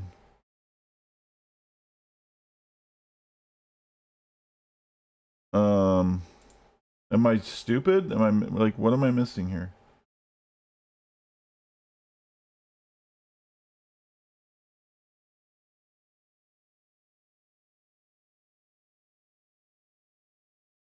Actually, it doesn't even show my wonders, does it?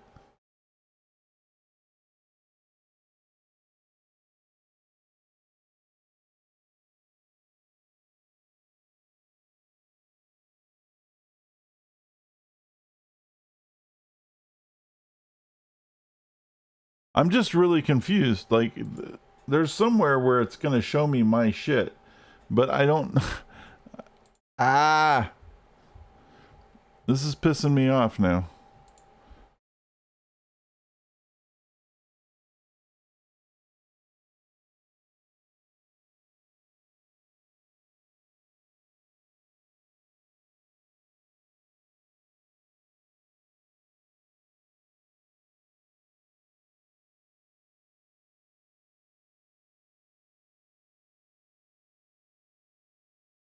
Alright. Sorry for anybody watching on. Well, everyone's watching. Sorry, guys. I'm just, I need to know this. Like, this is something I've never really thought about, and I don't really. Like, I thought this was it, but it doesn't show mine. Right? This shows everybody else's. He's building most of them. It's not showing mine.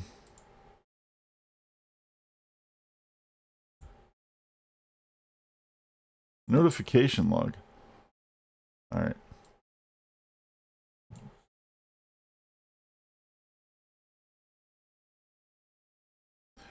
Pedro 2 has completed. That's me. So, okay, I did complete the Manhattan Project. Why didn't I get the pop-up? That's annoying. And why isn't it in my list? That's even more annoying. Well, that's really annoying. I can't. I don't remember that being an issue.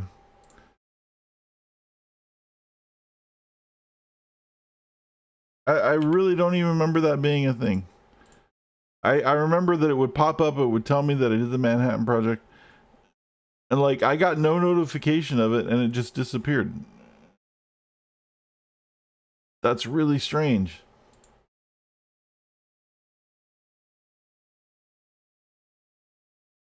And I thought there was a notification. I thought it goes, and then maybe it's in Civ 4. But there's a thing, and not only do you get that, but then it also says, like it is an announcement to the world, that I have opened Pandora's box. Like that whole thing's gone. I don't understand. I'm just confused as to why that didn't happen, because that's a thing.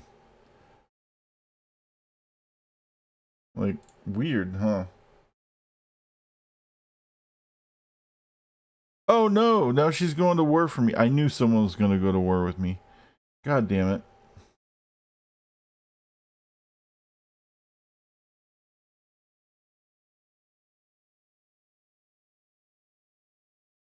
But she's. Is it over here? Is she attacking this? Because I don't know what, like. She is. The person who declared war on me is over here on the map. Look at the mini map. She's all over here. And I'm way the fuck over here. This is stupid. She just declared war on me for no freaking reason. And it was also kind of dumb for her to do that because, of course, I could just pop over with a great engineer, research ballistics, and nuke her ass. Or not ballistics, but thing. Oh, now Shoshone's going to war with me. Oh, dude, what is happening? Isabel, why is everybody going to war with me? Everyone's just decided to declare war on me for no reason. What is happening right now? Holy shit, man. Really? All right. I mean, it makes sense. I neglected my shit for a long time. I probably would go to war with me too. Spain's the only one I'm worried about because she's right here. But guess what, Spain? Oh, I have rocket artillery. Oh, it's even better than artillery. Well, I was going to say, guess what, Spain? I have artillery. So eat that shit. But actually, I have rocket artillery. So I can upgrade that shit at some point.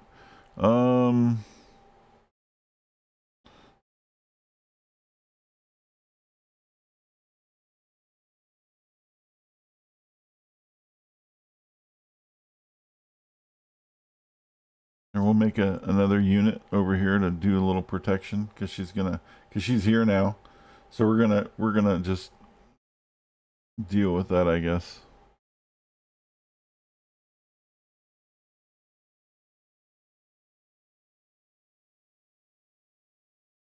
I got an upgrade over here I can't even click on because shit's so fucked up.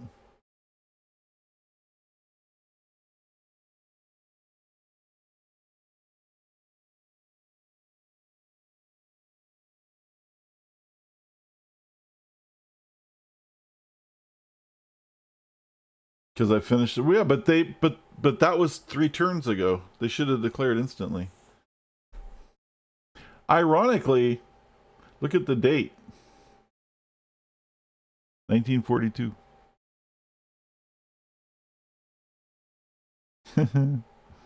That's coincident.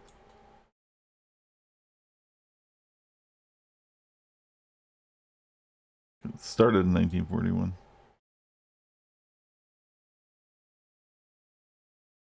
All right, I'll just hold on to these guys. This is just some throwaway unit that somebody gave me, and so's this.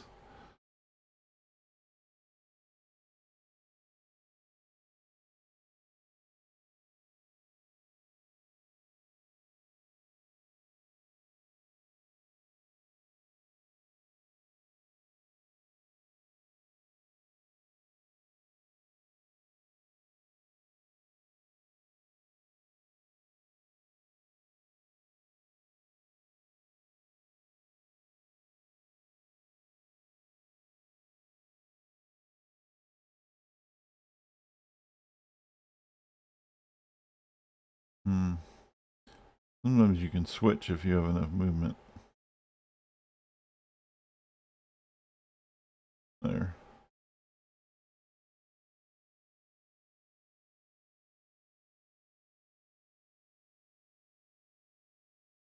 Oh, hold on a minute. There we go. Yeah, I don't know. I don't know what's going on. They're all mad though.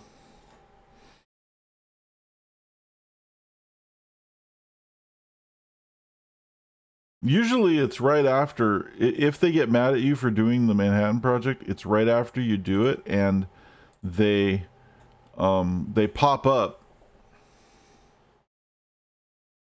Like the thing pops up. But so I don't know what happened. It seemed like everything was late and it's acting, I don't know. It could be. Anyway, let's move that. Let's move them to block. That's what I was looking for. Golden Age. Still gonna fuck him up. What? No, hold on. Not that. That. I was trying to do my artillery. And then I can move the stupid guys in.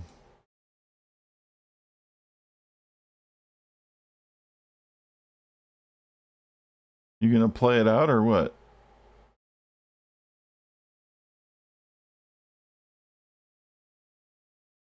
Oh, that was weird.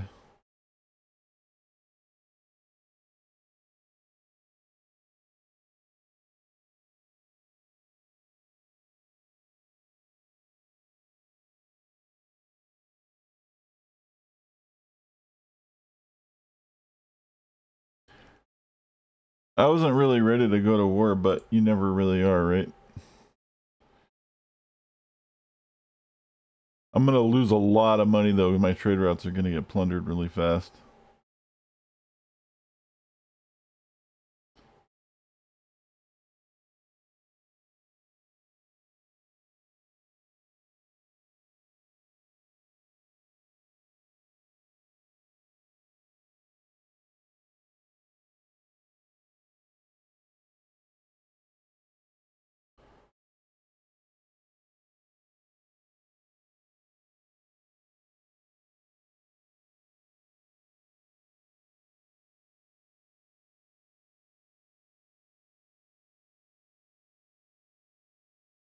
Bonk.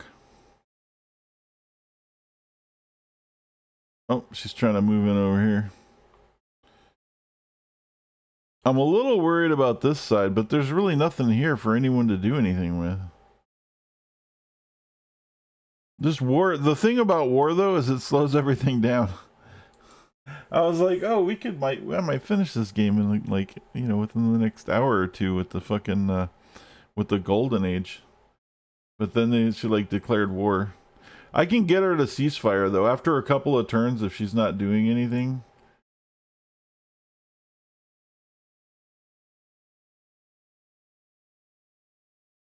Or if she just keeps getting her ass kicked, she'll start ceasefiring. She'll ask for a ceasefire.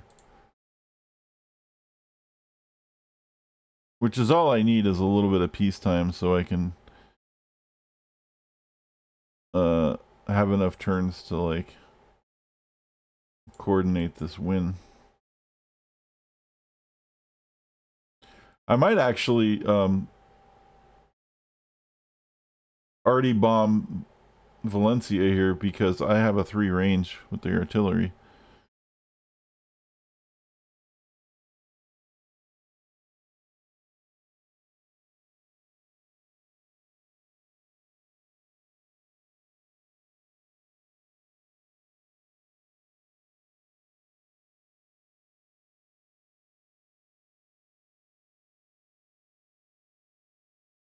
Huh.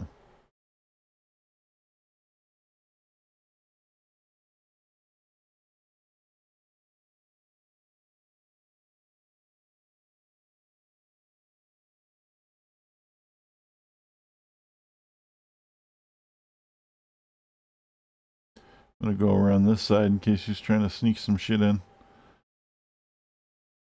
I didn't really want to be in this war right now, but Oh, one turn for the Apollo program.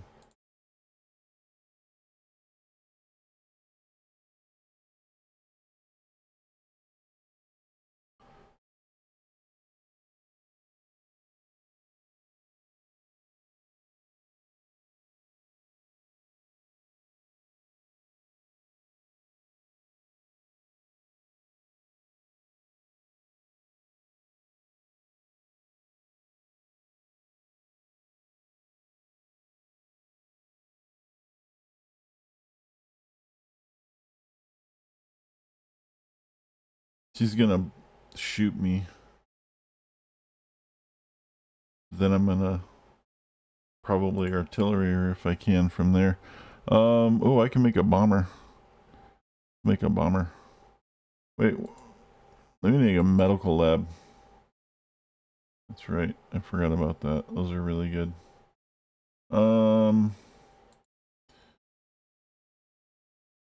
Since I have enough to buy a Prophet. I don't want to buy a Prophet. Anyway, she's gonna fire around at me a pot shot with her city because I'm in range 2. Oh shit, I didn't see the fucking sneaky motherfuckers on the side. Oh damn.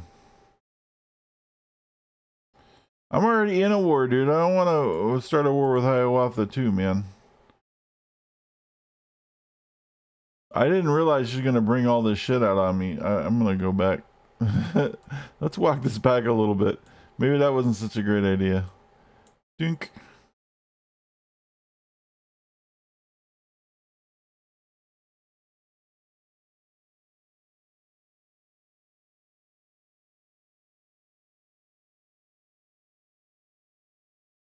I just don't have the military to be fighting a war right now, that's all.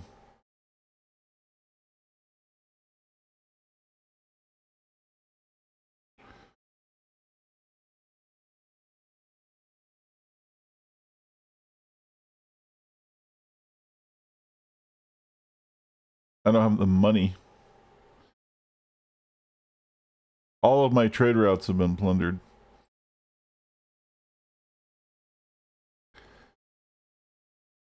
Well, actually, it's worse than that.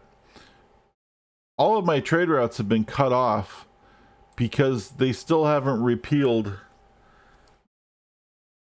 the thing with all of the city states, the embargoing of the city states. And since all the other civilizations went to war with me, I don't have anyone to trade with. So I'm losing like $100 a turn because of that bullshit.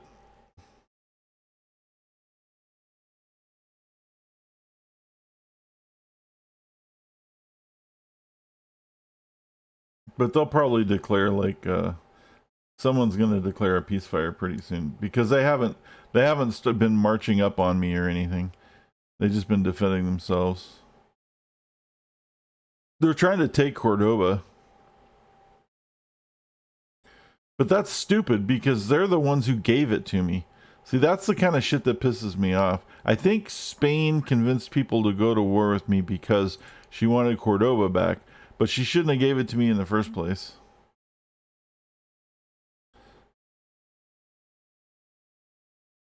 And honestly, I don't care if she takes it back.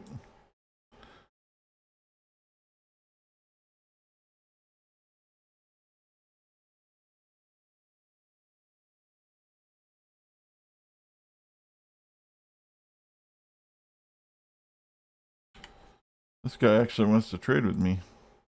What?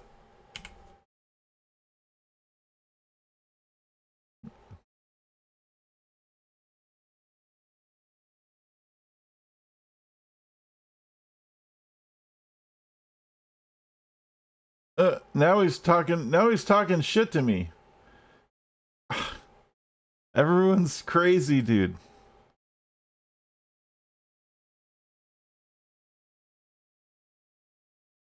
We're just gonna hang out outside of her city in case she gets hinky.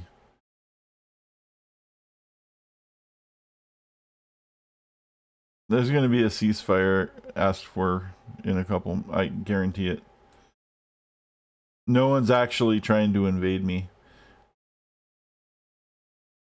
They just tried to do Cordoba and then they lost a bunch of shit because my tech is too strong. The city itself was defending it.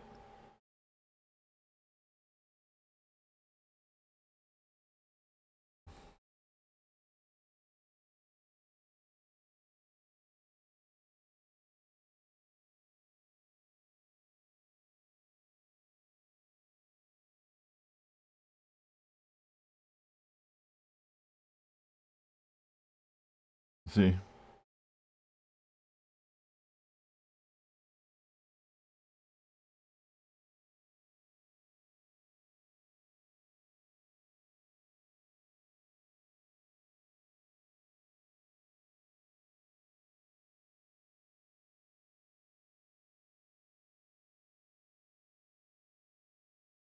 All right. Wow. Holy crap, look at. They found my submarine. And they're like, "We're going to surround your submarine with our little fucking bullshit ships." And they're probably going to kill me too. That's funny. Oh, there's your victory. Yay.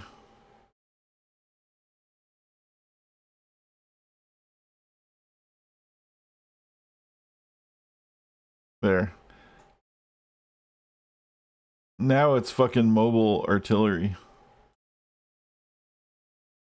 I upgraded it. Rocket artillery.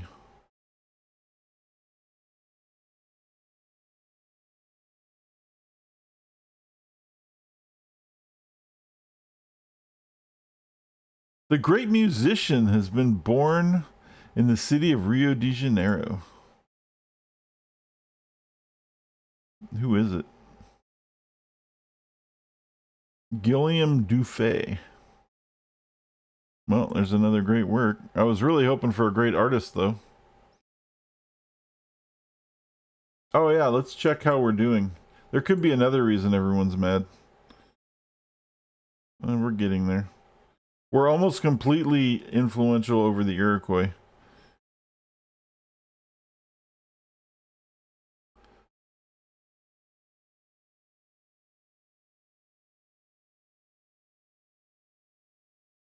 And our social policies getting close to the point where we're going to pop another carnival, which will stack with the one I have, which will probably put us at like 49 turns. If we can just stay in the golden age and ride it out for a while, we'll win just off of that.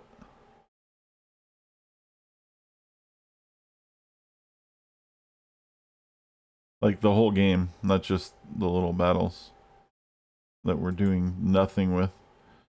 Yeah, they're just being annoying. I don't know why they haven't declared ceasefire yet. They're just sitting there being annoying. There's nothing to be gained here. They're certainly not going to get me out of this little place with like 4 troops.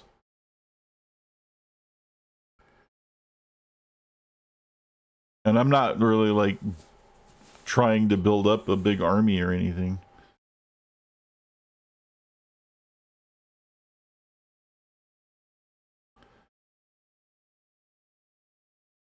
No, oh, they're trying to take it back. But look at this. They're taking it back with nothing.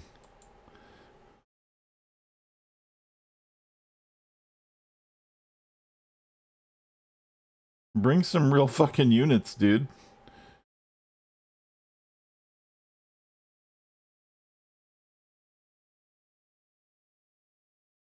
Lancers and Gatling guns isn't gonna cut it, Isabel. I'm sorry, honey.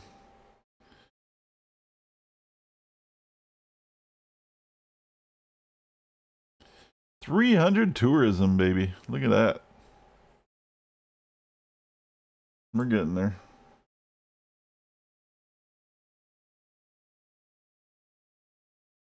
Hey, we're getting our money back too, and we still haven't even we don't even have any trade routes.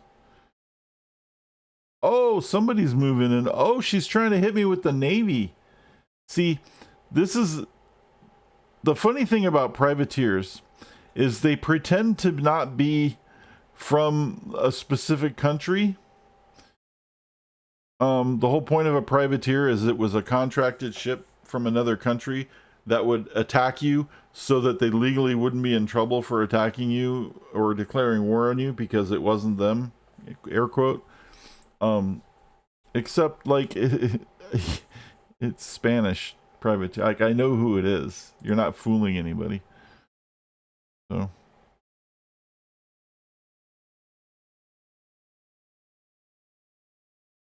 all right, so let's take care of this one.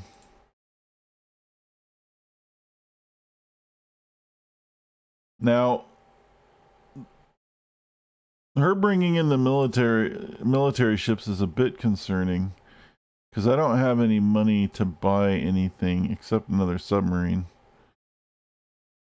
and they made quick work of that.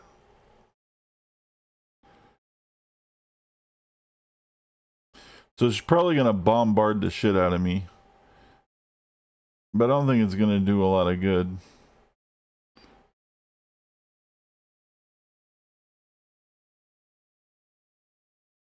This is a ranged, and it's not a range 2. It's only range 1, unfortunately. Oh yeah, so here's the thing. Remember that we're talking about the golden age? So there's 18 turns left. Boom, now there's 58.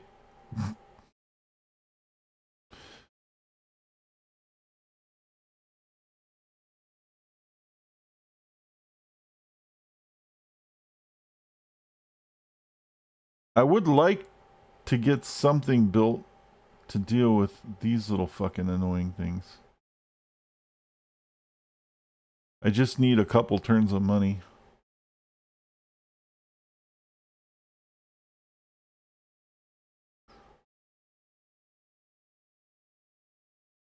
Oh no, somebody finally showed up. Shoshone. Oh, now it's on. First influential culture. So I have complete influence over the Iroquois.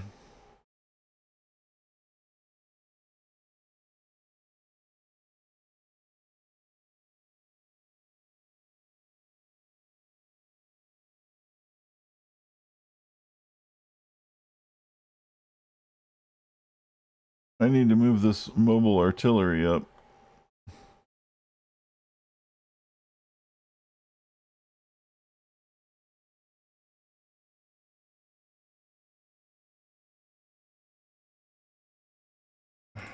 Man, everything's too expensive to build. Uh-oh. Let's just upgrade what we have. We might have to, we might have to tuck in a little bit.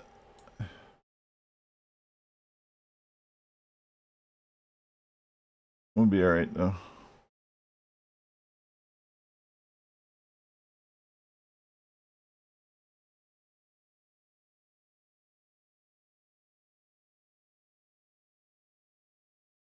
She's gonna bombard the shit out of my city, but I don't think she can take it. Maybe she can. I don't know. I don't think she can get enough boats in there. Well, I'm not gonna say she can or cannot do whatever, because I have no idea what she's capable of. Wow. I do know that I need more money. Let's see. She can bombard 1, 2. Oh, they're all bombard. They might be able to. She might be able to take my city, just because of stupid bombard rules, which I don't like. But I have 105 defense, so hopefully that's enough to stave off some frigates. That'd be really annoying if it wasn't.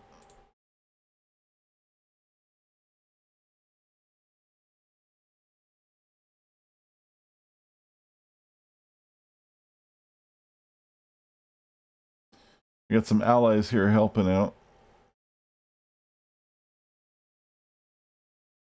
Whoa, where are you going?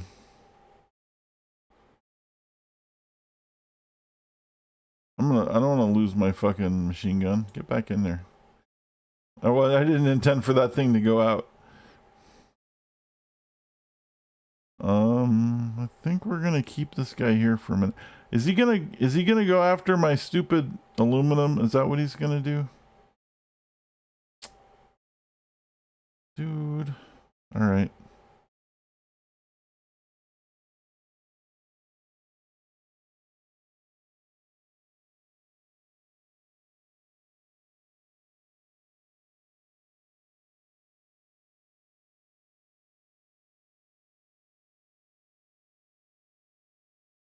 Now, I don't know if I can shoot because it's technically, this is what I don't like about the guns in this game.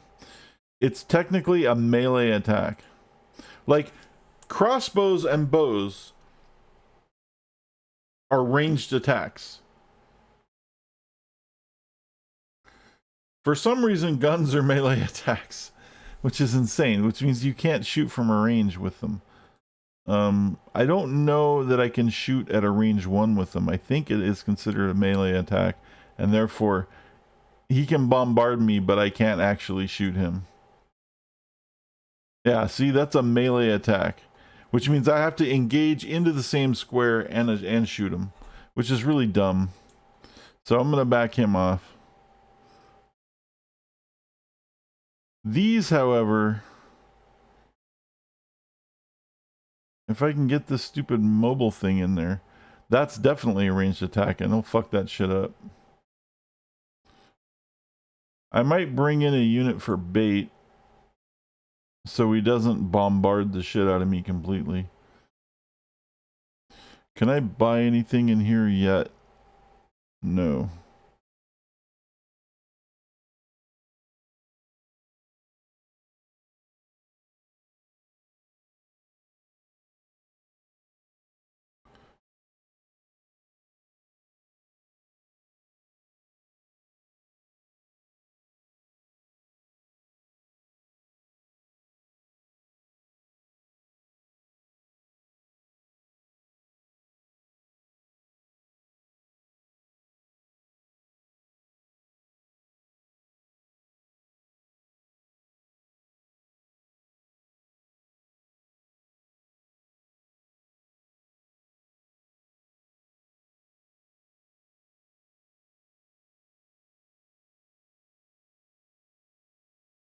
There's a little bait. He's running back. Oh, there's some arty. I'm gonna go over there. I'm gonna engage.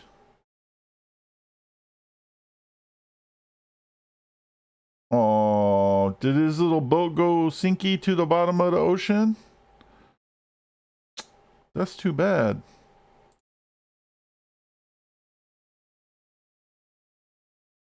How unfortunate.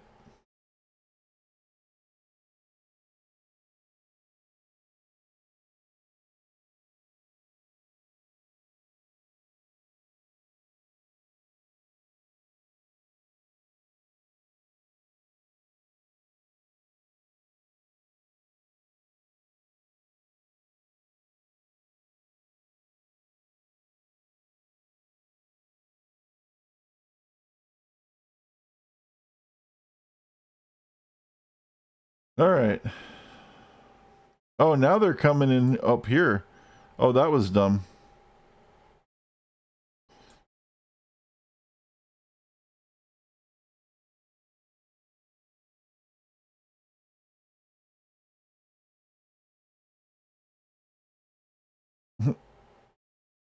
Another boat went to the bottom of the ocean. His boat went boom boom.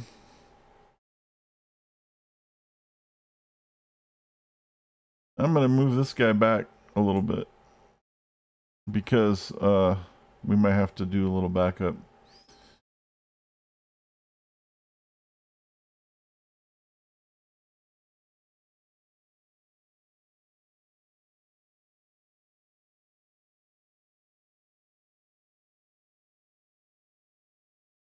Yep. Totally.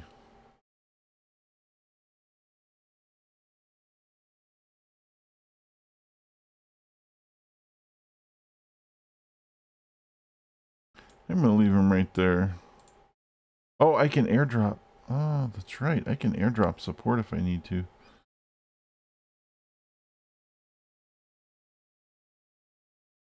Interesting. I thought I built a bomber, but I don't see it.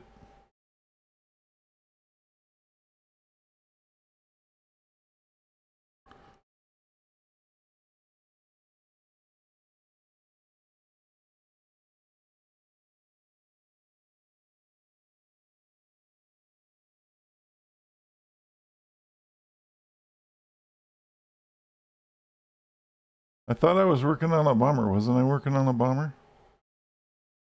What happened to the bomber?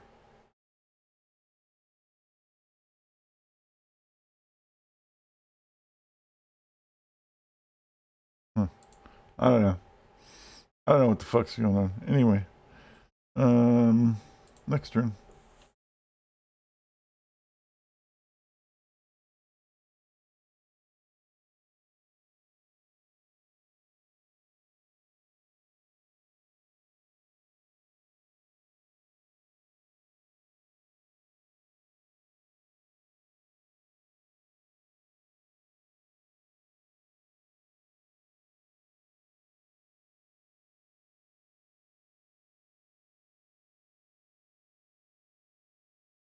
That's the artillery trying to smoke me over there.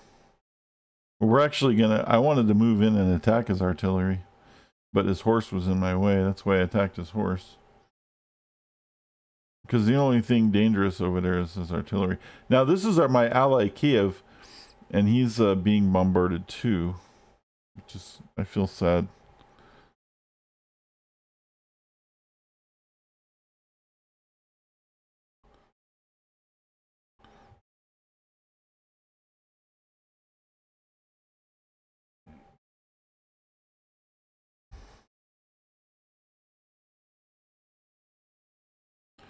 Build a destroyer. Lock in my machine gun. Look at this artillery. Boom! See you later. That shit's amazing, dude. The mobile rocket artillery is like the artillery is really good. The mobile rocket artillery is fucking insane.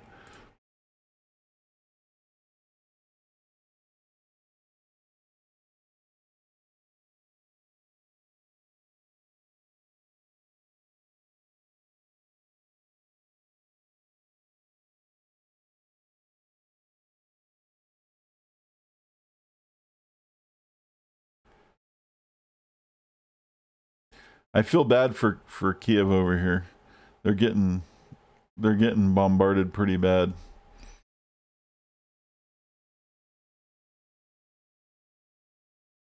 I mean, they're holding their own, but they're gonna lose their borders pretty soon.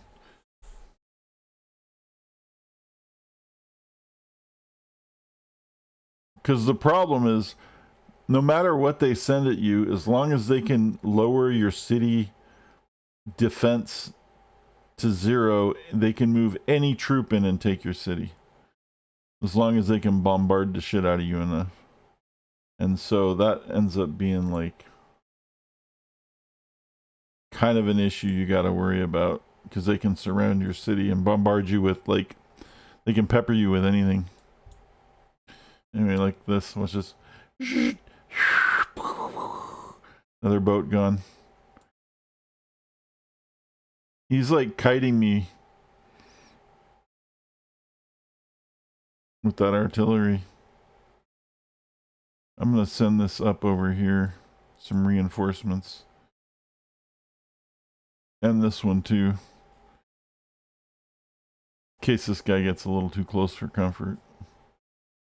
I'm really surprised I haven't declared a ceasefire. Usually when someone's doing this bad at war, they like declare a ceasefire really fast. Because they didn't even like send in a bunch of shit. Yeah. They're actually like fucking with Kiev more than anything else.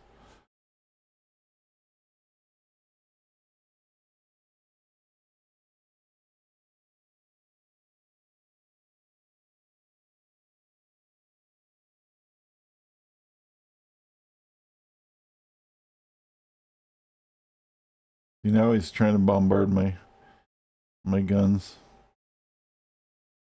That's why I left him there for bait.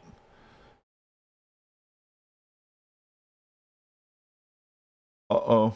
I just got a great scientist. There goes another boat. We're going to wait one turn, so after ecology, we'll bulb the next thing.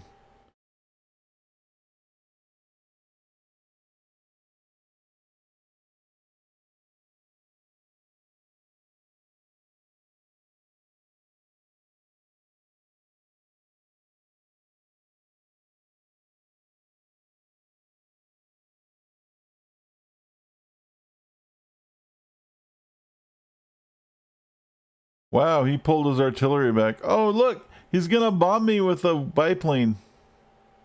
Where's my bomber? I thought I built a bomber. It's disappeared. I don't know where my bomber is. I want to bomb something. I feel bad. My empire seems to be quite puny. I have complete... That's stupid.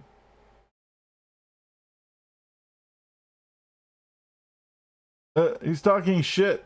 I have dominated him already like with my cultural victory. Like he has no chance of beating me culturally. And he's talking shit. That's hilarious. Okay, I'm gonna move this up about here and then bomb that.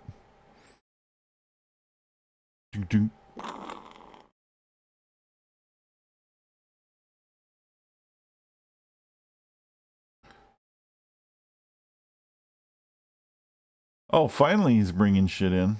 Oh, I should have hit the artillery though. I didn't realize that was a worker. That was a waste. We'll stay here. That may have not been the best use of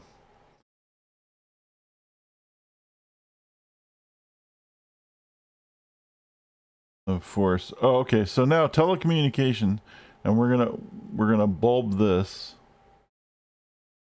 This is going to give us a nuclear submarine, a bomb shelter, a CN tower, and the visitor center. And the visitor center is going to go crazy when I build that on my tourism. It's going to be even more.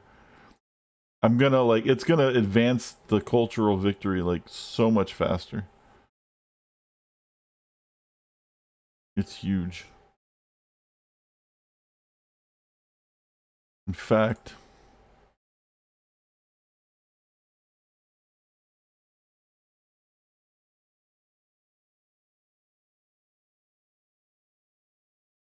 oh, it's not done. Okay, couple more turns. That's fine. I was like, in fact, it should be ready right now, but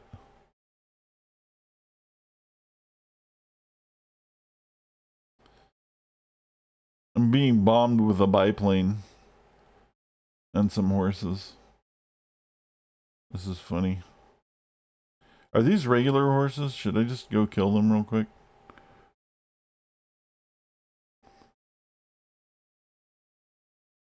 Hmm.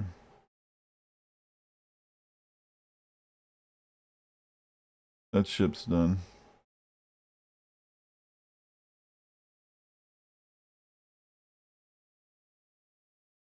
It's a river.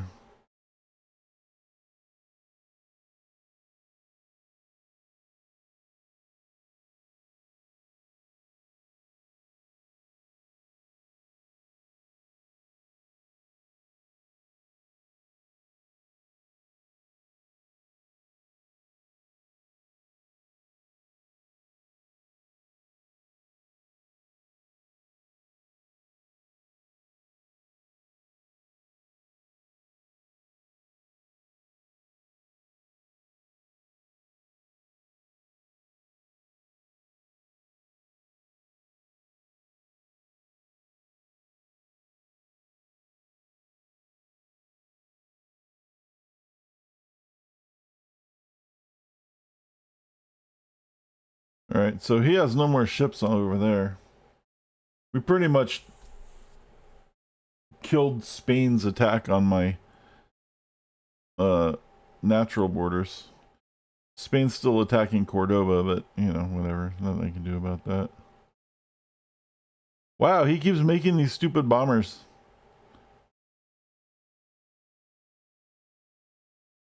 He's still bombing me.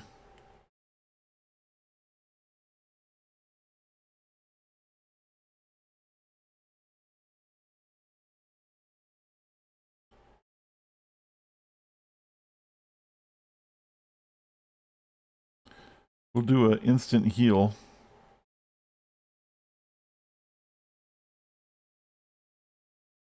An attack. I don't like that it... One of the things about this that always pissed people off, and me too, is that it decides the order of what's going to happen per turn based on whatever unit it's selected. So even though I was fighting over here with this guy, and then I wanted to switch to this guy, and automatically switched to the next thing, which was way on the other side of the world. So, like, I have to, like, force it to do the things I want.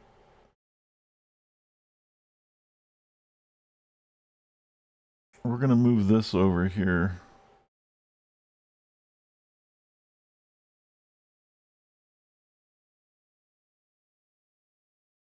We're just going to park it right there, just in case.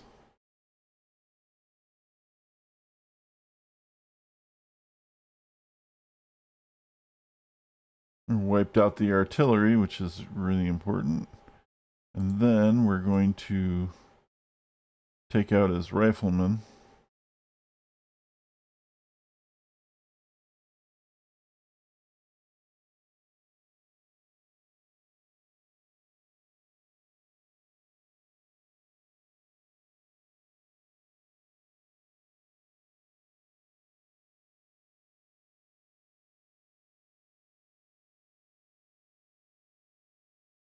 There. I bought a bomber. So where is it? Oh, there it is.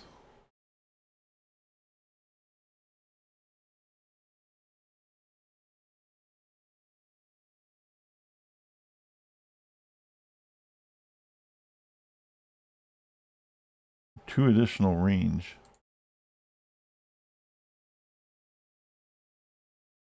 Alright, so next turn, I can send the bomber over here to give him a little payback.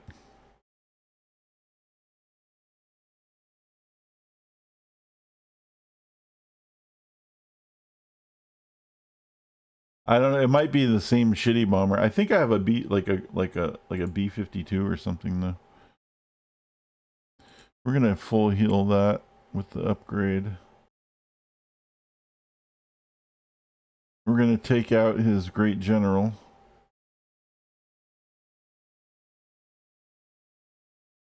Bye-bye.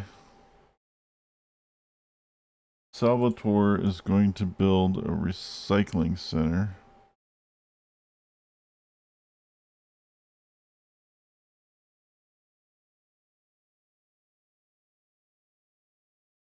And again, send some troops over here.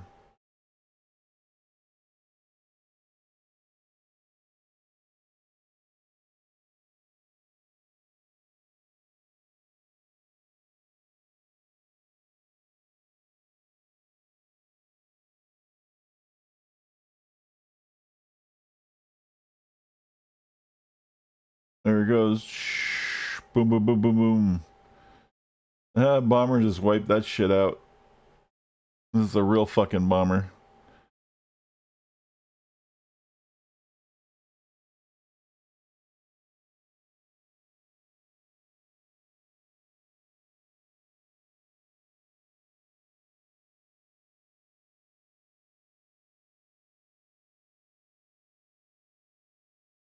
And then you can rebase, like if you make bombers and stuff, you can rebase them to other cities as well. So like it's, I don't know, Cordoba might be too far away, but I might be able to like get the bomber over to Cordoba, which would be kind of nice. His bombers are pissing me off though, which is why I started bombing him.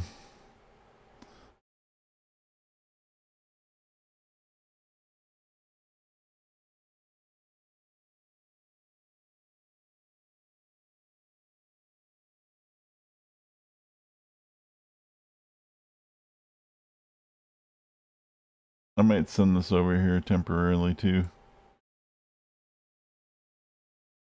This is a stupid, like, nothing battle, but it's starting to kind of get annoying.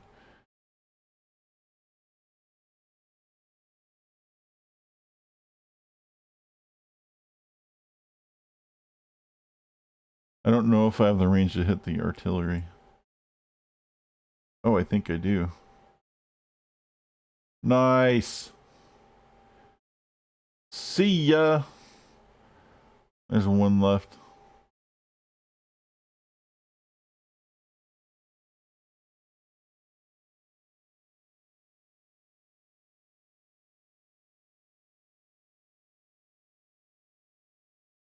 Spain must be really pissed off at me because, like, again, I am just decimating Spain all over the fucking place, and she still hasn't called for a ceasefire. Just very, very strange. Usually the game is very much like they'll test the waters, and then if they get their ass beat, they're just like, ceasefire. See, here's Maria wants a ceasefire. She's gonna give me 7 gold per turn. That's fine.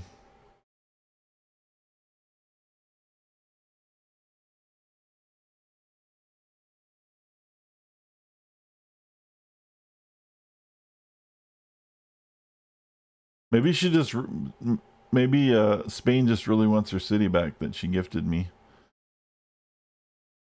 which is just dumb. Like I said, you shouldn't have given it to me in the first place.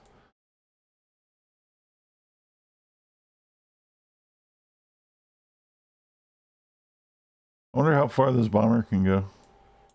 You can bomb cities. Let's see if we can bomb the city. Is it too far away? It might be too far away. Yeah, it's too far away.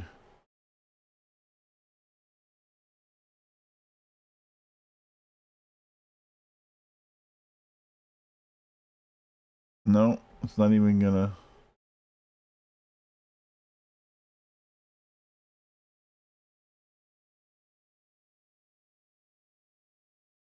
This must have been the range. Well, that's sad. Because sometimes you can use them to bust the fog of war. Oh, alright. Well, we'll just heal. I don't know what the fuck's going on with that thing. Anyway. If I wasn't at war, I probably would have won the game already. Because because we wouldn't have spent 5 minutes per turn. It would have been like 30 seconds per turn, and we would have been like way far way far into it without having this war stuff. Alright. See, now he wants a peace. He's gonna give me 41 gold per turn. Now we just have to deal with Spain. And there's her peace treaty. 60 gold, 80 gold per turn. She's going to give me everything she has. All of her aluminum, all of her oil, all of her horses, all of her gold per turn, and all of her iron. See? She fucked up. Thank you. Let's not push it, honey. How much gold per turn do you have? 6? Alright.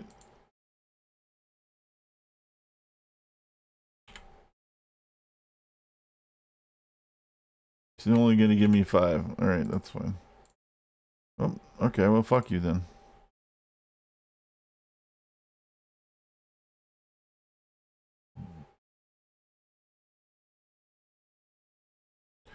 Now,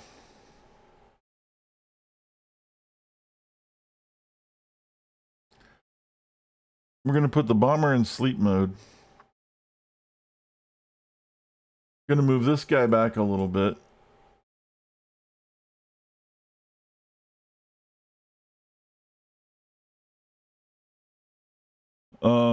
We're going to start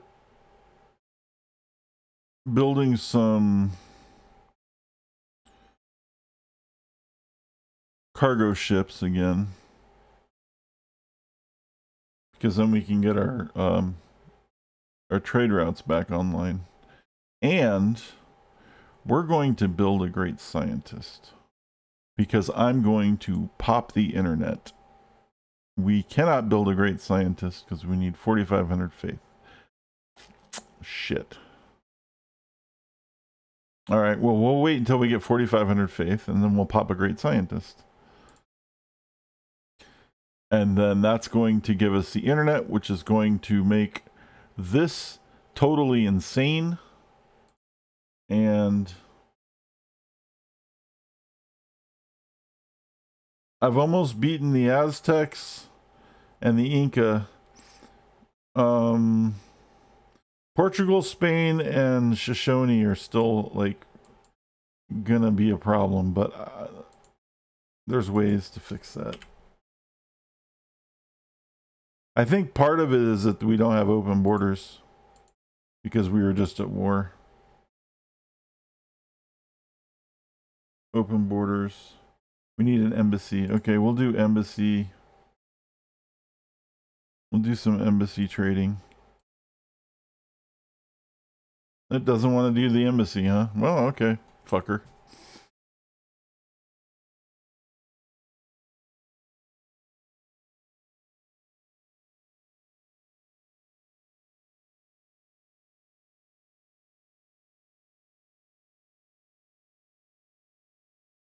The World Congress becomes the United Nations. And Isabella's in charge. Go figure. But I have 8 delegates.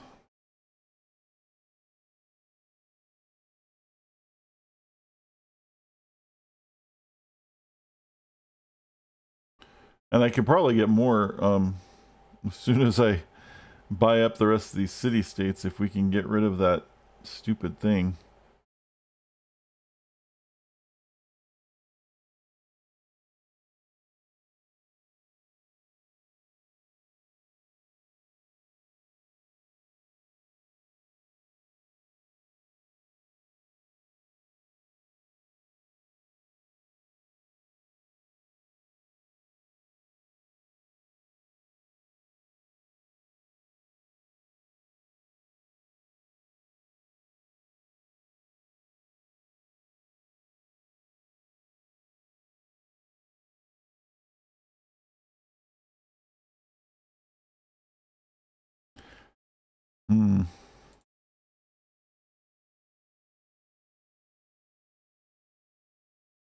Alright, let's just blaze through a couple of turns real quick.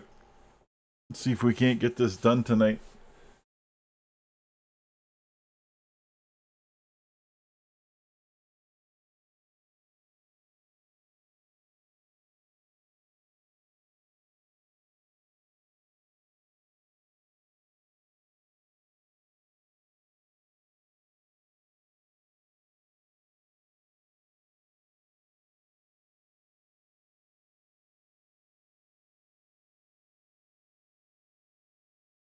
National Visitor Center, that's what we need. That's what I was waiting for. I forgot about that.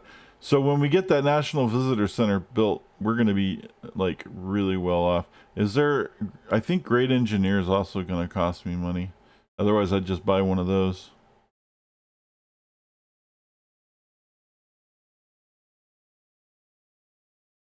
There, now we have a destroyer. Park that.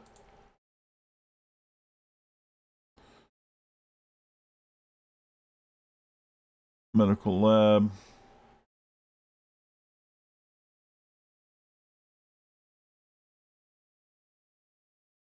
What's going on?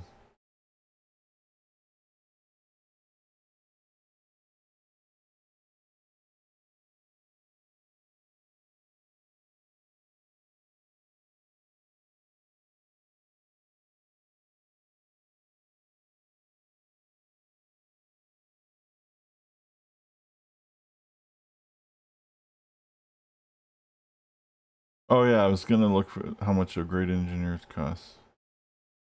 All right. Probably 45 as well. So if the choice is the Great Engineer, the Great Scientist, we're gonna do the Great Scientist because popping the internet is even better than getting the Visitor Center, but we need both.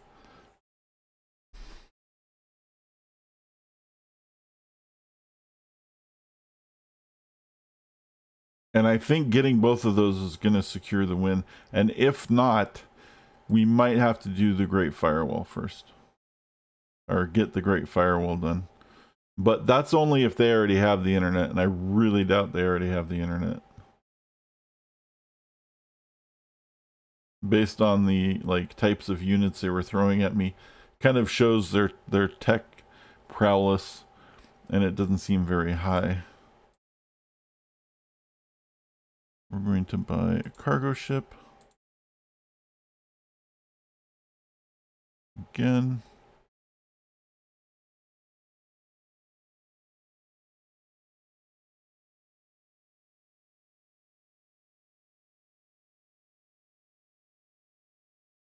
Coming session.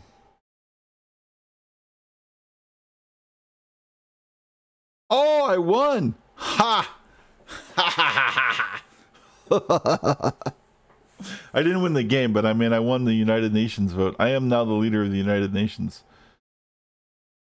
So I get to do a resolution after this. And I'm going to get rid of that. Yep.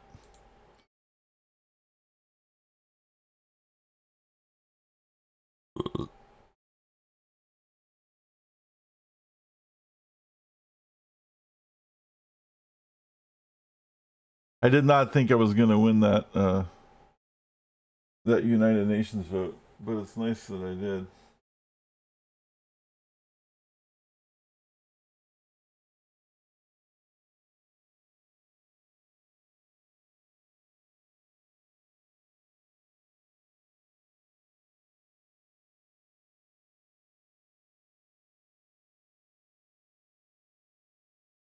Is there any buildings we can purchase while we're waiting? Bomb shelter, don't care about that.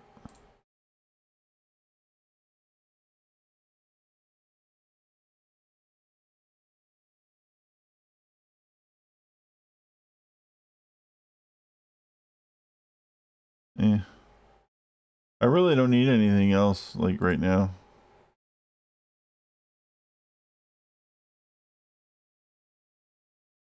Just the cargo ships.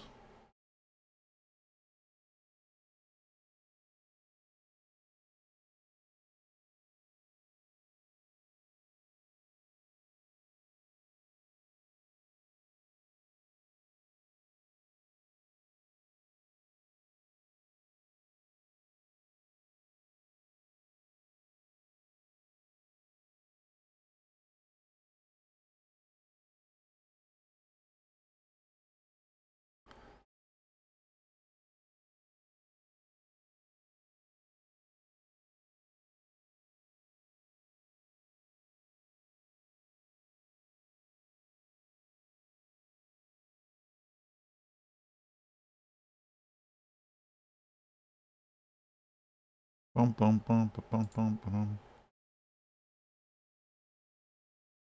73 gold per turn? I don't think so, PayCal. I mean, dude, come on. Mr. Taco, don't fuck with me.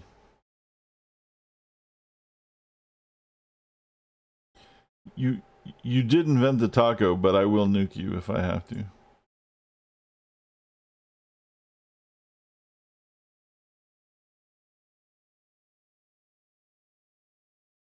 It'll hurt. I'll be sad about it. I might even, like, write a letter. But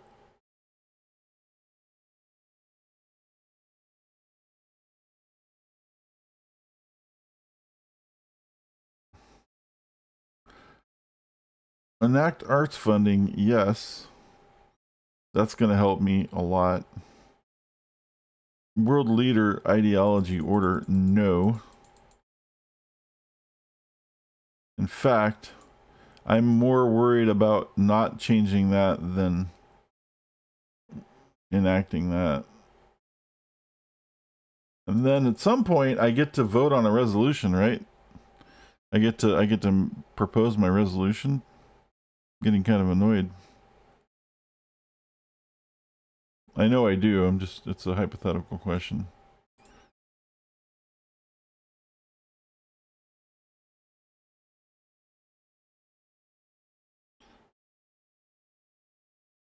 It's just, it doesn't like happen at the same time as other things happens. It's a little weird the way that works.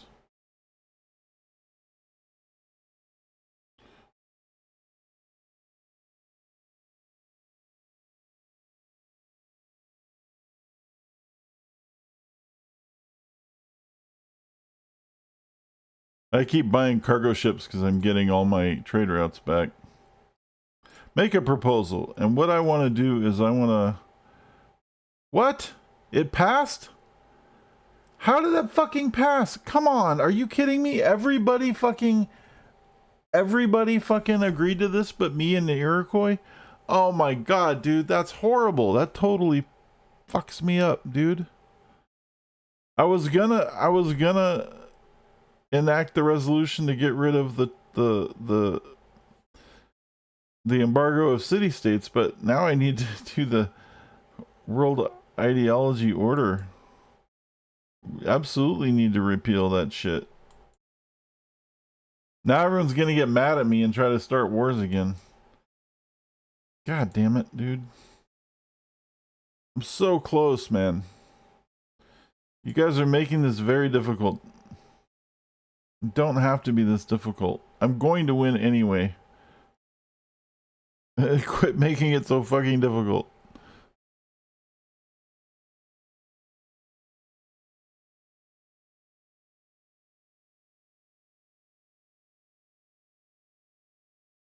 This is a big one right here. This visitor center. Watch this. Boom. Doubled.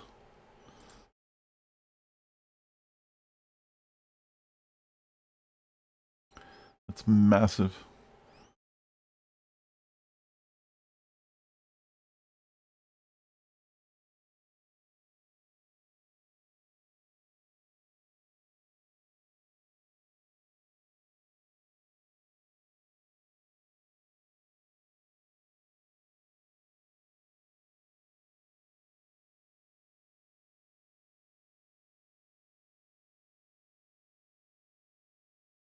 My happiness is fucked, dude.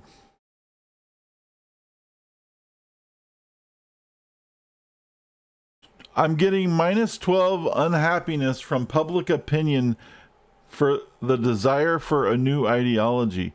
Because what happens is when they force you into the ideology of order, even though you're not an order ideology, that's the penalty for not being in that ideology, is that you lose happiness. It sucks, dude. It's so evil. I hate the UN in the game. I wish you could turn it off. You could turn it off in Civ 4. It just sucks because it dictates more of the game. It takes a lot of the game out of your control, which is part of the game because you're supposed to play like, you know, dealing with the world fucking with you. But like, oh my god, dude, it's just completely like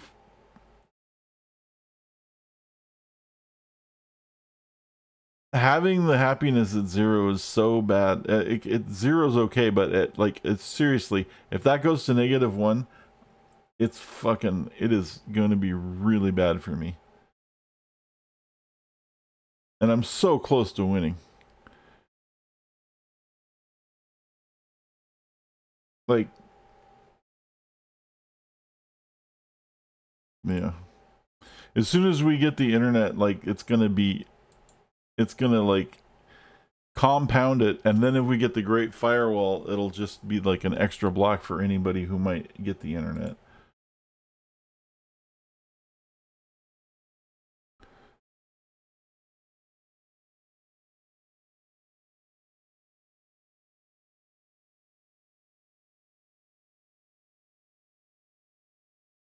God, I wish I could get rid of that.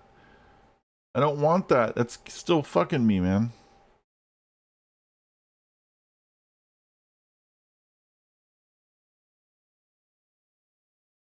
There's like no other happiness thing. Oh, castle brings happiness. There you go. There. There's one happiness.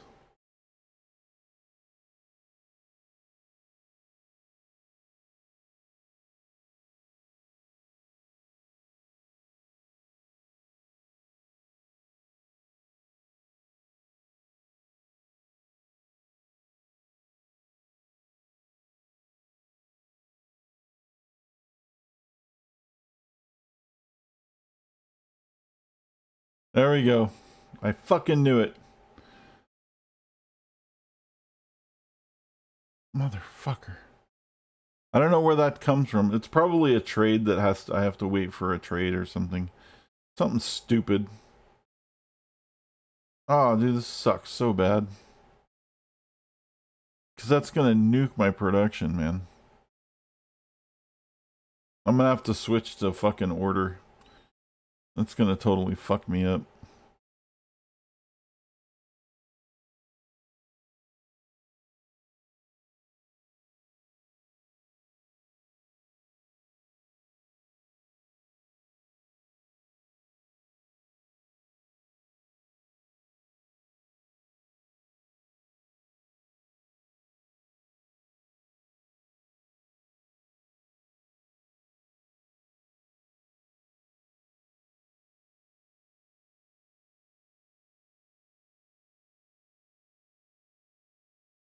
It takes like a long time for those UN resolutions to go through too, so like blah.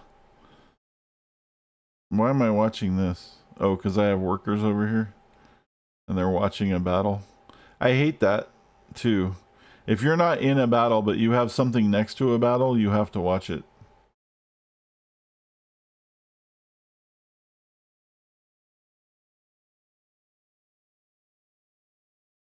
Happiness for each city connection I own connected to the capital. You know what? Guess what? There's a happiness problem. Ha! Back in the Liberty tree, and I don't need these at all. Except that if I do both of those, then I get what? A great person of my choice near the capital? Maybe I will finish the Liberty tree out. I can change my ideology. 2 kerns of anarchy for each of my cities where they will produce no production, gold, science, culture, or faith. It will drop the number of ideological tenants you have from 3 tenants you currently possess in freedom down to 1 tenant in order. However, you will gain 12 public happiness. You may also temporarily lose happiness from freedom tenants that have been lost until you select tenants of the new ideology. No, I do not want to change. I will deal with the minus 12 happiness right now because it's too much of a big hit for me to switch out of freedom. I'm just gonna try to find happiness in other places.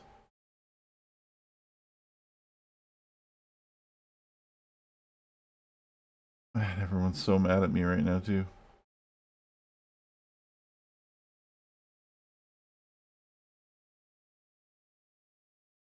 Is anything here happiness?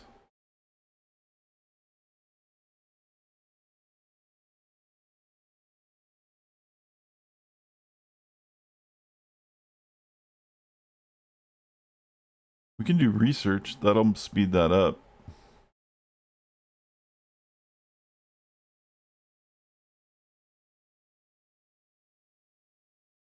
Castle's happiness.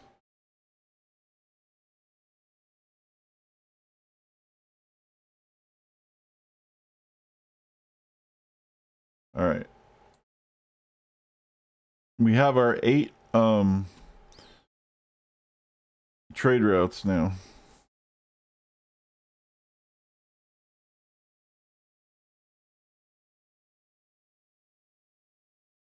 I think what my guys are trying to do is build a railroad all the way to Cordoba. I have them on autopilot. They are. Oh, that's insane.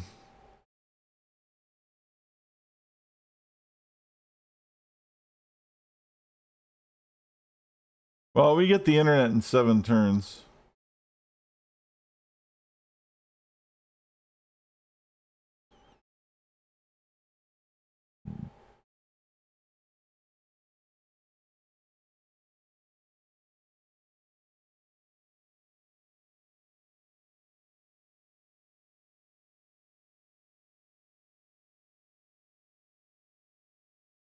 I might delete these workers because what they're trying to do is dumb. And I keep being interrupted by their stupid war. And now I don't have to watch it. How ruthless is that? I just killed 2 workers because they were annoying me. Like, alright, you got enough of that shit. You're dead.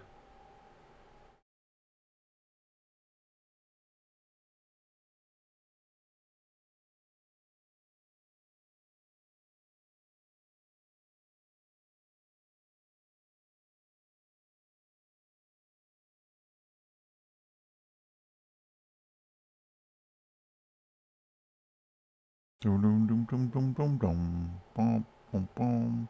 Bum bum bum bum bum bum bum.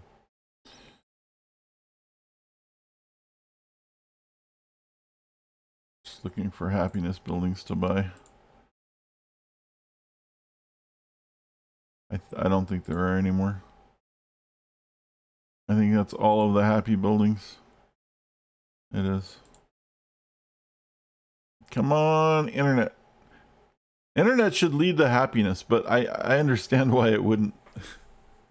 But you get internet porn, right? Yeah, you have to deal with being miserable by people yelling at each other on Twitter, but you also get internet porn. And that's got to make people happy.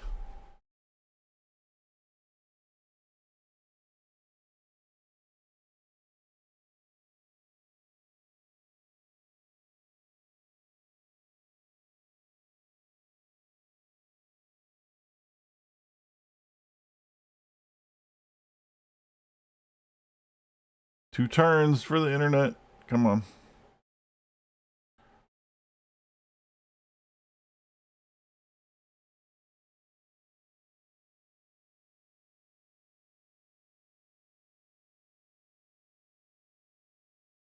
Here it is. The internet.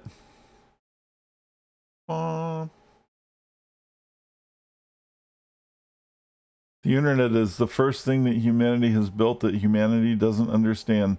The largest experiment in anarchy that we have ever seen, or that we've ever had. That is absolutely 100% correct. No truer statements have been made. I will repeat it for those of you watching on YouTube later and whatever who may have missed it. The internet is the first thing that humanity has built that humanity doesn't understand. The largest experiment in anarchy that we have ever had. Nope. Internet automatically doubles the tourism output of all of your cities, helping you advance toward a cultural victory. It is now 669. That's funny. Is there any other happiness buildings that I can build? Or were we just gonna build nuclear fusion?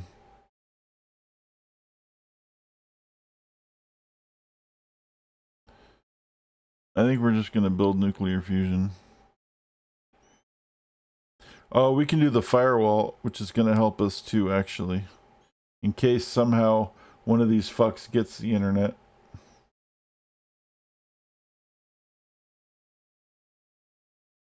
So we'll do combined arms, we'll do the firewall, and then we'll do nuclear fusion. So I can nuke people. I will nuke you into fucking submission. What if, is there something we get to build? Because I'm about to pop a great thing. CN Tower would be good. Oh, happiness. Yeah, okay, hold on. So at 4,500 we'll build an engineer and then we'll finish the CN Tower.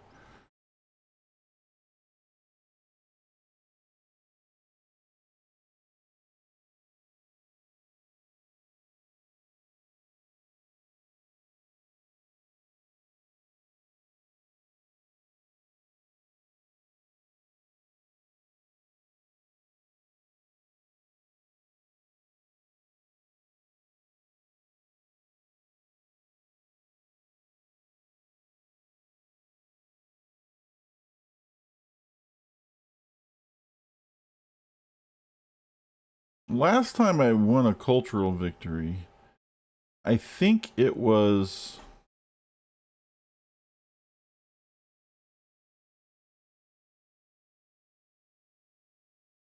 I thought it was Polynesia, actually.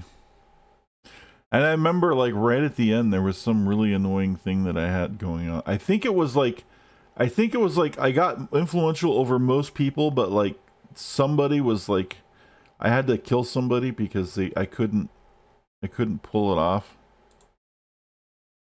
because they were like just sitting there, not budging. But I don't think I got Great Firewall, so Great Firewall will help actually in that regard. But I have to get this combined arms done to do it.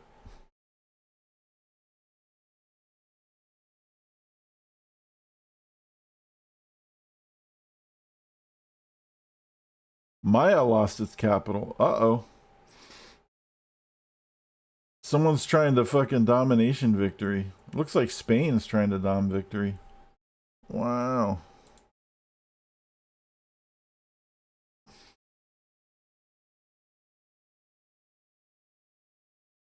Let's check out the other victory conditions. I wasn't paying attention to the other ones. Let's see. Oh. It's Maya. Oh no, it's this guy. I see. Never mind. Damn, he stole the tacos. Other than that, I'm the closest science and cultural victory.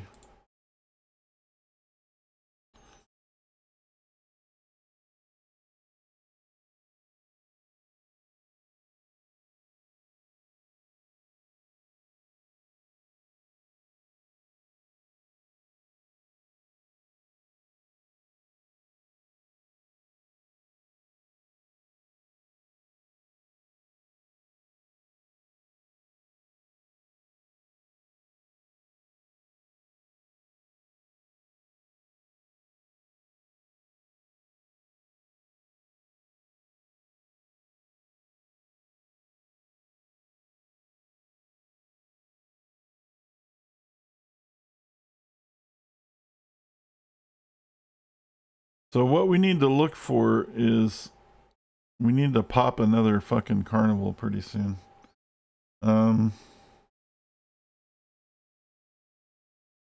Worst case, we can buy another great artist and pop one. But I'd really like to use the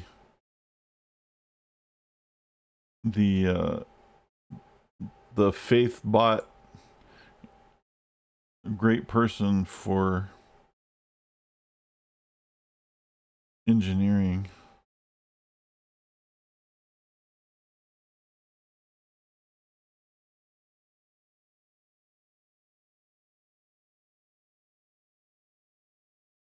I have some money, I can start bribing some people.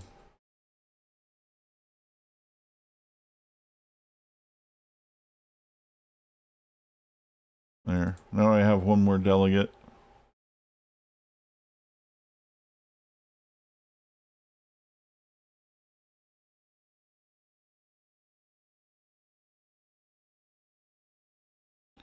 Let's check on our great people production too. How close are we?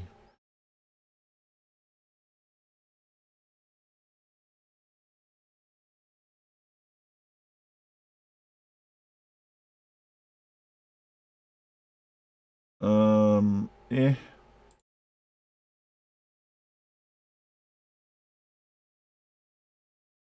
Looks like it's gonna be a while for those guys.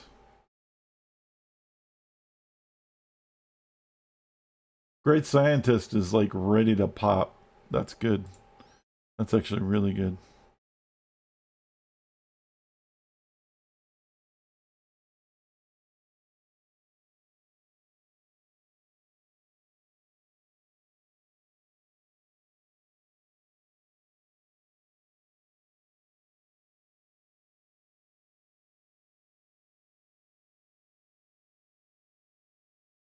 We'll even wait till after combined arms if it pops before then, because we'll have a combination of things happening because we're gonna have enough to buy a great engineer too. So we'll wait till combined arms. We'll pop it on the Great Firewall to get that instantly, and then we'll use the Great Engineer to build something that might have come from either one of those. Maybe the Pentagon or something. Or, I don't know, one of these.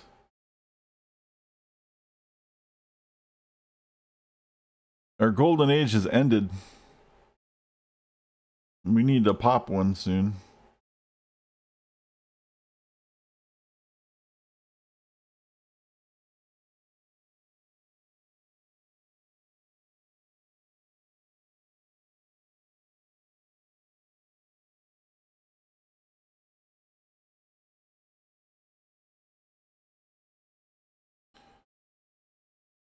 Let's hope my vote passes.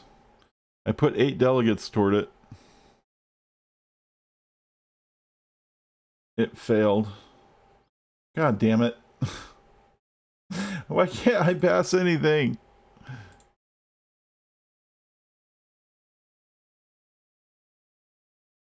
Alright, let's do the embargo city-states this time and we'll repeal that.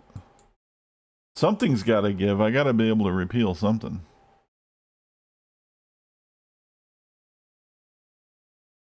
Alright, I think one more really good solid round of Golden Age is gonna do it. But I need to get that popped. So we're kind of planning on that really soon. There's the combined arms. We should have a great scientist any second.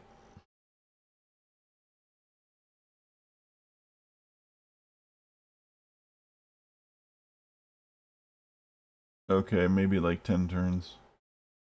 That's not as close as I thought it was. But the CN tower will be done soon.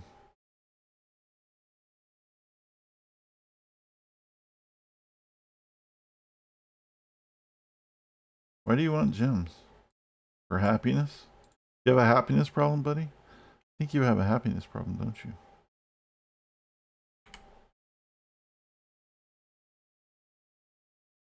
He needs gems because he needs luxury resources because he has a happiness problem. But I have a happiness problem, so maybe I should be trading luxury resources too.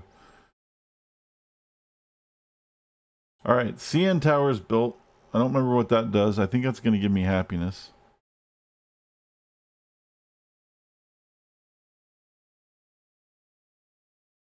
Free broadcast tower in all cities, +1 population in city, and +1 happiness per city.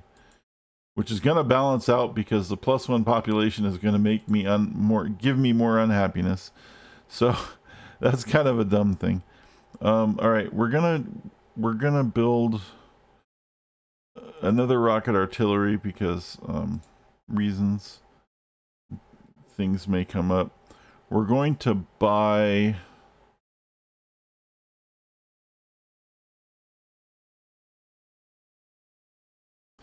I don't need any wonders, man. I was thinking I was going to buy a great engineer, but what the fuck am I going to use it for? So I can buy a great scientist, and then we're going to pop another great scientist. So let's do that. Let's buy a great scientist, pop computers, and then we'll pop another great scientist soon, and then we'll pop that on something else, whatever the next one is. It's weird that I got the internet before computers. Isn't that goofy? That's one of the goofy things in here too. People are like, "How do you get the internet before you get computers?" So great scientist, and then we'll use him to pop computers, which will give us the great firewall, which we'll have to work on. Which is why I need the engineer. So I just did that backward. Anyway, Michael Faraday. Boom, engineers done, or computers done, and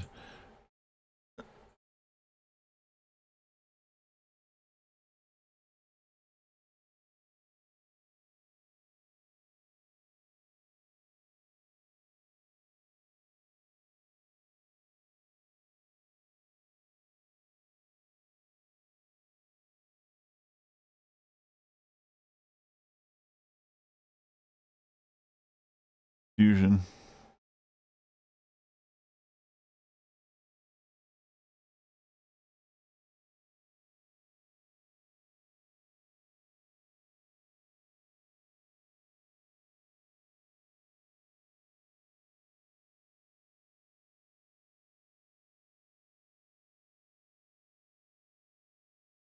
How much is this thing?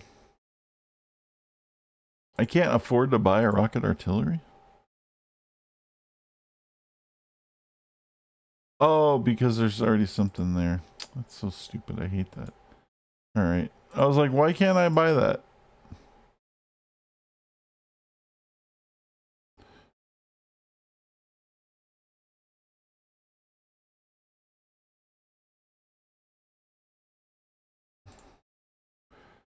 Did somebody already get the Great Firewall, I wonder? Why can't I get the Great Firewall, I wonder? What am I missing? God damn it. Maybe somebody already got it.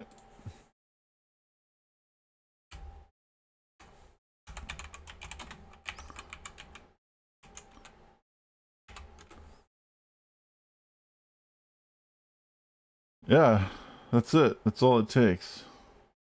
Shit.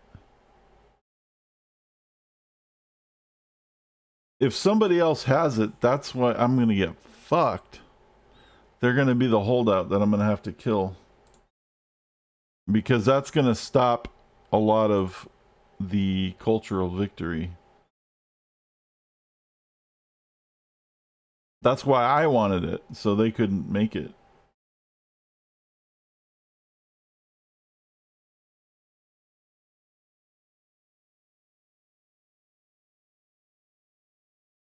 Huh.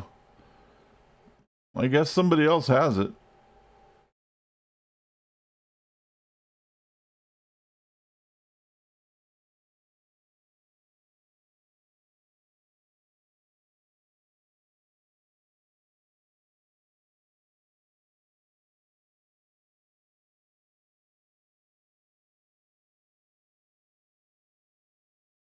Globe Theater, Statue of Zeus, Great Library,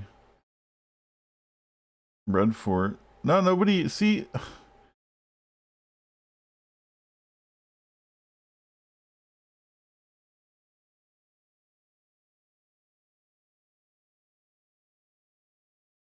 Somebody had to get, like, who?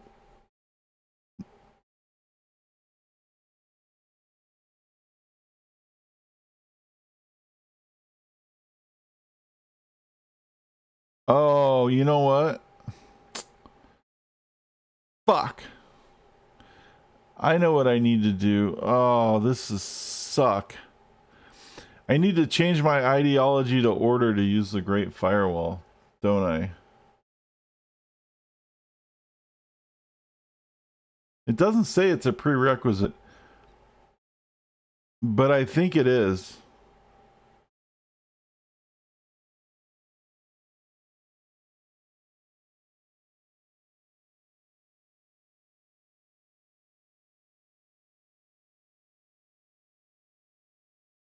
Because I don't know why else I wouldn't have it. Like, I don't even have the option to research it.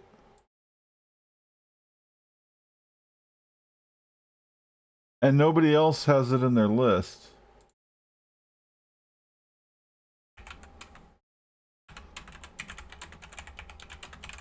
Let me see something. Yeah, no option to build a Great Firewall.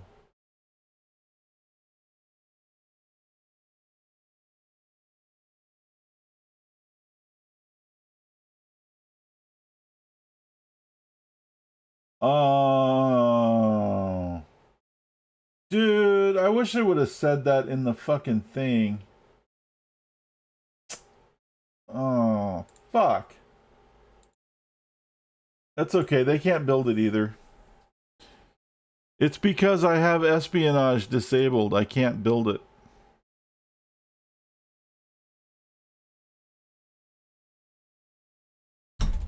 Fuck, I just wasted so much science on that shit, dude.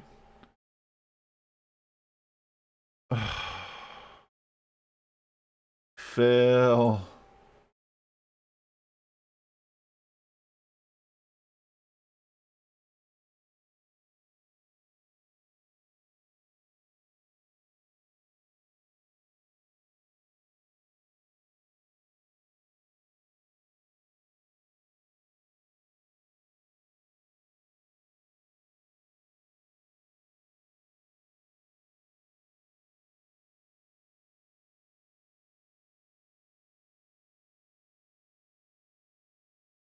Dude, that sucks. I've almost won though. I just need another fucking I need another fucking what's that called? God damn it, I can't even think of the name of it. I need another golden age, but I wouldn't have wasted the fucking stupid faith points on the great scientist. I could have built a great artist and I would have fucking won the game. But I didn't think that I thought that the fucking firewall was like, I didn't realize that it can't be built with espionage on. It changes everything. It's a fucking game changer. I wish I would have known that. I totally wouldn't have built that. I wouldn't have done all that. Like I would have been on a. It's woulda, coulda, shoulda. My fault. It just pisses me off.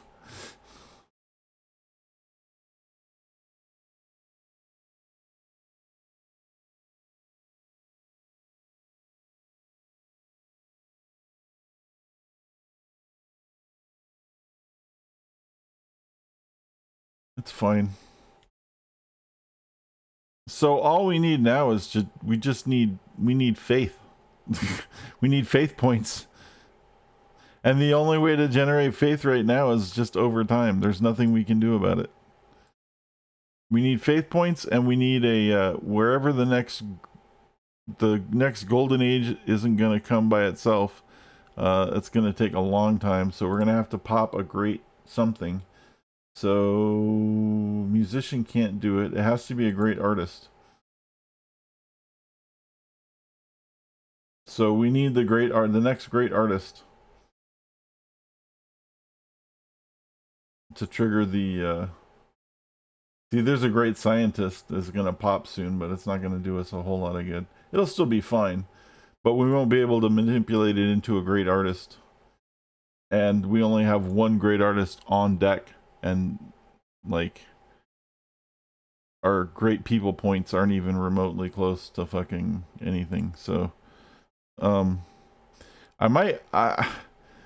so close, but so far away. I might actually just try to, like, there's nothing I can do to change me getting a cultural victory until all I have to do is just keep turns, just keep making turns, just keep, next turn, next turn, next turn. In the meantime, I can also try to go for a scientific victory because there's no other option. There's nothing else to do at this point.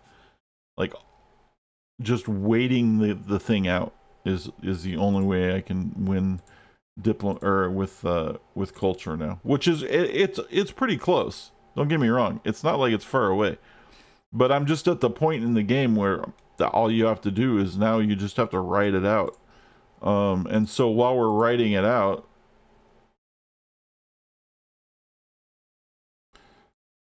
I think that we're just gonna.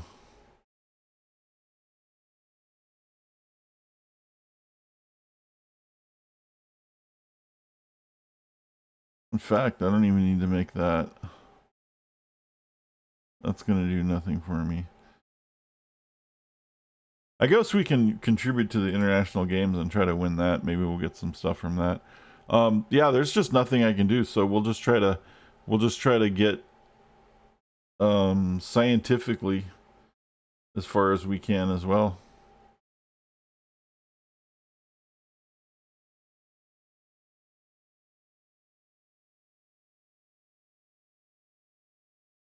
I really would like to nuke Spain again, but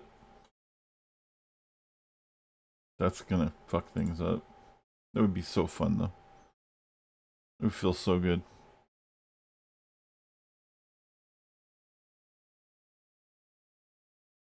There's the great scientist.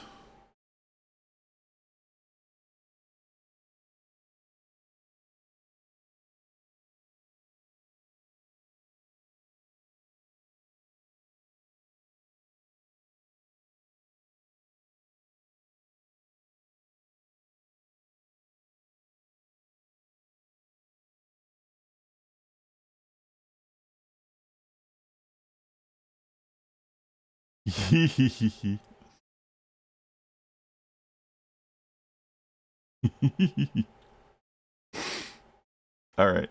You know what?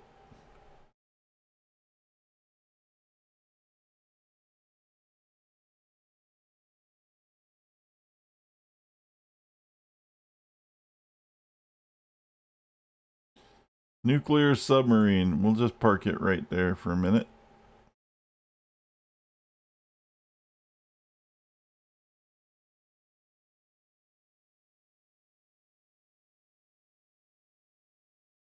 Maybe stationed on aircraft carriers. Requires Manhattan Project and uranium resources. I think this is the bomb carried by the airplane, but then there's also nuclear missiles that you can build. How much is it to build one? To buy one? Oh, I can buy one right now? Oh, shit.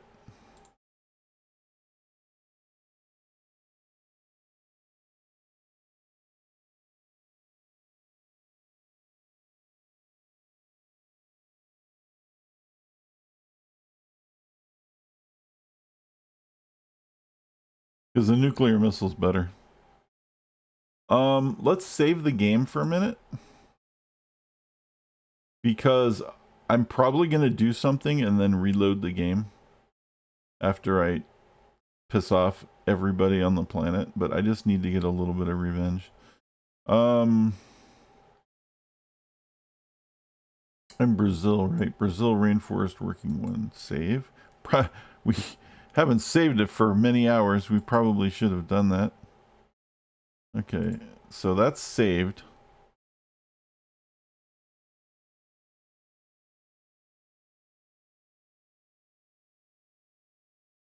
Okay. And we saved it because we're gonna nuke somebody.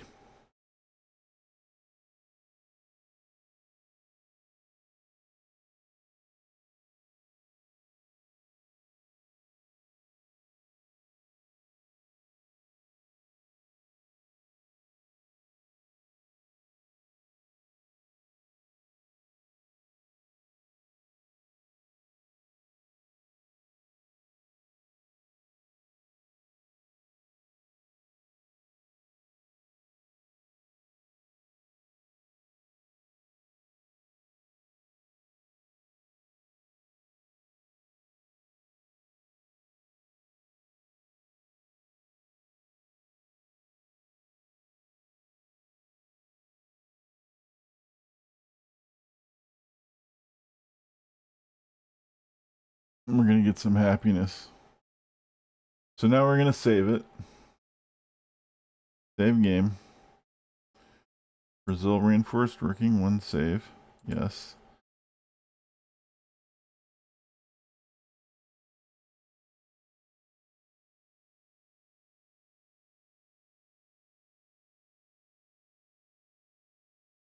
I wonder what the range of this is.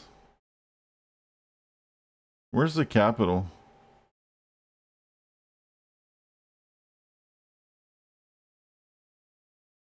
Does she even have her capital anymore? Where's Madrid?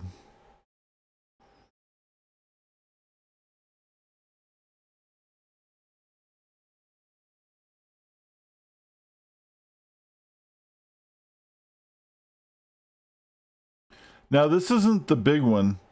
This is the this is like the Hiroshima one. Oh, that's my range. My range is everything in red. Okay, I have to rebase it closer.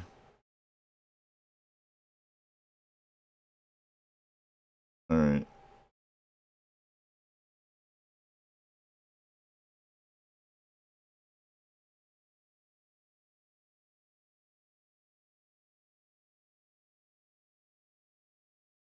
Rebase.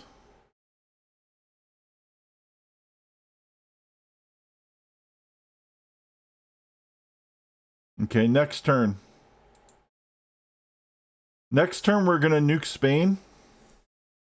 And then I'll reload the game.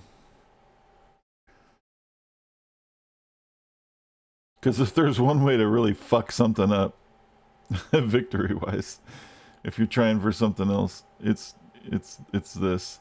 Looks like it's not very. The range is not very big. So let's nuke Valencia. Here we go. 3, 2, 1. Here comes the bomber.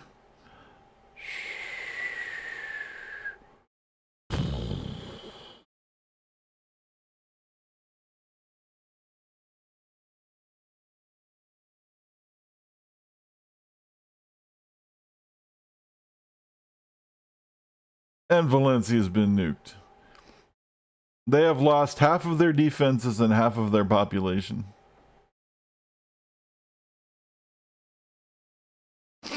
Now,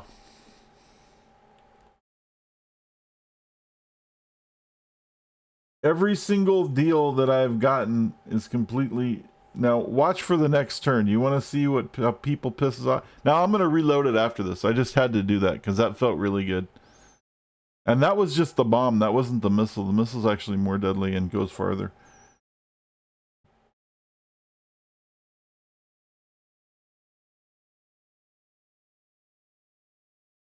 What time is it? Oh, it's 8 o'clock. Jesus Christ.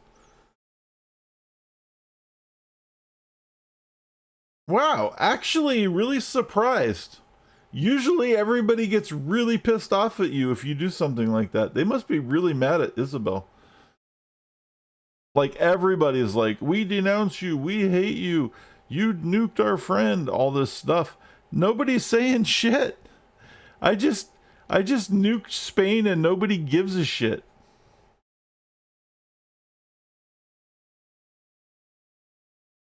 I might play this out a little bit. Because that was fun. Let's do it again. $3,500. All right, we can do that.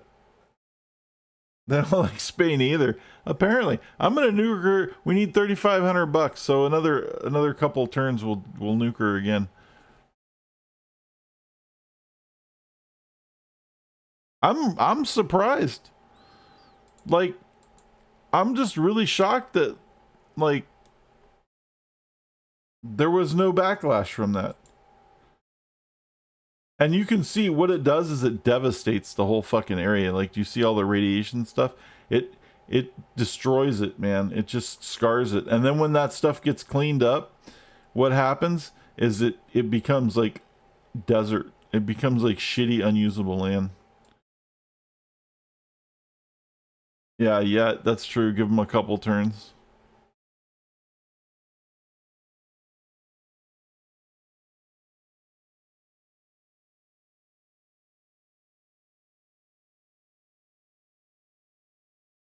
All right, next turn I should be able to build it or to buy one, and the turn after that we can send our second nuke. Maybe it's like the stealing the workers, where the first one's free and then the second one they get really mad. Ooh, I got another free social policy. Oh, that's score. I didn't think I'd be able to get another one.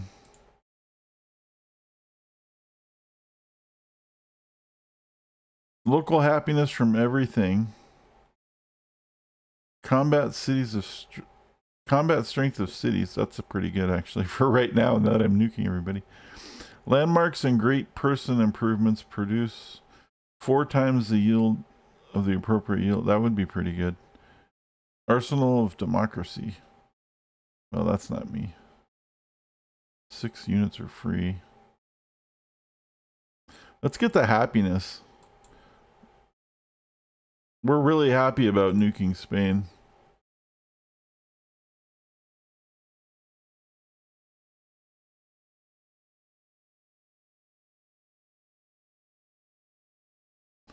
I guess we should build a bomb shelter just in case there's some retaliation. Okay, next turn we're going to nuke Spain again.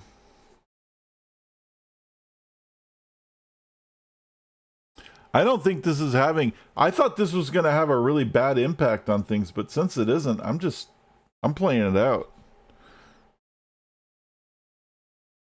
I'm fine.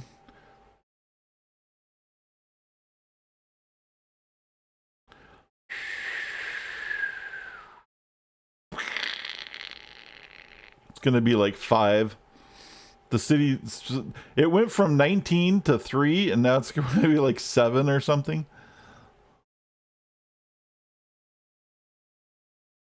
7. We're going to wipe this city off the fucking map. And nobody cares. Well, like I said, we'll see. Usually, like I said, the first bombing is usually free. Kind of like when you steal the first worker, nobody cares. But when you steal the second one, they get really mad. Maybe that's the case with this. I don't know.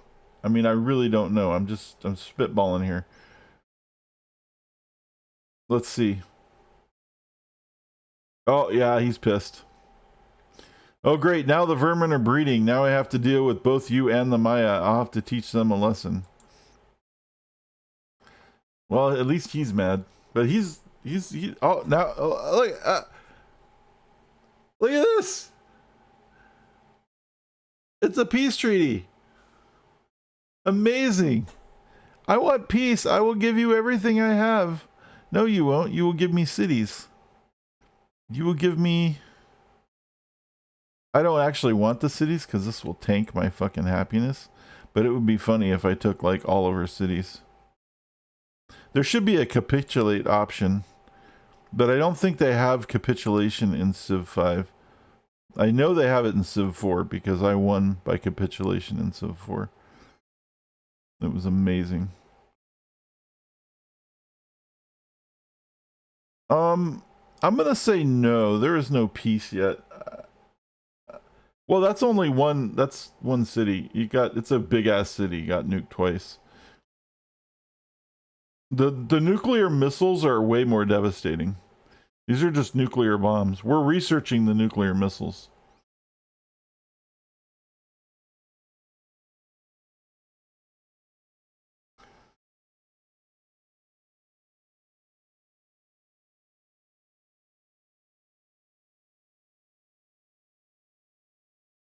An enemy is near. Oh, here she comes. Now she's bringing in the artillery to Cordoba. She's like, well, all we can do is attack Cordoba. Oh, guess what? She just lost that too. Oh, so sad. You know what I could do? Oh my god. We'll buy the next one at Cordoba. And then we'll just nuke this. We'll nuke Barcelona. We'll just teach these guys a lesson. We're like, we're going to teach you a lesson on why you don't give me a free... oh, I can't because it's a puppet. Oh, but I can annex it. And then I have to wait 10 turns. And then it's my city. But then I lose a lot of happiness. But then I could nuke her from Cordoba. And that would be hilarious. I don't know. Maybe. I mean, I can bring in people. Maybe I can rebase. If I can rebase to Cordoba, that's a game changer. We'll have to see about that. That would be some absolutely beautiful fucking irony right there. That would be like karmic on a whole new level. I don't want your fucking borders. Actually, I do want your borders. Give me your borders back. I forgot about that. In fact, we'll do borders. We'll give you borders just because I'm a nice guy. And we're gonna try for 6 money though, because I want more money. No? Let's try 5. No. Okay, you offered 4, and I'm just throwing in my borders. Good. I'm throwing in the borders because you get a border bonus on your victory conditions. Oh, I've already beat him. Never mind. So I've beaten the Aztecs, the Maya, the Iroquois, and the Inca in cultural victory. Portugal's close. Spain's really close. The tough one is the Shoshone, but I need another golden age to do it, and then that'll just put me right over the top, and we'll win in a couple turns as soon as I can get that golden age. But I need to get really lucky and get like a great artist to spawn.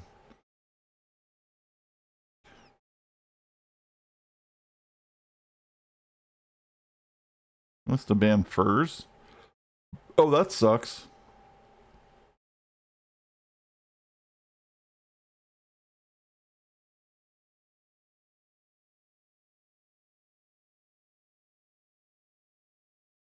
I'm actually gonna buy another cargo ship, even though I'm saving up for a nuke, because that'll help generate more per turn.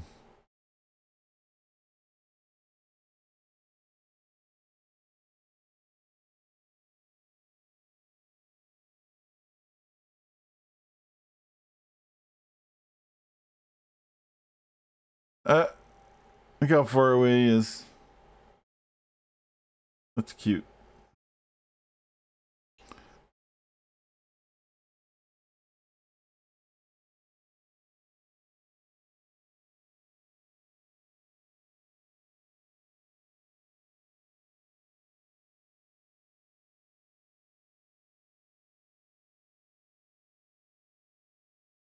I really, really need that golden age, man. That like I said, the golden age, we'd probably be one already if we had a golden age like 10 turns ago or something. Maybe not. We'd still have to deal with Shoshone, but everybody else would be done. But then we could be just nuking Shoshone into submission.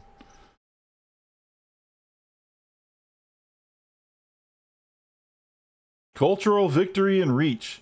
Your cultural only needs to become influential with 2 more civilizations to win a cultural victory. Look at that. Yep. Spain and Shoshone. See?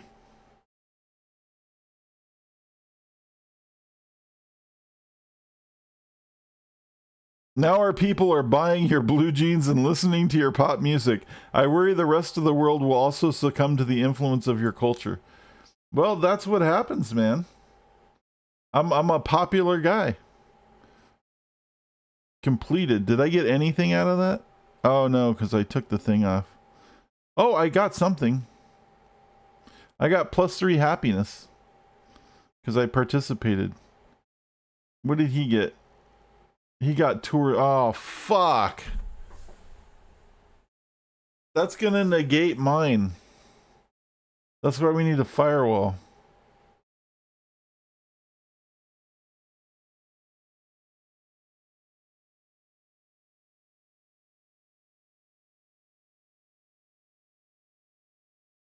Alright.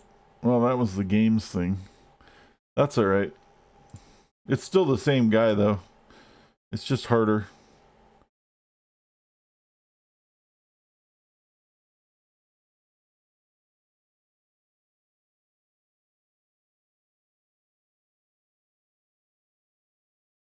Let me see something. How much money do I have?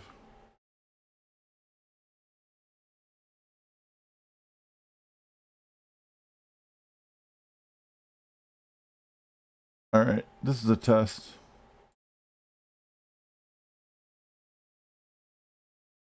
I guess you have to have the delegates before the thing. Alright. You have to have the city-states before the thing. Anyway, we're trying to get rid of the city-state embargoes so we can actually enjoy them. That's a really stupid thing. Like, I don't know why anybody would want to do that.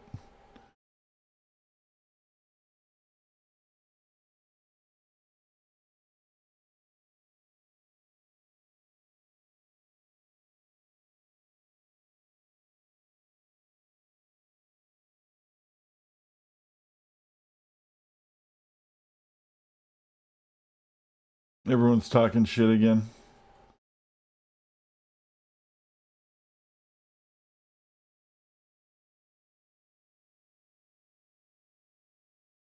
God damn it. It didn't pass. Hey, if I had 8 delegates, why did I only get 6? And they banned my furs. Oh, you fucking pieces of shit. This is not working. I'm getting pissed about this. Embargo city-states. Commit proposal. I am not doing well with diplomacy, I'll tell you that. It doesn't help that I've been nuking people. Obviously. You would think, though, that would be like, oh, shit.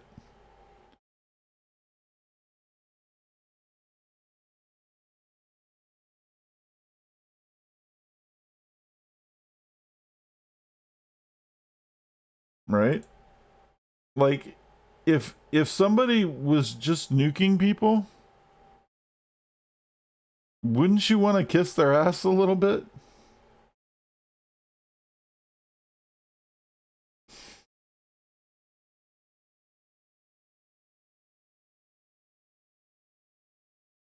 Look at all this stuff she wants. I should make peace with her so that I can focus my attention on the other, because I've already beaten her, basically. And I'd rather finish this game. And then we'll focus our nuclear attention on this guy, because we might have to nuke this guy.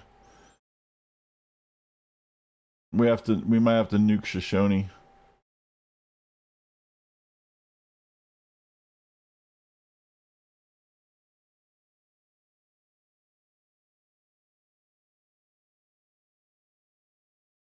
Spain is trying. I know.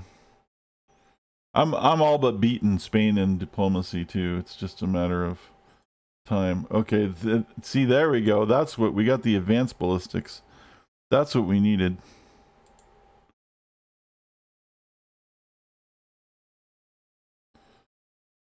Because now we can make ICBMs.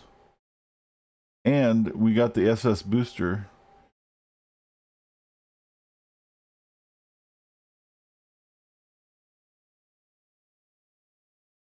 Where's the thing that starts the project? Oh, I already started the project, the Apollo project, right?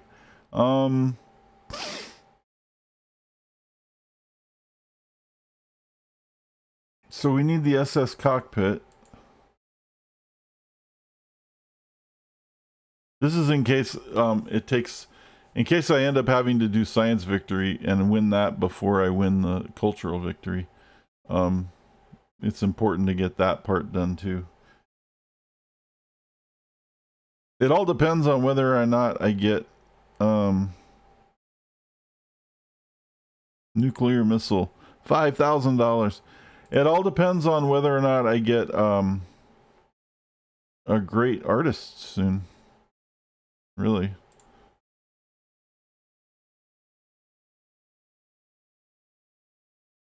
It's 3,000 faith. Or if I get that if I end up getting a fucking golden age from somewhere else that I have not expected.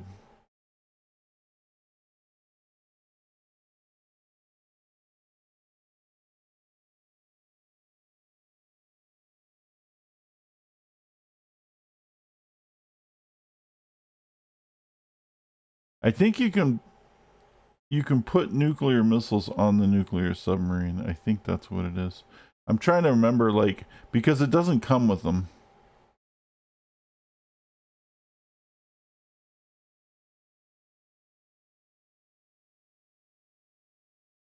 Let me see here. Let me save this.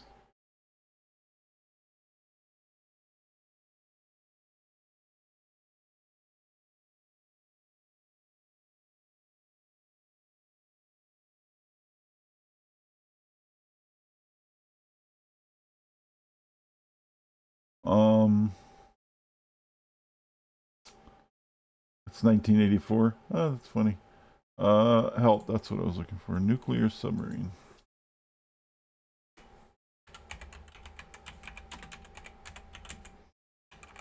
Oh, you know what? It's probably a submarine that runs on nuclear power. Right? But doesn't carry nukes. But the thing is nuclear, but all submarines that run on nuclear power also carry nukes. So yeah, okay, can carry 2 missiles and is specialized in attacking Navy units. But I think it's just not nuclear missiles, but the cruise missiles or whatever. Because you can make missiles that aren't nuclear missiles, guided missiles. I think it carries 2 guided missiles. It doesn't carry nuclear missiles. I remember there being a thing where you couldn't launch nukes from. It's Civ 4 that you could have launched tactical nukes from submarines. And I don't think you can launch them from Civ 5. I think that's the thing. And the reason they're called nuclear submarines is because they run on nuclear power. Not because they have nuclear weapons on them. So, in that case, we should just put it on auto explore. Although, we're going to reveal the entire map in a couple turns. Because we're also going to, when we create the SS cockpit, we're also getting the Hubble Space Telescope, which gives us 2 free great scientists, which we're going to go pop, pop, provides a free spaceship factory in the city which it's built, and production when producing spaceship parts. So we're going to try to do the Hubble Space Telescope, because that's going to make it a lot quicker to get to Alpha Centauri if we have to, as our second thing. And it also reveals the whole map. But I really want to win the culture victory.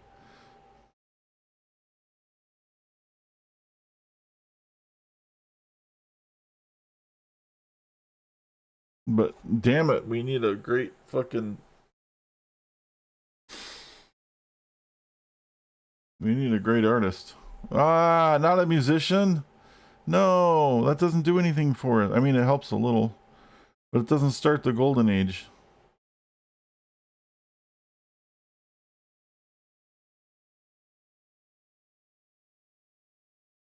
The closest great artist is right there. The great writer doesn't do it.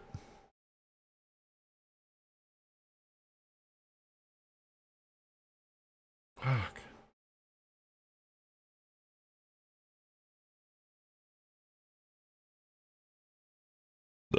Excuse me. Otherwise, we just have to keep trying to get golden age points. But you just do that based on things that produces gold, and we already have all of that. So it's just, you know.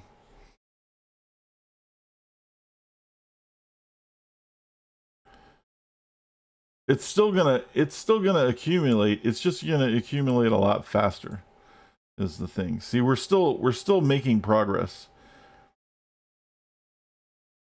We need 9.4% for Spain and like 33% for Shoshone.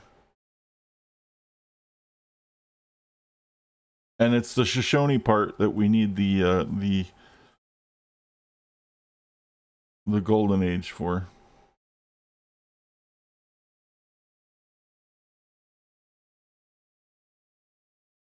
I could try something to speed up progress. I've done this before, but it's really hard if you have to stop it. It gets really annoying. And that is to turn on auto turns. Do I want to pop this? 10,000.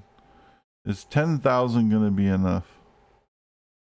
10,000 will be enough to do something, but I don't know if there's even anything worth doing.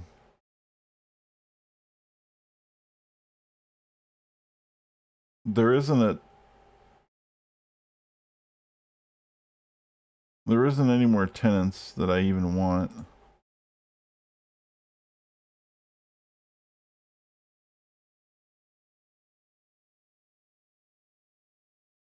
Two of these won't start a golden age. It will give a great person of my choice, though.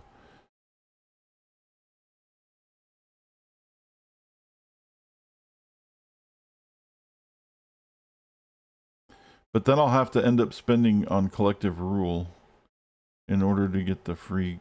Well, it's worth it. This is my only other option. So we'll go ahead and do that. We'll write the treatise. That should give us enough social points.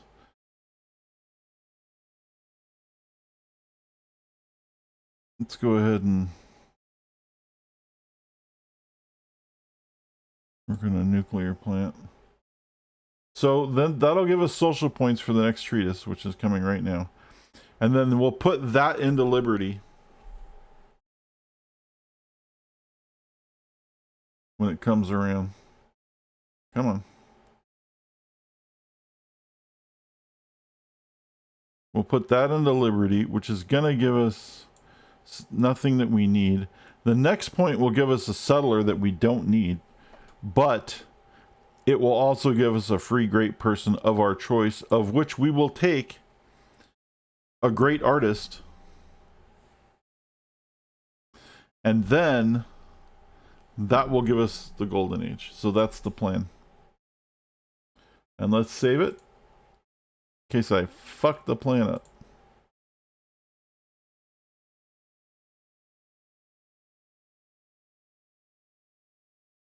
So now all we need is all the rest of the culture things that we have, we need to spend on culture.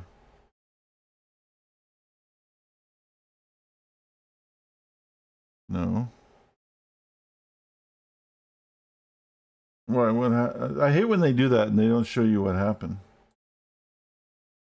One of my units got like tried to cross into some other unit. It shouldn't automatically create war. The other thing. Oh yeah. So what was I talking about before that? I was talking about putting that shit on automatic turns.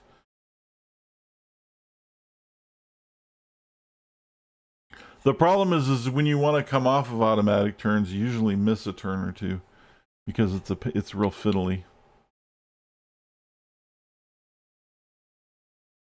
Okay, watch this. I know I can't. Oh wait, I can't. Damn it.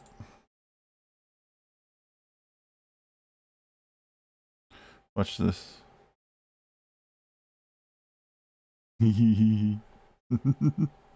I can't do it. I can't do it because we're still in a peace fire. But as soon as the peace treaty with Spain is over, I'm gonna nuke them with a real missile.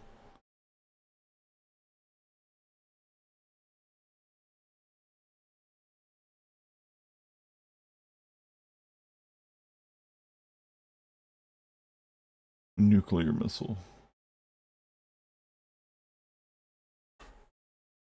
But we have to wait until the peace treaty is over. It won't let us do it before then.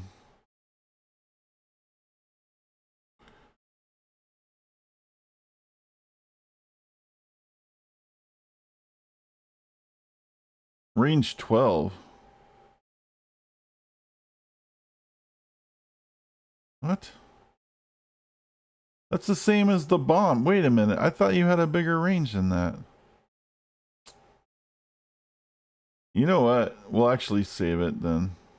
I thought I could go across the map with it. They changed. That's right. They did change this in Civ. This was one of the disappointing things in Civ 5. That's right.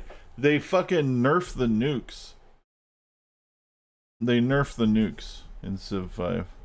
Because you used to be able to do like, it was an ICBM in Civ 4, and you could do like across the entire map with an ICBM. It's an intercontinental ballistic missile, and this is just nuclear missiles. This is more powerful and a little bit more range. So we'll still have to rebase. Rebase 24. We could rebase to Cordoba though. So let's do that real quick.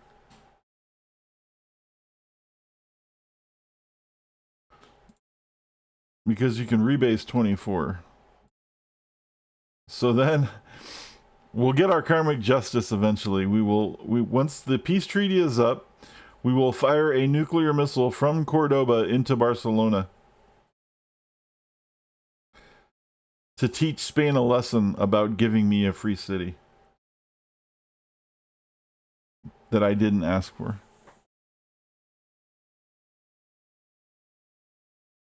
How's that for some fucking vindictiveness?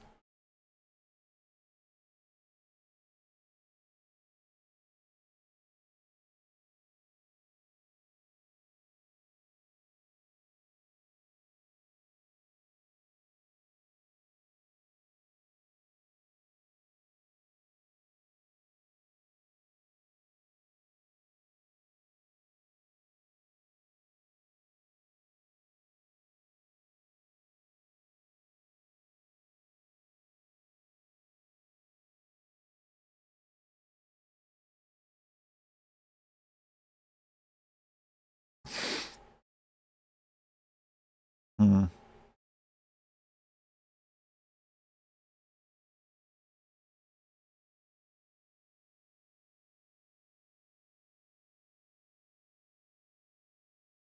We're just chugging along here trying to get this to the end.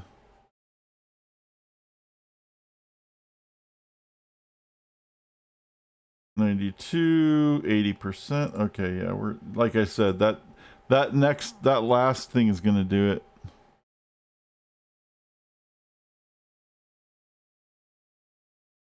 That next golden age, because what it does is basically it's gonna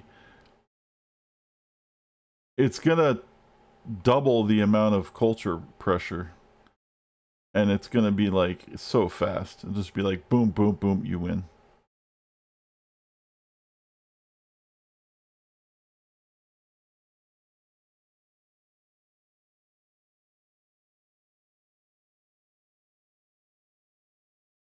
Isabella's declared war on Hiawatha. See, she's declaring war on anybody. Am I still at, is there still a peace treaty? We'll check. Sometimes it doesn't tell you, or you miss it. We'll go ahead and build another nuclear missile while we're here, because we got nothing better to do. Diplomacy overview. Spain.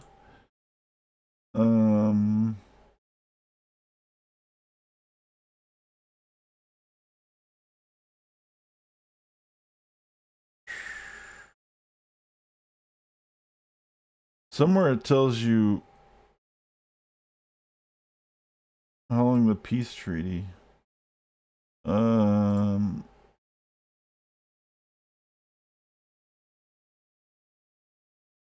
Denounce, backstab you at war, backstab you. Deals.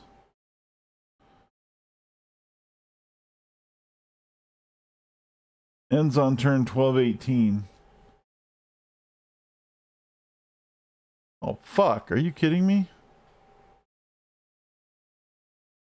That's not a peace deal, right? Oh my god. Are you kidding me? It's a 90 turn peace deal? Fuck. God damn it. Why did I do that? Maybe we'll be... Well, that's okay. We'll just save the nukes for fucking... For home slice over here. We might have to nuke this guy into submission at some point. If he's missing a couple of cities, it's easier to influence him.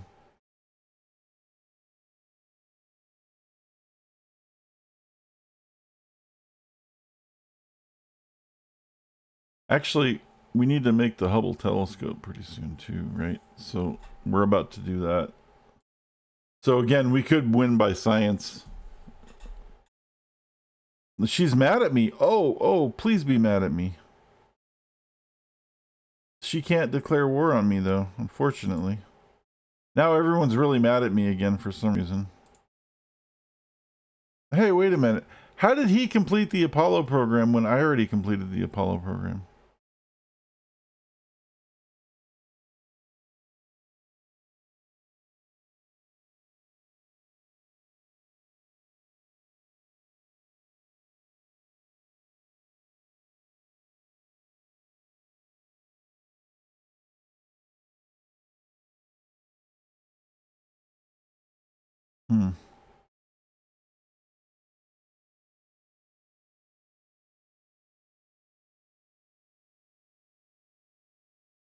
Okay, the spaceship factory is going to be made for free.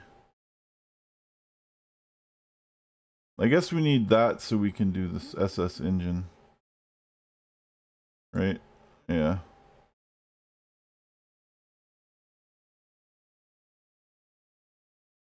So I guess he did the Apollo program too or something. We're going to do the Hubble Space Telescope. Yeah, everyone's just randomly mad at me at like weird times. Maybe one of my proposals went through. Is that what it was? They're probably mad at me because some proposal went through. And I didn't pay attention to it.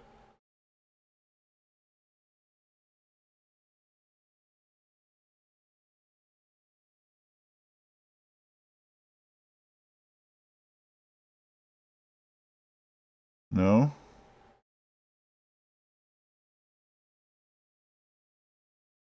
Couple of turns. Maybe they're just getting mad at me preemptively. before we vote.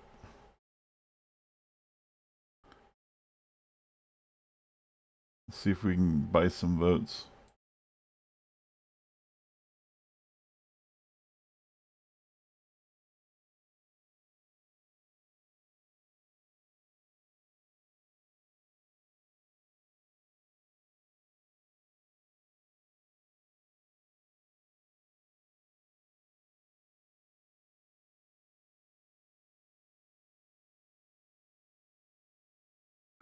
Hiawatha has entered the atomic era. It's 1990. What a great year.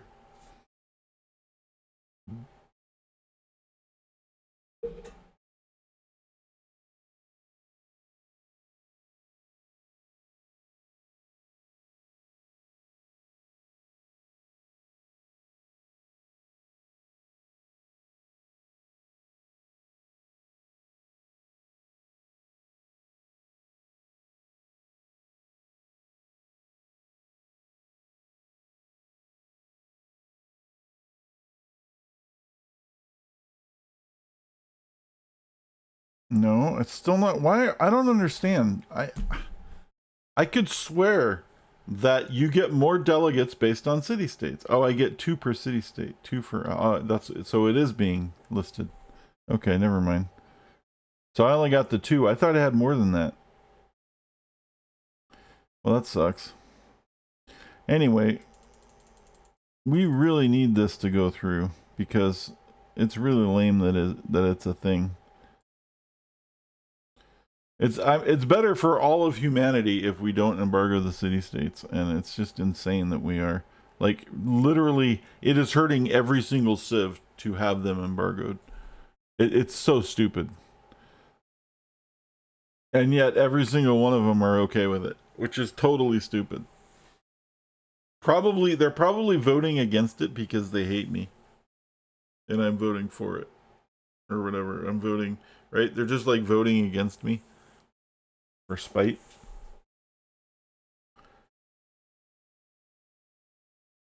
And both repeals were not passed. You guys are so stupid.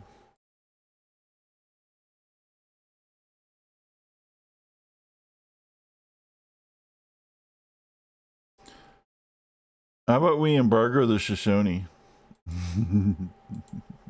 I'm such a shit star. I'm starting so much shit, dude. I am starting so much shit. But people might like me for that. Because the Shoshone are assholes. Not everybody hates me for that. Come on. Shoshone's the one fucking you all over, dude. You guys are just kissing ass.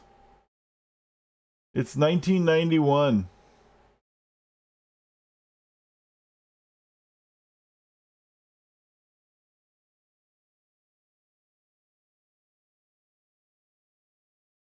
The Great Merchant. Well, that's not going to do me any good.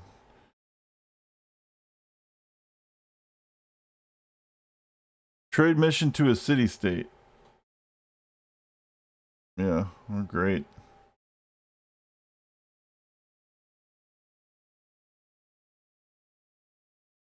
For like no money.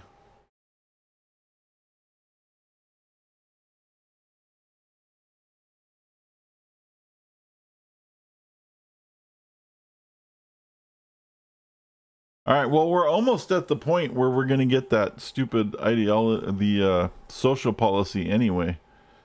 So that's fine. Like, I thought we would get more faith before then, but it looks like we're probably going to get that social policy that's going to trigger it before we get the faith, or before we get a someone else to trigger the thing. Either way, I don't care, because the social policy will give us a great artist, which will give us the golden age.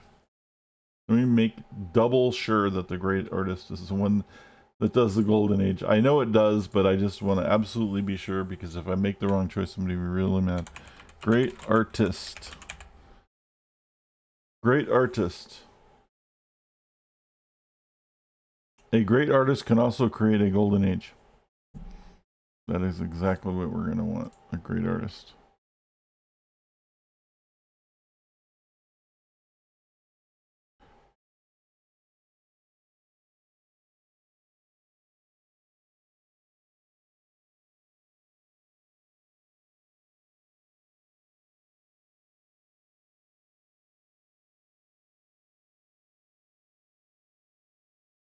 Hmm.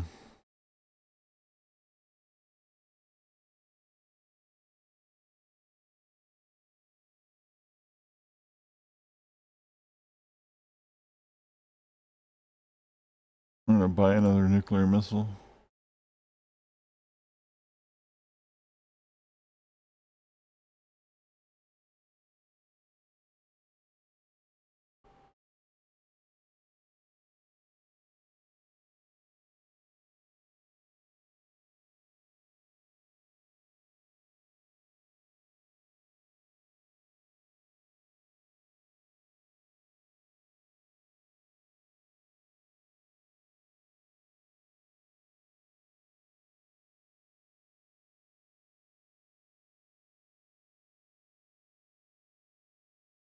All right, here we go.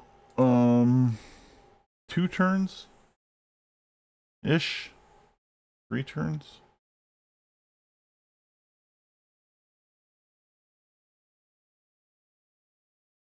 All right, before we pop it, I'm curious. How close are we? 97 with Spain, 84 on Shoshone. Oh yeah, we got this, guys. All right, so we're gonna pop the social right now. That's gonna give us a great artist, because collective rule. We get to pick a great artist. Great artist starts Golden Age for 32 turns. Why only 32? What happened to the 50 something? Did I lose some stuff? Stuff must have got outdated. Sometimes World Wonder is obsolete and they lose their powers. The settler we're gonna kill. We don't want another settler. That was just, we only did the social policy for the great artist so we can pop the carnival. Now we're at 7 something, right? And a couple more turns and this is going to be tremendous. We're gonna end up needing only one more really soon. And that's gonna be Homercles. 98.1 with Spain, 85 with Shoshone.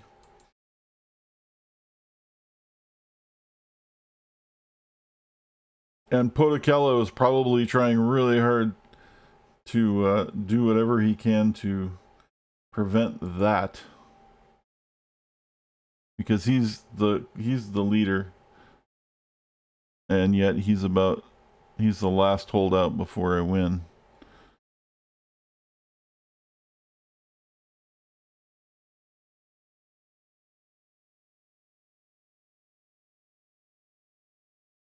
He might even be an asshole and declare war on me, but I have nukes, and that would be really bad for him to do that.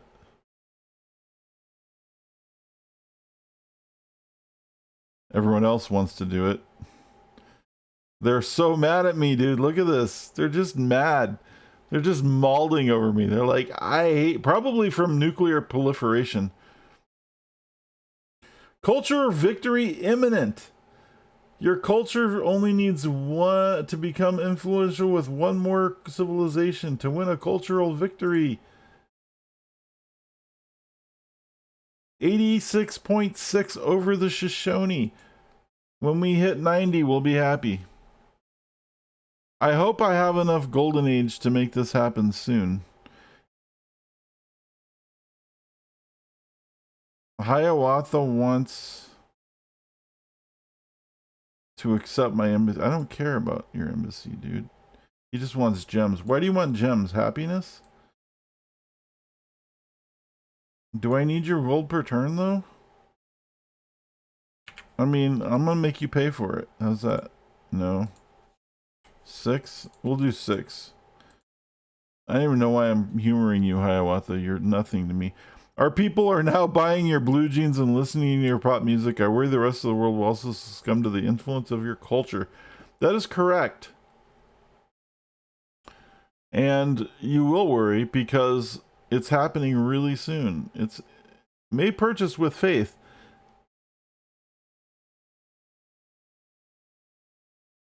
Oh, the profit. Yeah, I don't need the profit anymore. We're done with that.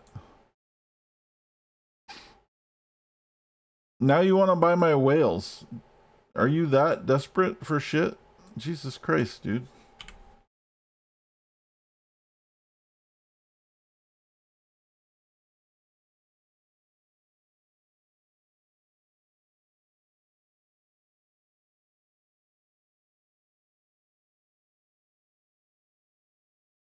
Now we can use some more just great artists and stuff so we can just pile onto the tourism. We got a free mobile Sam gifted by somebody. People are giving us shit now. They're just like, here, have some free shit.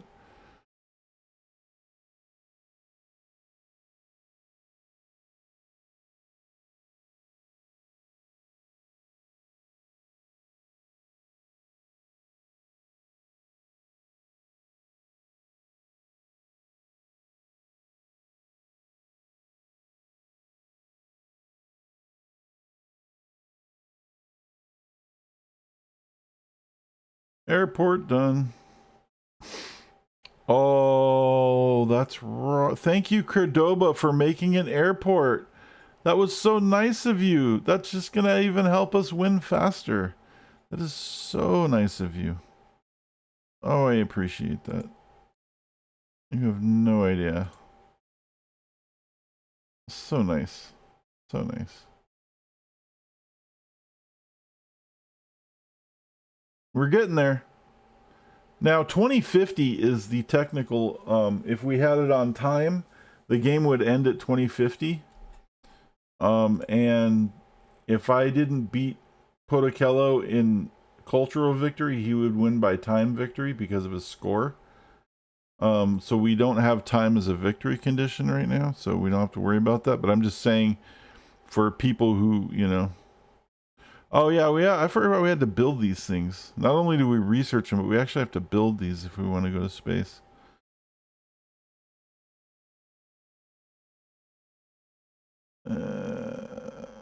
We're not going to need to, but I'll go ahead and build them anyway.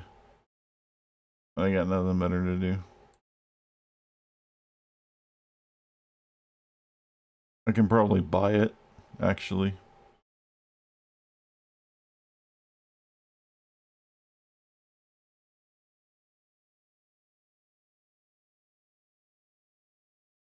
I guess you can't. They probably do that on purpose. You can't buy it so that you have to go through the... You have to at least produce the winning victories. Like 58 turns. Yeah, that's not going to happen. Anyway, let's see where we are.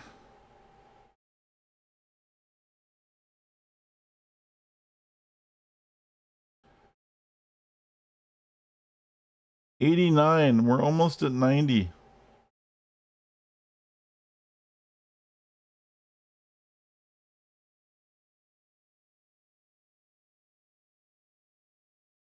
It's clear that you are a wise and mighty ruler. I ask that you might also be compassionate toward those like myself who are weak.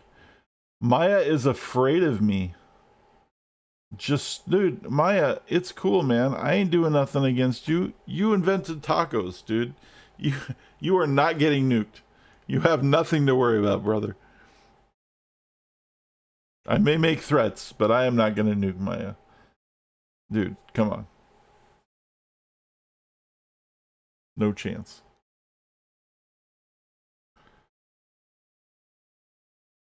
We're just writing this out at this point. Any kind of like great person that we get, we can turn into culture. That's going to help speed it up. But pretty much nothing at this point matters. We're just going to keep building like nuclear bombs and shit just in case something pops off and we need to get a little vengeance. We might even right before we win, we might even nuke Spain just for principle. 2 free great scientists appear in the city where the wonder was built. Okay. Well, we might as well get particle physics done. And the next turn we'll do something else. But it won't matter.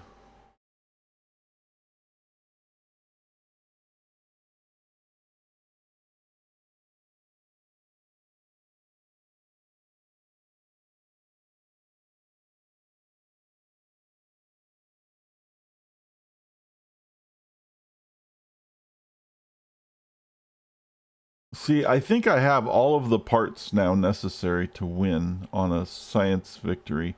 I just need a bunch of great engineers to help me build them faster. Because I don't have shit for production, but I have all the parts. I think. Is there anything else I need? I think I automatically get the spaceship factory.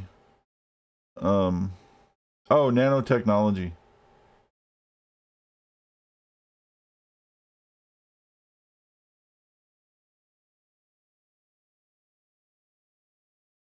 What's globalization do?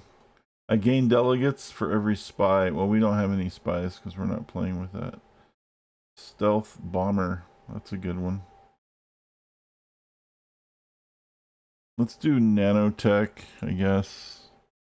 Robotics.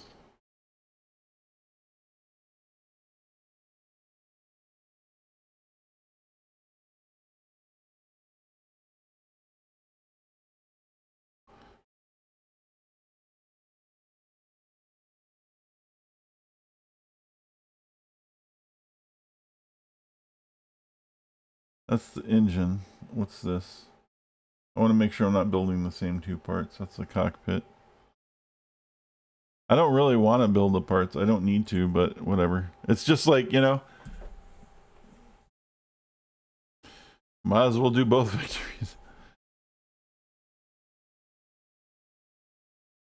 Robotics. It's important for the space race. Robotics allows you to build the spaceship factory, a building which speeds the construction of spaceship parts. Oh, really? Okay. I didn't know that. Yeah, but I thought I already got the spaceship factory because of the Hubble telescope. And I think I did, which is why I don't have to build a spaceship factory. Okay. 23. That's only 44 because that place sucks at building stuff. I should actually change this because this place sucks at building shit. Let's put this guy on something like a bomb. And these guys have way more production. And put them on the cockpit. So this is the engine. That's the cockpit. And this is like the booster there. So worst case, if it takes too long, we'll still have won the game in like 50 turns or something. XCOM. Oh, I can build XCOM. XCOM squad. Futuristic infantry skilled at dropping into danger from across the world. Squad can move and pillage after landing, but cannot enter combat until the following turn. Strength 100.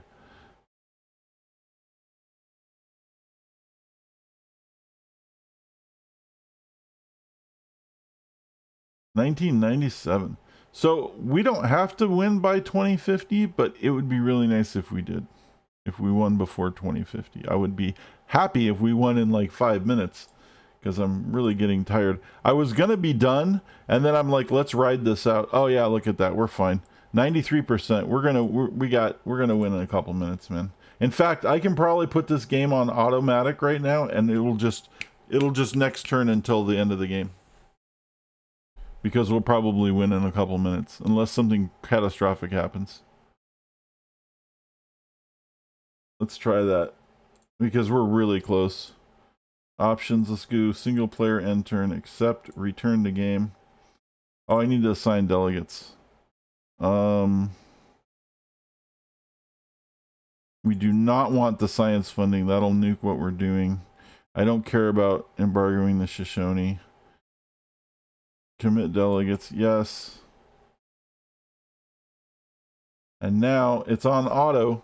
So what's going to happen is it's just going to, when it ends, it's going to keep going. It's going to keep automatically pressing next turn unless something that needs my attention comes into place, which is right now. So enact science funding was passed, you fucking pieces of shit. They keep fucking delaying my win just by like little annoying fucking paper cuts. Shoshone was not, I don't care. That is annoying, dude. It's not going to change anything, but like it just, now the great people generation is just slower again. It's just so stupid. Anyway.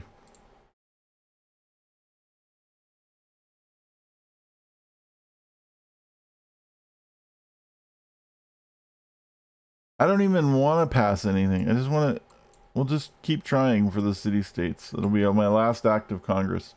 All right. Anyway, we're probably going to win in a couple turns, but if the carnival lasts 10 turns, maybe hopefully we'll win by then. Because if not, I don't know. It may take longer if we don't win by the end of carnival, because it's going to be half the rate. And then oh, there's a great artist. Okay. You know what? Good. Another golden age. Now carnival's extended to 40. We've got this in the bag. Now it's a formality. I'm glad I managed to get this in basically 2 videos, because this is a marathon cultural victory in 2 videos. The one I started yesterday and then this one.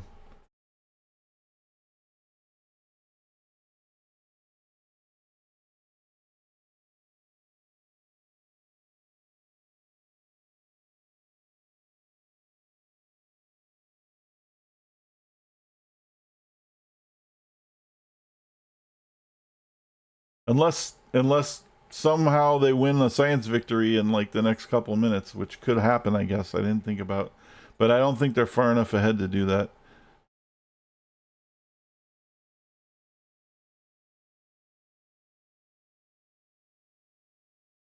See how it's just rolling? Like next turn, it's just going. If you turn that on, that's what happens. It just keeps going until something needs your attention, then it stops. When you have everything set up like that, it's good to just do that because it goes faster. You don't have to fuss with a bunch of shit.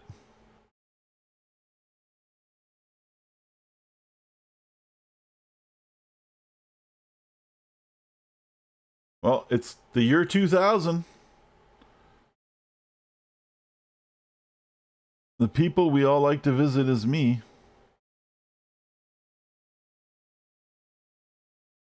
2001.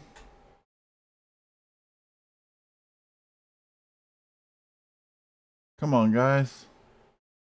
How close are we?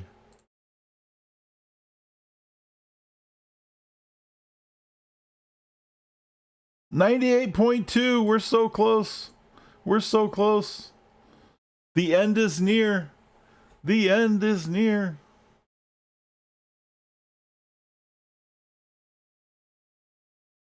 Boom, boom. And we might actually get our next social policy right before we finish. Which is hilarious because I have no idea what I would spend it on. Like literally nothing.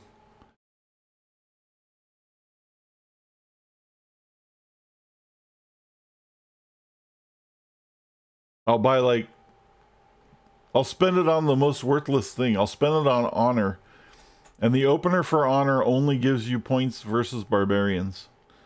It's literally the only thing it does, which would be completely pointless. This is just me rubbing my nose in the face of the game for the little being snide right before the victory. So here it is. This is just there. Just to be completely worthless.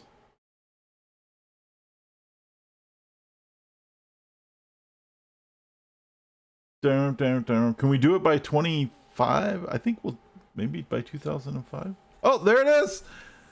We have achieved victory through the awesome power of your culture, your civilization's greatness, the magnificence of its monuments, and the power of its artists have astounded the world.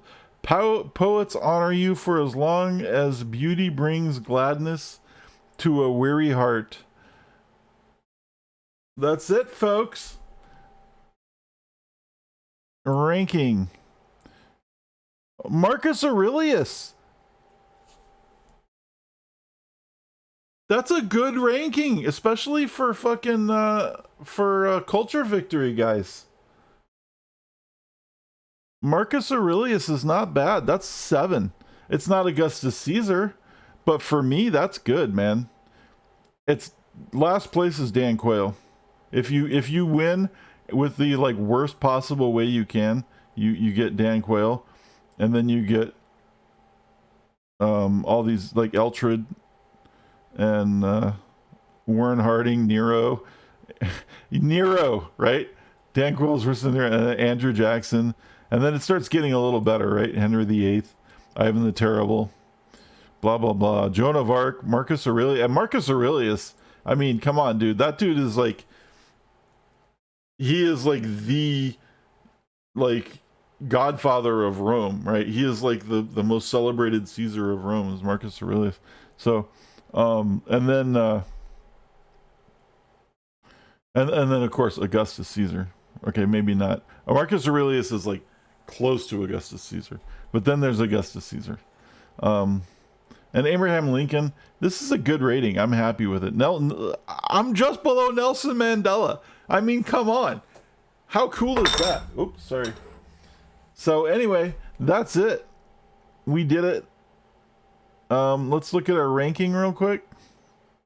Oh, let's look at our demographics, in case if anyone's interested. Population is 66 million people.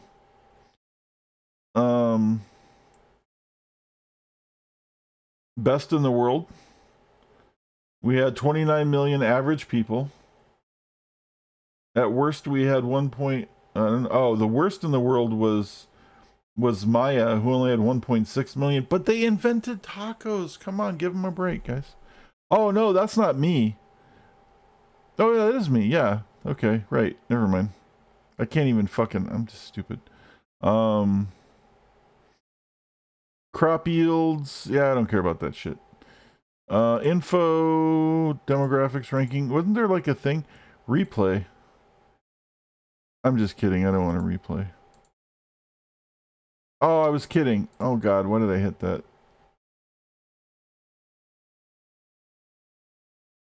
Exit. I didn't think it was actually gonna I thought it was gonna show me something before it actually replayed. It's gonna replay the ending? No, okay, that's it. Anyway. Awesome, guys.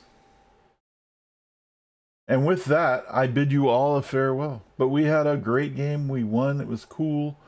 And I will post the video tonight, which means it's gonna be really long because it's 7 hours. So it's gonna take a long time to render in HD and all this other crap. And I'm gonna have to edit out the very beginning of it because I have the stupid waiting room thing, and I cut that so we can just go into the game. And so yeah, it'll be up tomorrow some point on YouTube if anybody cares, so you can watch the whole thing, because the first part's already up and then the second part will be up. So thanks everybody. Have a wonderful evening. Have the rest of your sleep. Thank you for hanging out and keeping me company for 7 hours, Tiff. That was amazing.